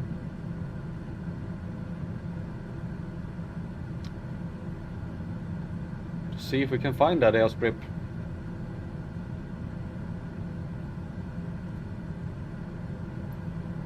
Because I feel that we'll be streaming over 5 hours. It'll be my longest stream so far when I get here.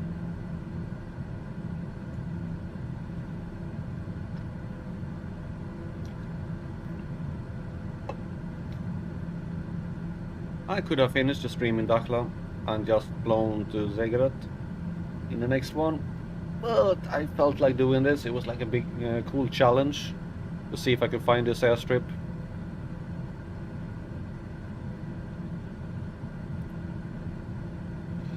And it's just 13 minutes away, so probably won't be the longest. I've done a stream that's over 5 hours, and this one might not be 5 hours, or around 5 hours. Yeah.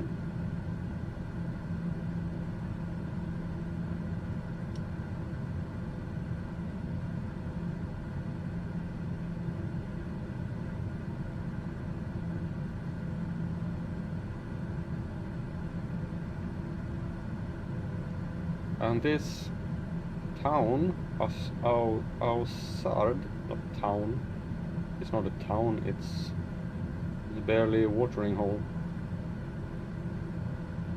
Ausard.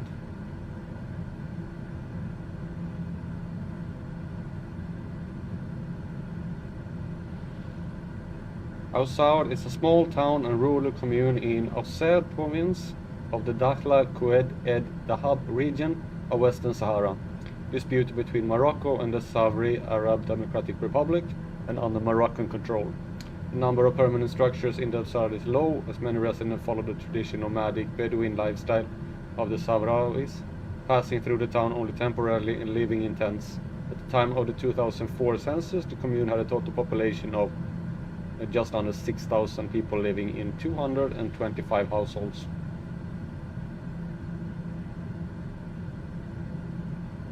And south of Tindouf, Algeria, there is a Sahrawi refugee camp named after Ausard. Oh.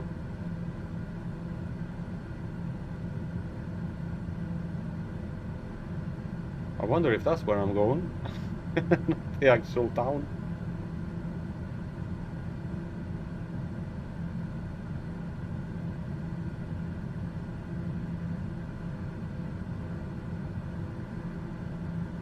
Yeah, I think so.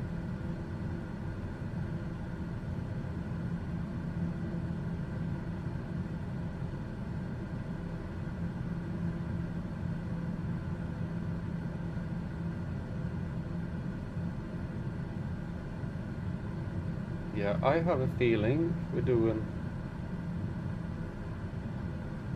I have a feeling that this is like the settlement. And then here is the refugee camp. That's one. Yep. Okay, we're about halfway there.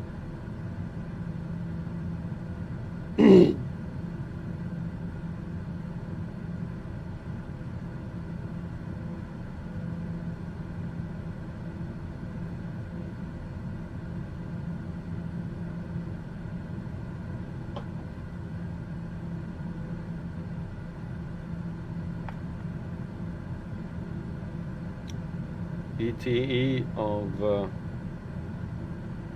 10 minutes.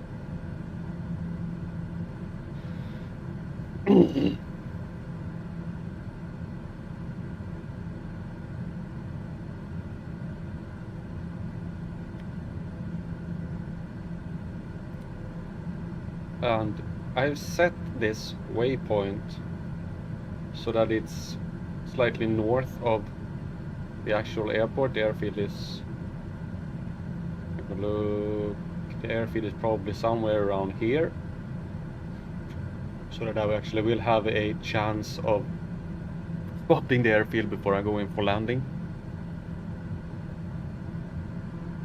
It will be interesting if they have the airfield there or not. Otherwise I'll land anyway. It's sand. It's flat sand. What can go wrong? Just about anything. Oh no. where the sun is. And if it's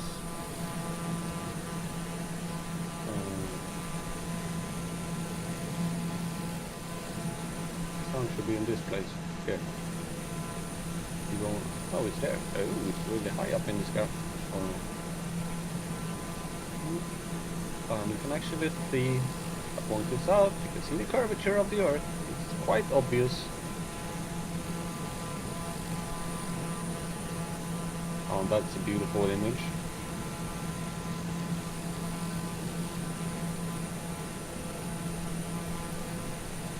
That is a beautiful picture. Look at that.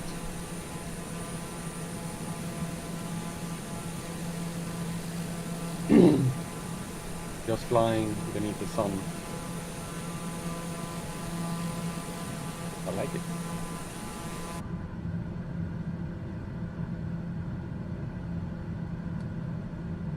All right. 40 nautical miles, 8 minutes left.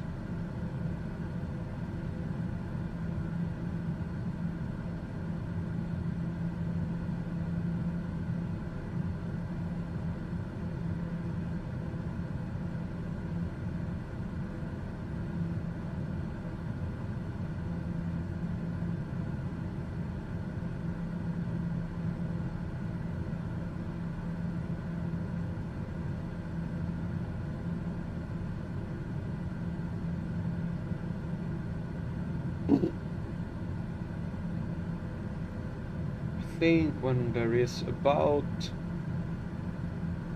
what shall we say, 5 minutes left, roughly 6 minutes left, I will start my descent. Or maybe I should start the descent now. Yeah, I should start the descent now.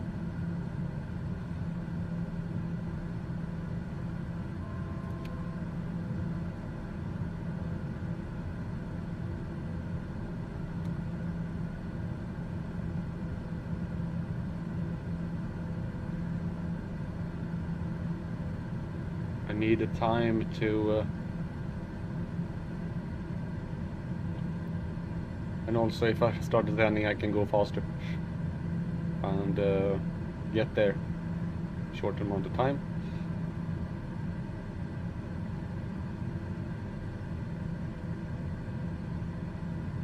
See if I can see some landmarks. I think it's somewhere around this place here, because these mountains here look like the mountains that are present.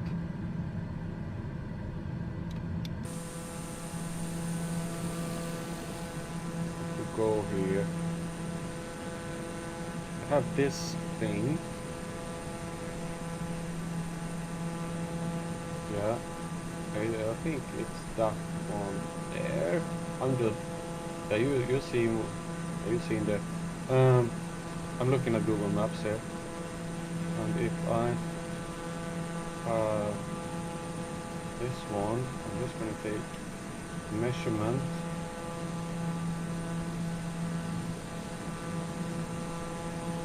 Oh, where is the airport?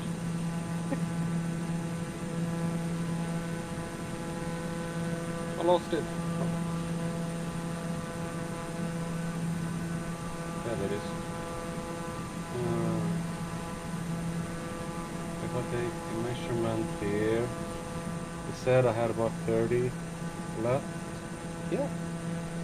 This, I'm flying, I know exactly where I am actually. Just popping in here. I am flying over this thing that you see here.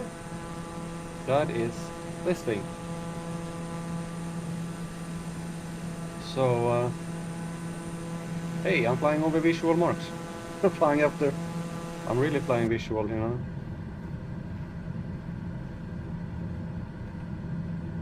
So, this thing that we see over here, those mountains, that is actually where the airport is located. It's located down here somewhere.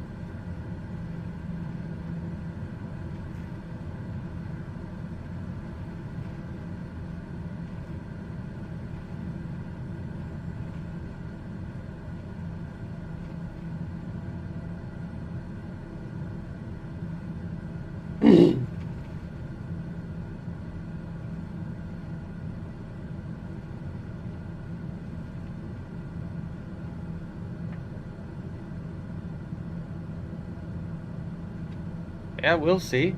This will be fun. Yep. The airport should be right about here somewhere.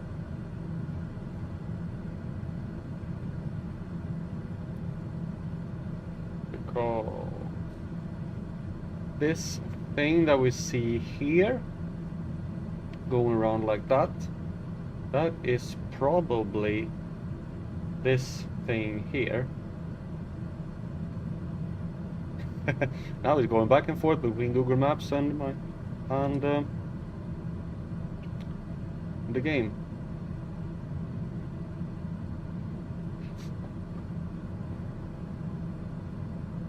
I'm gonna go down on speed so I have more time to descend as well.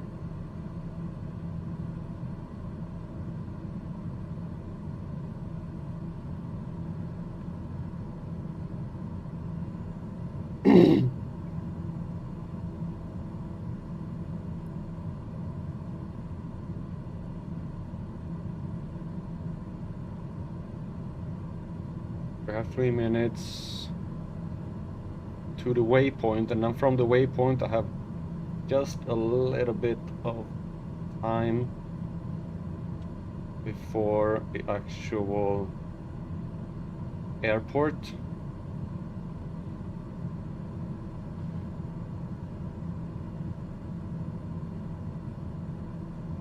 Or airstrip.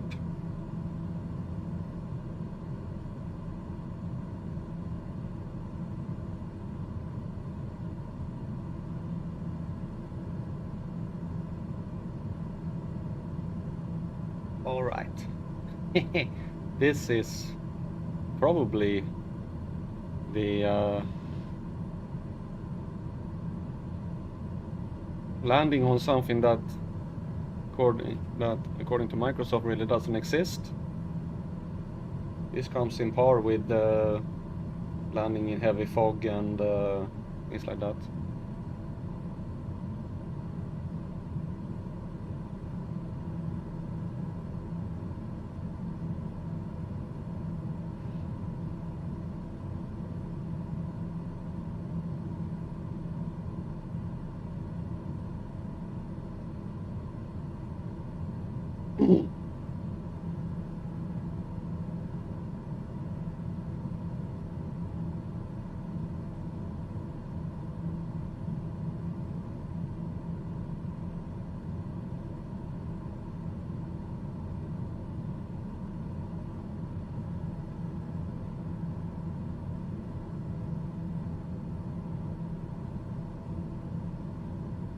There's one thing I wish with this plane is that you would have a full display, but I don't think that's possible in planes.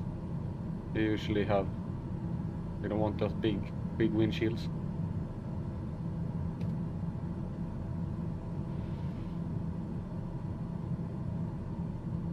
Okay, I'm gonna set the heading now. We are on a heading of 132.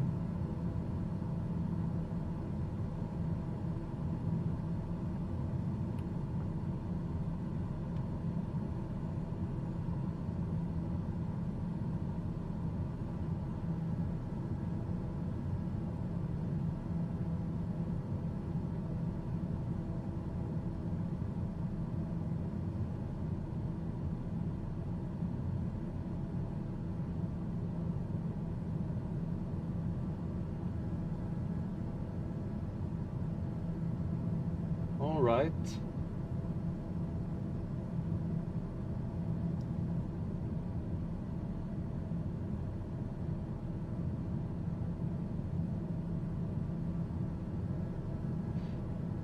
We are already coming in here now.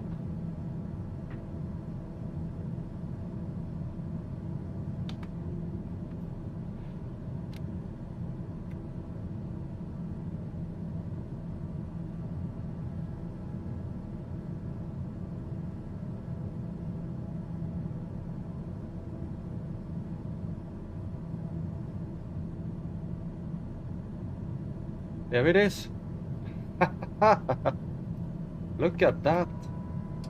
It's well marked and everything. There is a landing strip. Come on, gears out.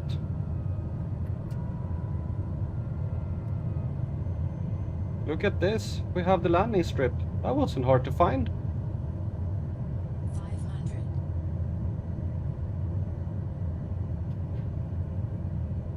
We might look a little bit bumpy here. But we'll see how it goes when we land. Oh.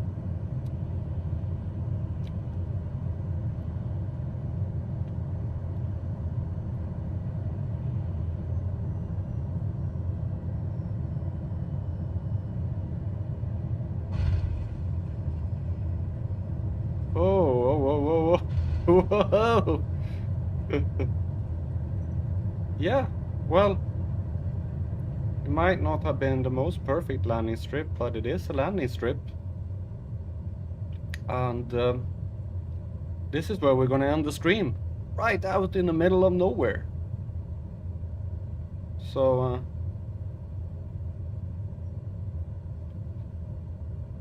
I think I have to sleep in my plane.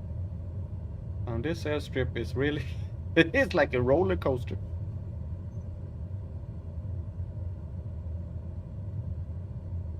And the thing is that I have to do some really planning for when I start the stream next time, because I can't really put the plane here.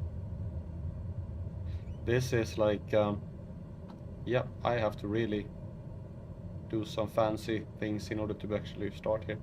Well, thanks for watching, thanks for subscribing, you who did that, and hope to see you next time when we take off from the middle of nowhere.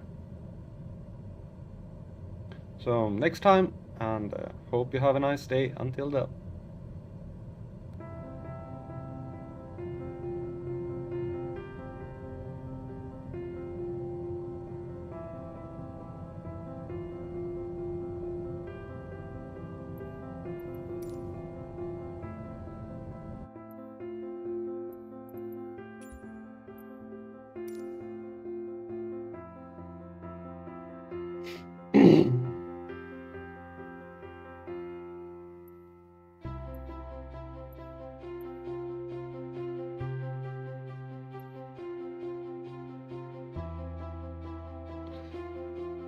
Oh.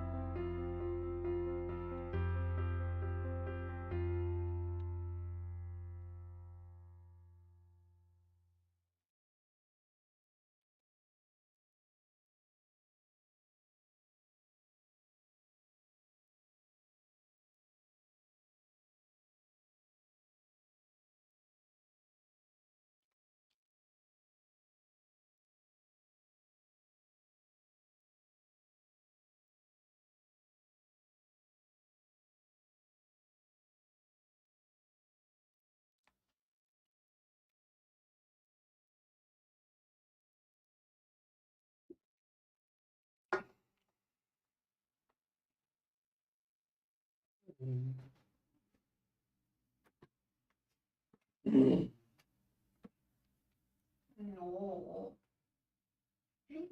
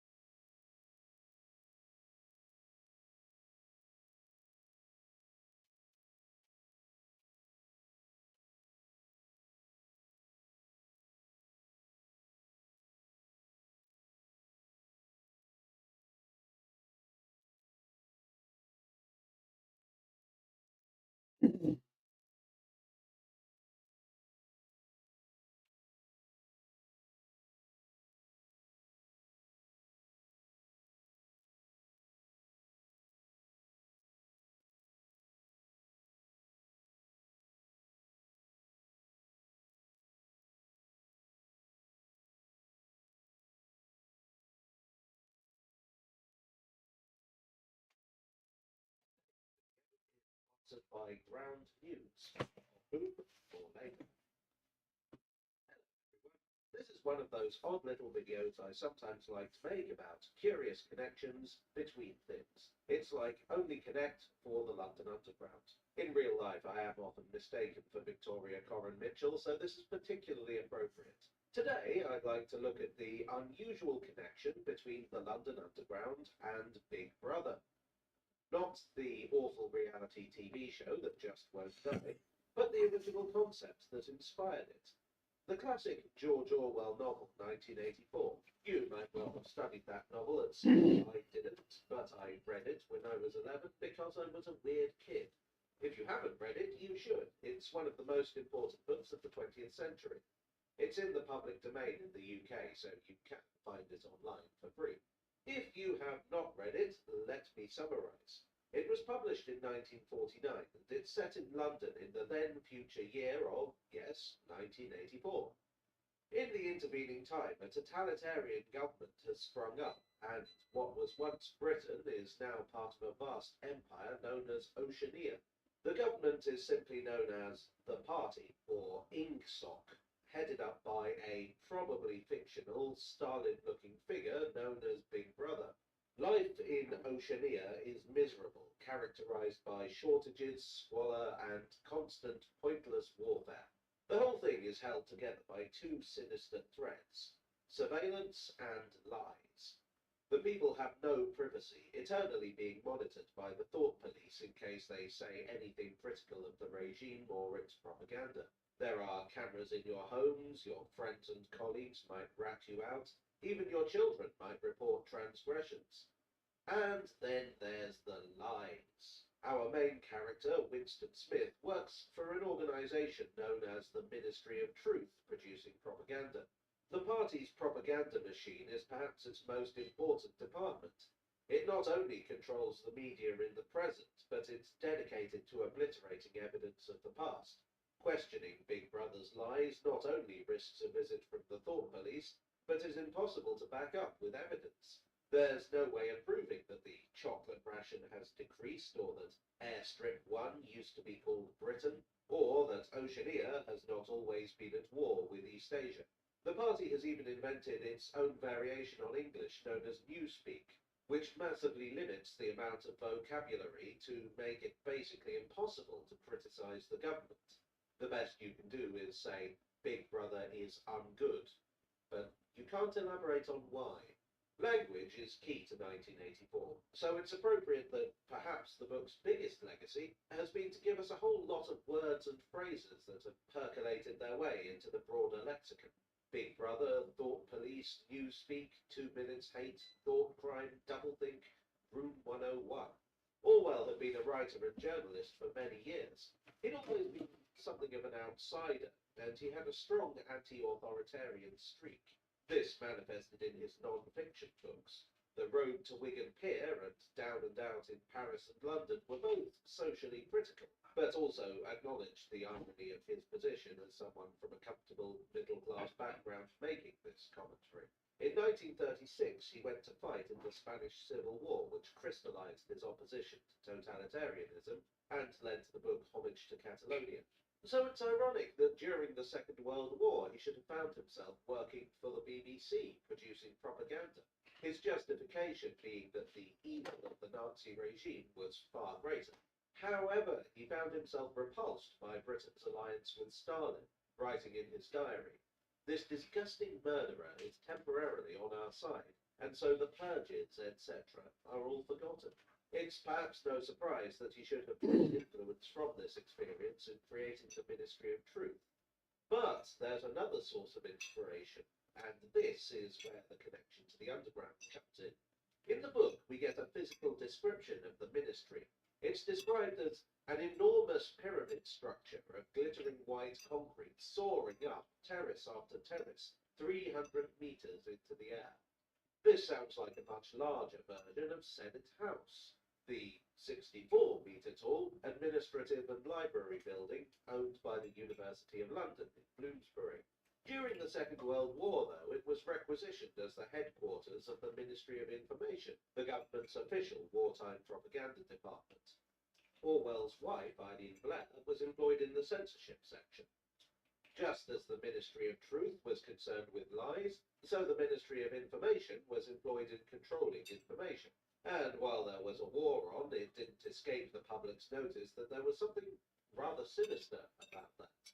Now, Britain today may not have a Ministry of Truth, but we still struggle with the way governments and the media use their own forms of newspeak to push their own agendas and to stem critical thinking. If you found it difficult to understand the news these days, you are not alone. I'd like to introduce you all to Ground News, an app and website that informs you of how news stories are covered around the world and across the political spectrum. Every story comes with a quick visual breakdown of all the political bias, factuality, and ownership of the sources reporting, all backed by ratings from 3 independent news monitoring organizations. For instance,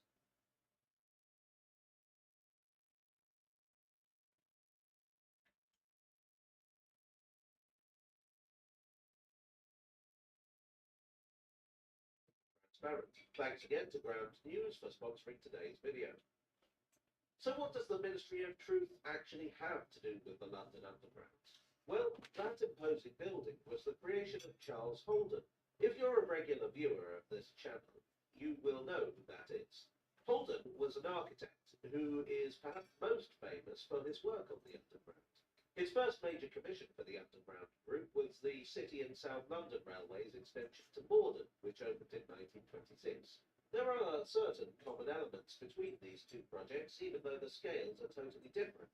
Both are faced with Portland stone, which is a very traditional building material for London, but it's also quite a neutral material colour-wise. It reflects the colour of the sunlight, and also it can be very attractively illuminated at night. One of the deciding factors in the University of London appointing Holden was another building he had designed for the Underground. Their headquarters at 55 Broadway, above St James's Park Station. Here, the similarities are much more obvious. Like Senate House, 55 Broadway is an enormous stepped structure, which has been called London's first skyscraper. It takes definite cues from the Art Deco movement, but at the same time I feel that it's not as radical as a lot of buildings of the era. It's impressive, but the Portland stone and the use of angles mean that it doesn't look out of place among the older buildings at Westminster. When the University of London were looking for their architect, the brief was to produce something modern and unique, something that, as Vice-Chancellor William Beveridge put it, could not have been built by any earlier generation than this. Holden's original design was even larger and more imposing than this, and would have incorporated a whole complex of buildings and a second tower.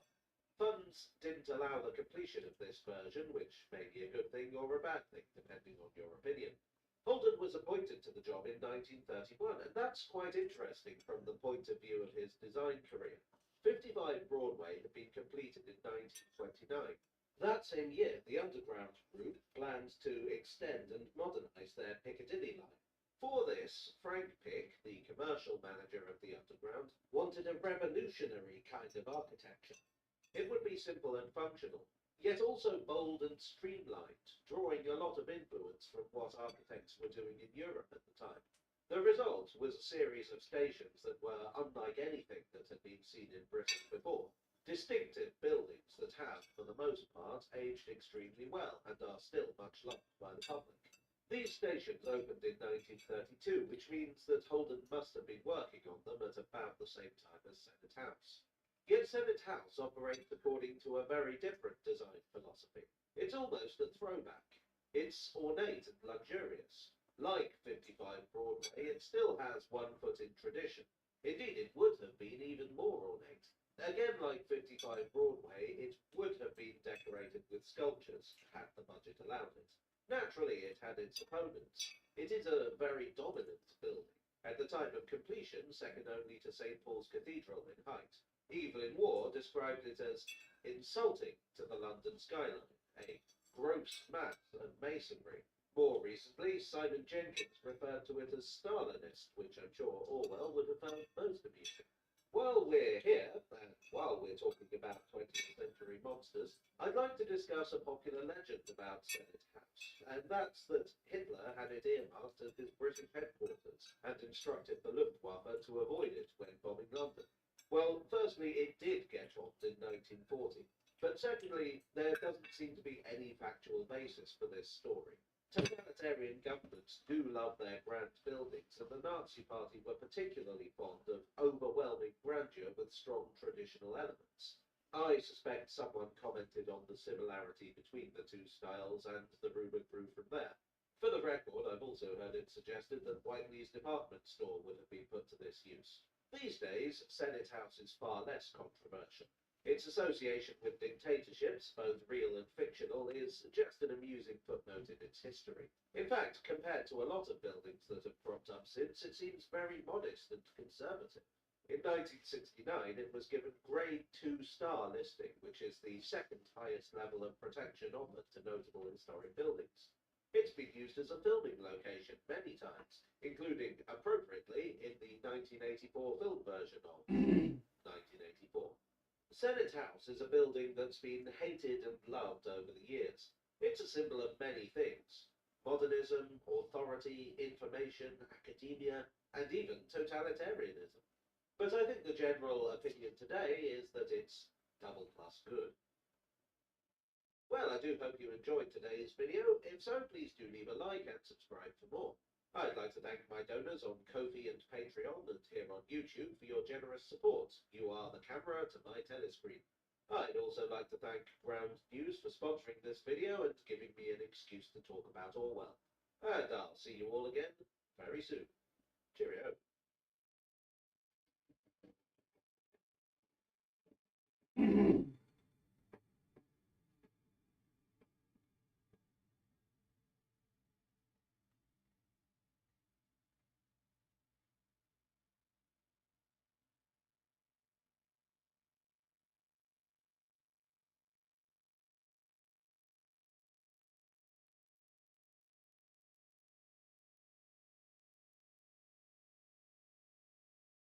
Nu är vi på skapelse 2 som har satt mellan klockan 14 till 21.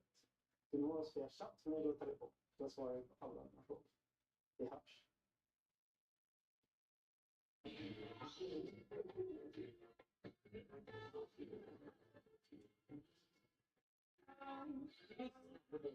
Mitt råd för att få den bästa räntan, det är att flirta lite med din bankman. Reflekterande blommor, uppslag.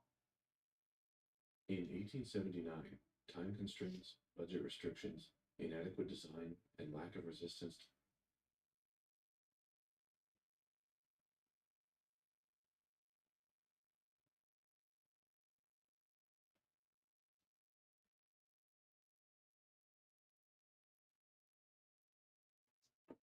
I'm about to stay in Scotland's first luxury floating hotel. A former lighthouse tender, this has been transformed into a 22-cabin boutique hotel. I'm going to check out the ship, the food, and so much more. You have to see this. So this ship used to be an old lighthouse ship, and from the outside, it doesn't actually look that big. But looks can be deceiving. Let's head in. So let's head in.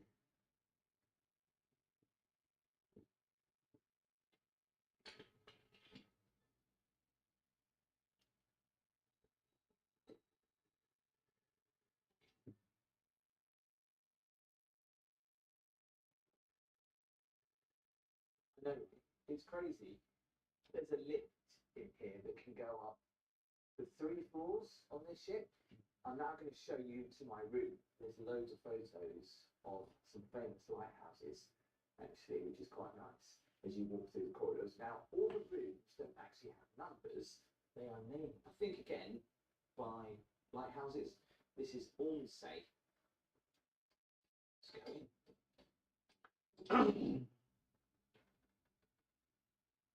So, I have 2 floors to my room. The bedroom's downstairs, and I guess I'll start up here in what is kind of the living room, but it's just very small. Up here, there's a couple of comfy chairs, and around here we have the minibar, and also a little desk, which is quite nice for a chair. Also, my tea and coffee is here, so I've got a little travel kettle for espresso, coffee machine, branding on point again with the water. Dad, got some marshmallows and some shortbread from the Shortbread House at Edinburgh. Very nice. Got some hot chocolate, coffee, tea, nice little teapot. Also a little espresso cups, which is quite nice. A view at the porthole. So my wardrobe is actually up here, and in here it's quite nicely laid out. Look at all this lovely wood. Tiny little drawers, maybe to put a bow tie or something like that. We have posh headers. We've got branding on there. Look, there is an iron, laundry bag, sleep kit, shoe mitt, shoe brush, shoe horn, whatever they call it. Then we've got the hairdryer. Nothing else in there. The safe is embedded down there. We've got an ironing board. It's kind of cute. Really nice, that. Yeah, it's a nice little area, and the attention to detail, look, even on the handles, you've got the crest of the boat on there, which is really nice. So this opens up to all your glassware down there. We've got some crisps, some wine, and then There's the minibar. And of course, being in Scotland, can't be without my room. Some Edinburgh Gold Ale just there. Some gin up top, some Coke, some water with some champagne. What the price is like. So Coca-Cola there is £2.50. Is that right? Can't. It's actually quite cheap for a little minibar. Champagne, £38. The crisps are £1. The cheapest crisps I think I've ever seen in a minibar. Another photo of a lighthouse there. It also comes with an umbrella if the weather is rather inclement. Nice little sitting area with a little sideboard. What's in here? Some notepads and a pencil. And it also comes with a welcome note, and I believe, wow, some very nice handmade chocolates. I mean, the first thing that blew my mind is how small the ship is and how big my suite is. The bedroom and the bathroom are amazing down here. Look at this coat hook that's shaped like an anchor. That is so cute. Now, I picked this particular suite because it looked amazing on the photos and it really does look amazing. So we're actually right at the bow. Is that what you say? The bow of the boat, the bottom of the boat, in here. And we've got a TV. Once again, a little Christmas tree, or maybe that's there all year. I don't know. A couple of books on lighthouses, luxury Scotland. This also comes with complimentary access to the Royal Yacht Britannia in Edinburgh, but unfortunately I'm not going to be able to use these on this trip, but these never run out, so when I come back to Edinburgh I can actually use them. Now the heating actually comes up from here, so it's also a little bit noisy though, but I can control it from here, but that's where I get my heating from. But look at this bed. It's so nice. And check out the ceiling. As you look up, look at that. Love the lights by the bed. And also this as well, which feels beautiful. Not sure what that is. Is that a map? I think it is. Love the wood all around the bed. And I believe these are drawers. I can't get because they're locked. PowerPoints by the bed. Also, reading light. Detailing on this though, lovely. Okay, let's do the bed test. Nice firm bed. Do you know what? I don't know whether it's because I'm right in the bottom, but it is on water. There is no movement, but I do get that feel of like I'm moving. It's a very odd sensation. It's also because the floor isn't overly straight down here. It kind of is a little bit uneven and it dips a little bit, so that's probably why. Feather cushions though, I wonder if I can get some firmer ones. Nice dress cushions, and this is nice on top of the bed, isn't it? But the bathroom is amazing. Check this out.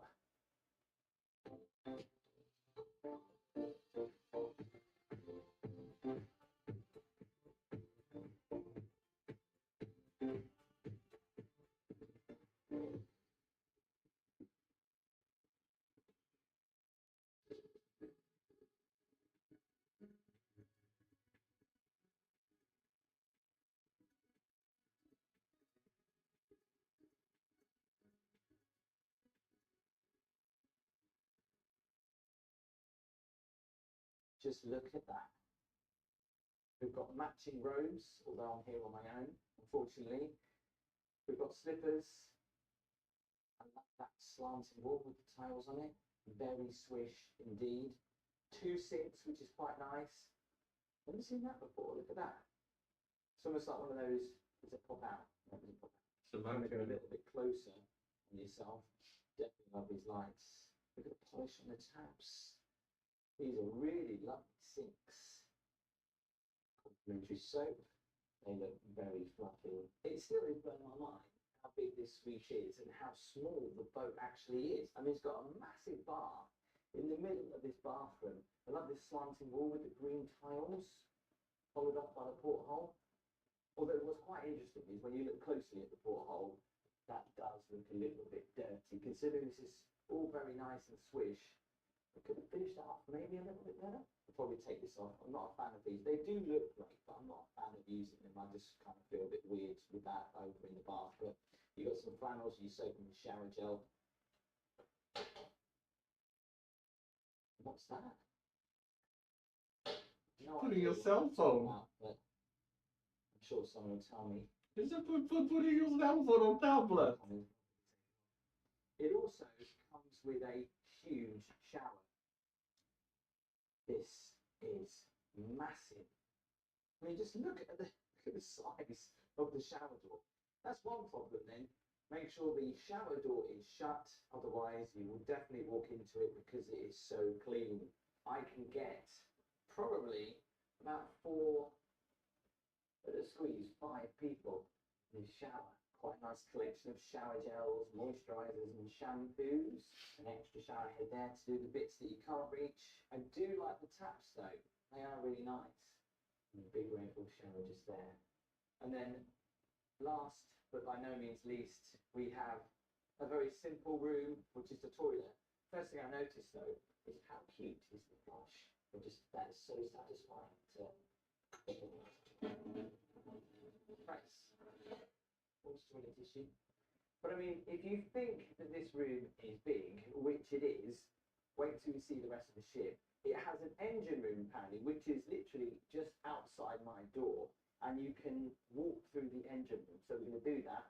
Also, I'm going to have dinner here this evening. Breakfast is included in the room rate, and also let's go and have a look around the ship. Over 3 little portholes.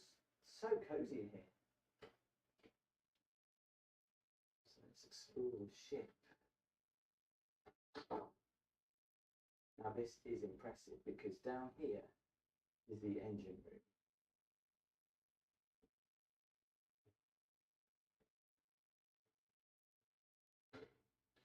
Wow. This is cool. Obviously keep walking on here, but this is all pretty strong glass, but you can see all the inner workings of the ship, the engine room from this corridor. Nice. So there are stairs that you can go up to go to the top, or you can, of course, take the lift. There's a lift in here. The lift is so tiny. It's crazy. It's also see-through. So let's walk into the wheelhouse, which is a bit like a little meeting room. And you'll notice there's all these books on here, and all the ship's logs from the past are actually on this table, dating back from the 60s and the 80s. Wow, look at this, an engineer remarks. This person got some very nice handwriting. Wish I could write like that. And there it is out to sea. Like I say, you can't believe what's actually in here because it doesn't look that big. Anyway, let's head outside. Look at that. Had to power off the engines. A little bit noisy out here because there's some work going on a ship over there. But we can see right across the ship here, and then the restaurant is actually down the bottom, but we can walk further. We just can't walk from this angle. So let's just go back through here. So this is where I'll be eating a little bit later, the Lighthouse Restaurant and Bar. This is so nice, so cute. You can sit up here as well, have some cream tea.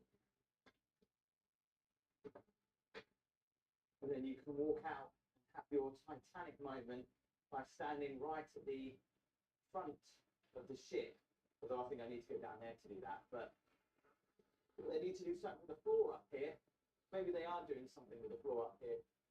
Shame it does look a little bit rough around here, doesn't it, for a 5-star hotel? This teak no longer looks as good as it probably once did. So I think I can walk up here, can't I? Yeah. Go up to the front of the ship this way. I can go down another level.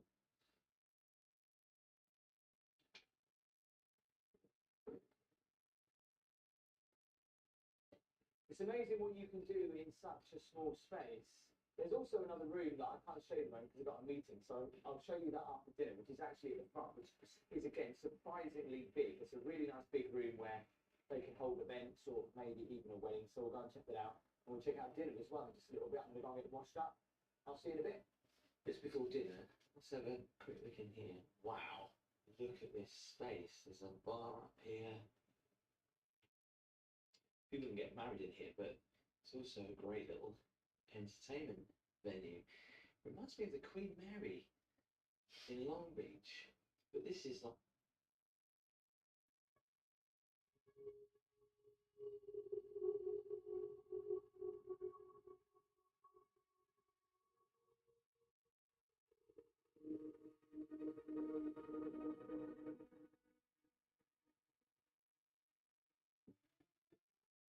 Szkoda.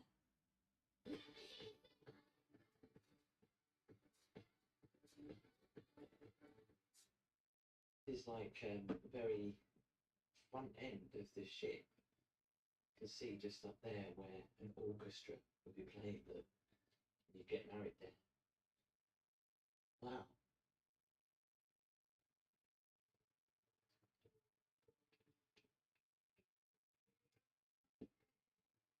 Right, let's go get dinner.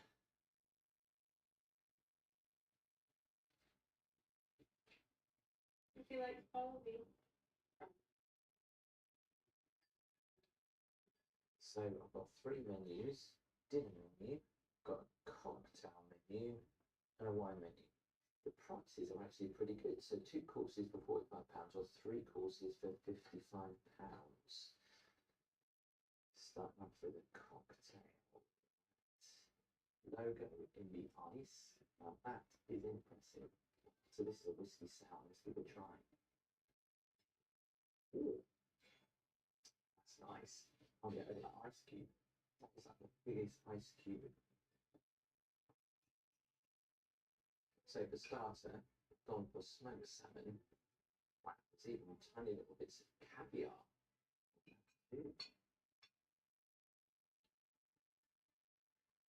Wow, that's really nice. It's almost like it could have a main. And if I've got room for the main. So there was chicken on the menu as well as Scottish deer. I'm not a big fan of deer. I prefer sirloin steak. This looks pretty good. Don't know how I'm going to eat all this. Still got dessert to come because this is a 3-course meal.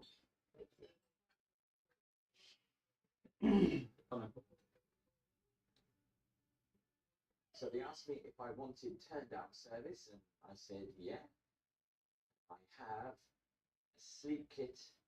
I have deep sleep pillow spray. I have vegan spiced orange. Oh, and I have a little chocolate. I also have some slippers. They kind of remake the bed again. And some water by your bedside. That's what turn down service is. I do find turn down service a bit pointless, to be fair. I mean, I could just do that, but I guess it's nice that if you have been in the room, maybe if you've been lounging on the bed, they do come and refresh the room. They even actually kind of like whip the Hoover around as well. But I said that was not needed. Anyway, breakfast in the morning. So I'll see you in a few hours. One thing I kind of forgot is because there's 2 levels, there's 2 doors to lock. So always make sure that that door's locked before I go in.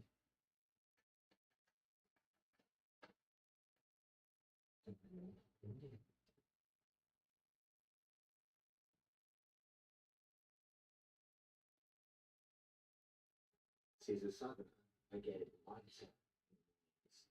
In Scotland in the winter, 8 o'clock, it is still dark.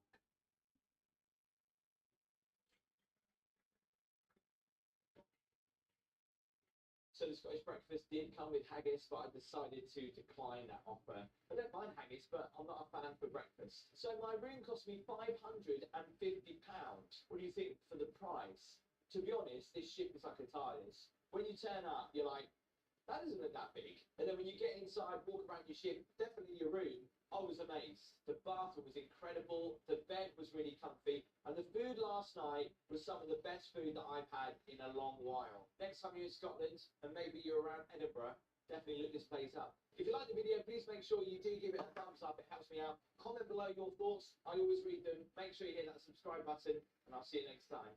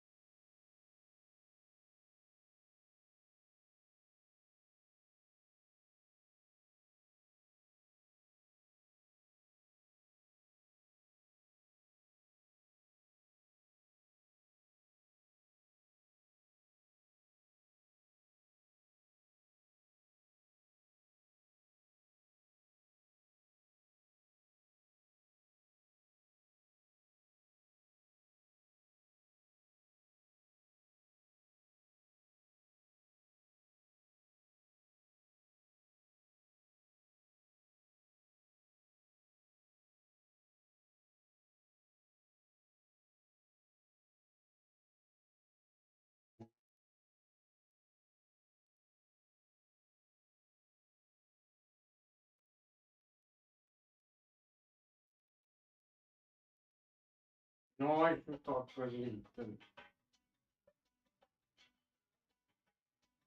No, tan lindo. Exactly.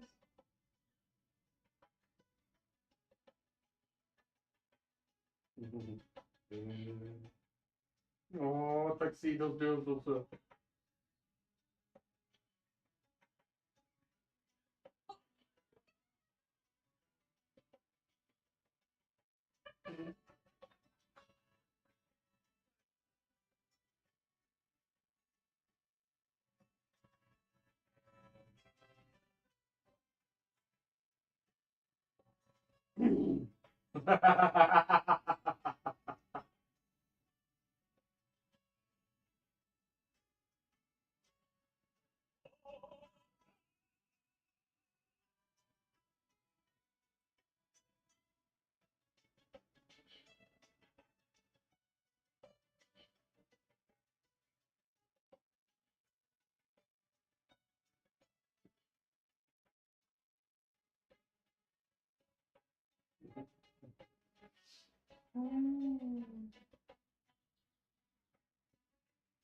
Åh, tan lindos.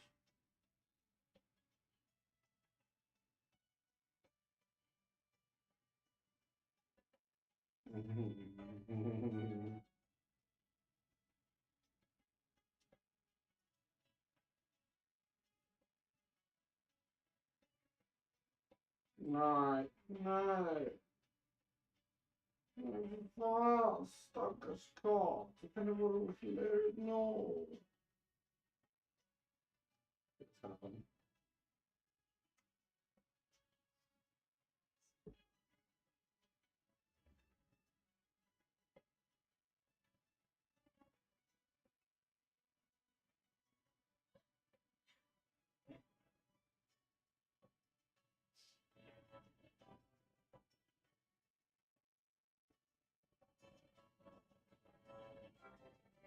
Det där är bra att man får se till att katten har mål.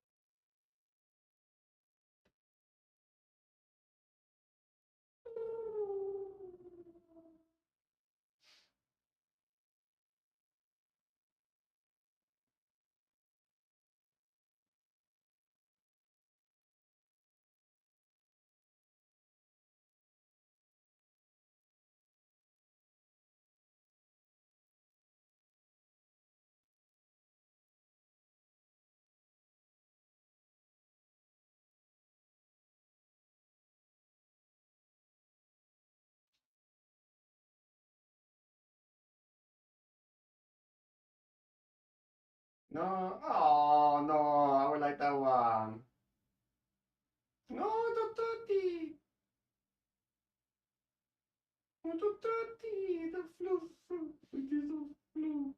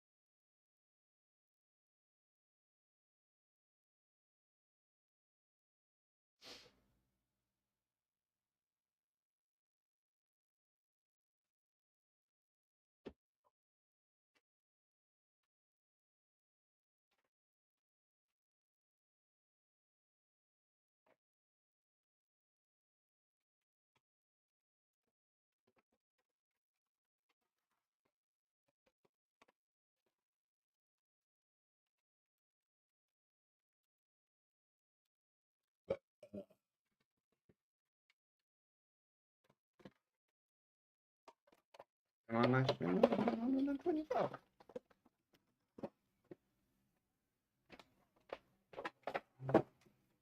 Maybe. Unless someone decided no, which they usually does.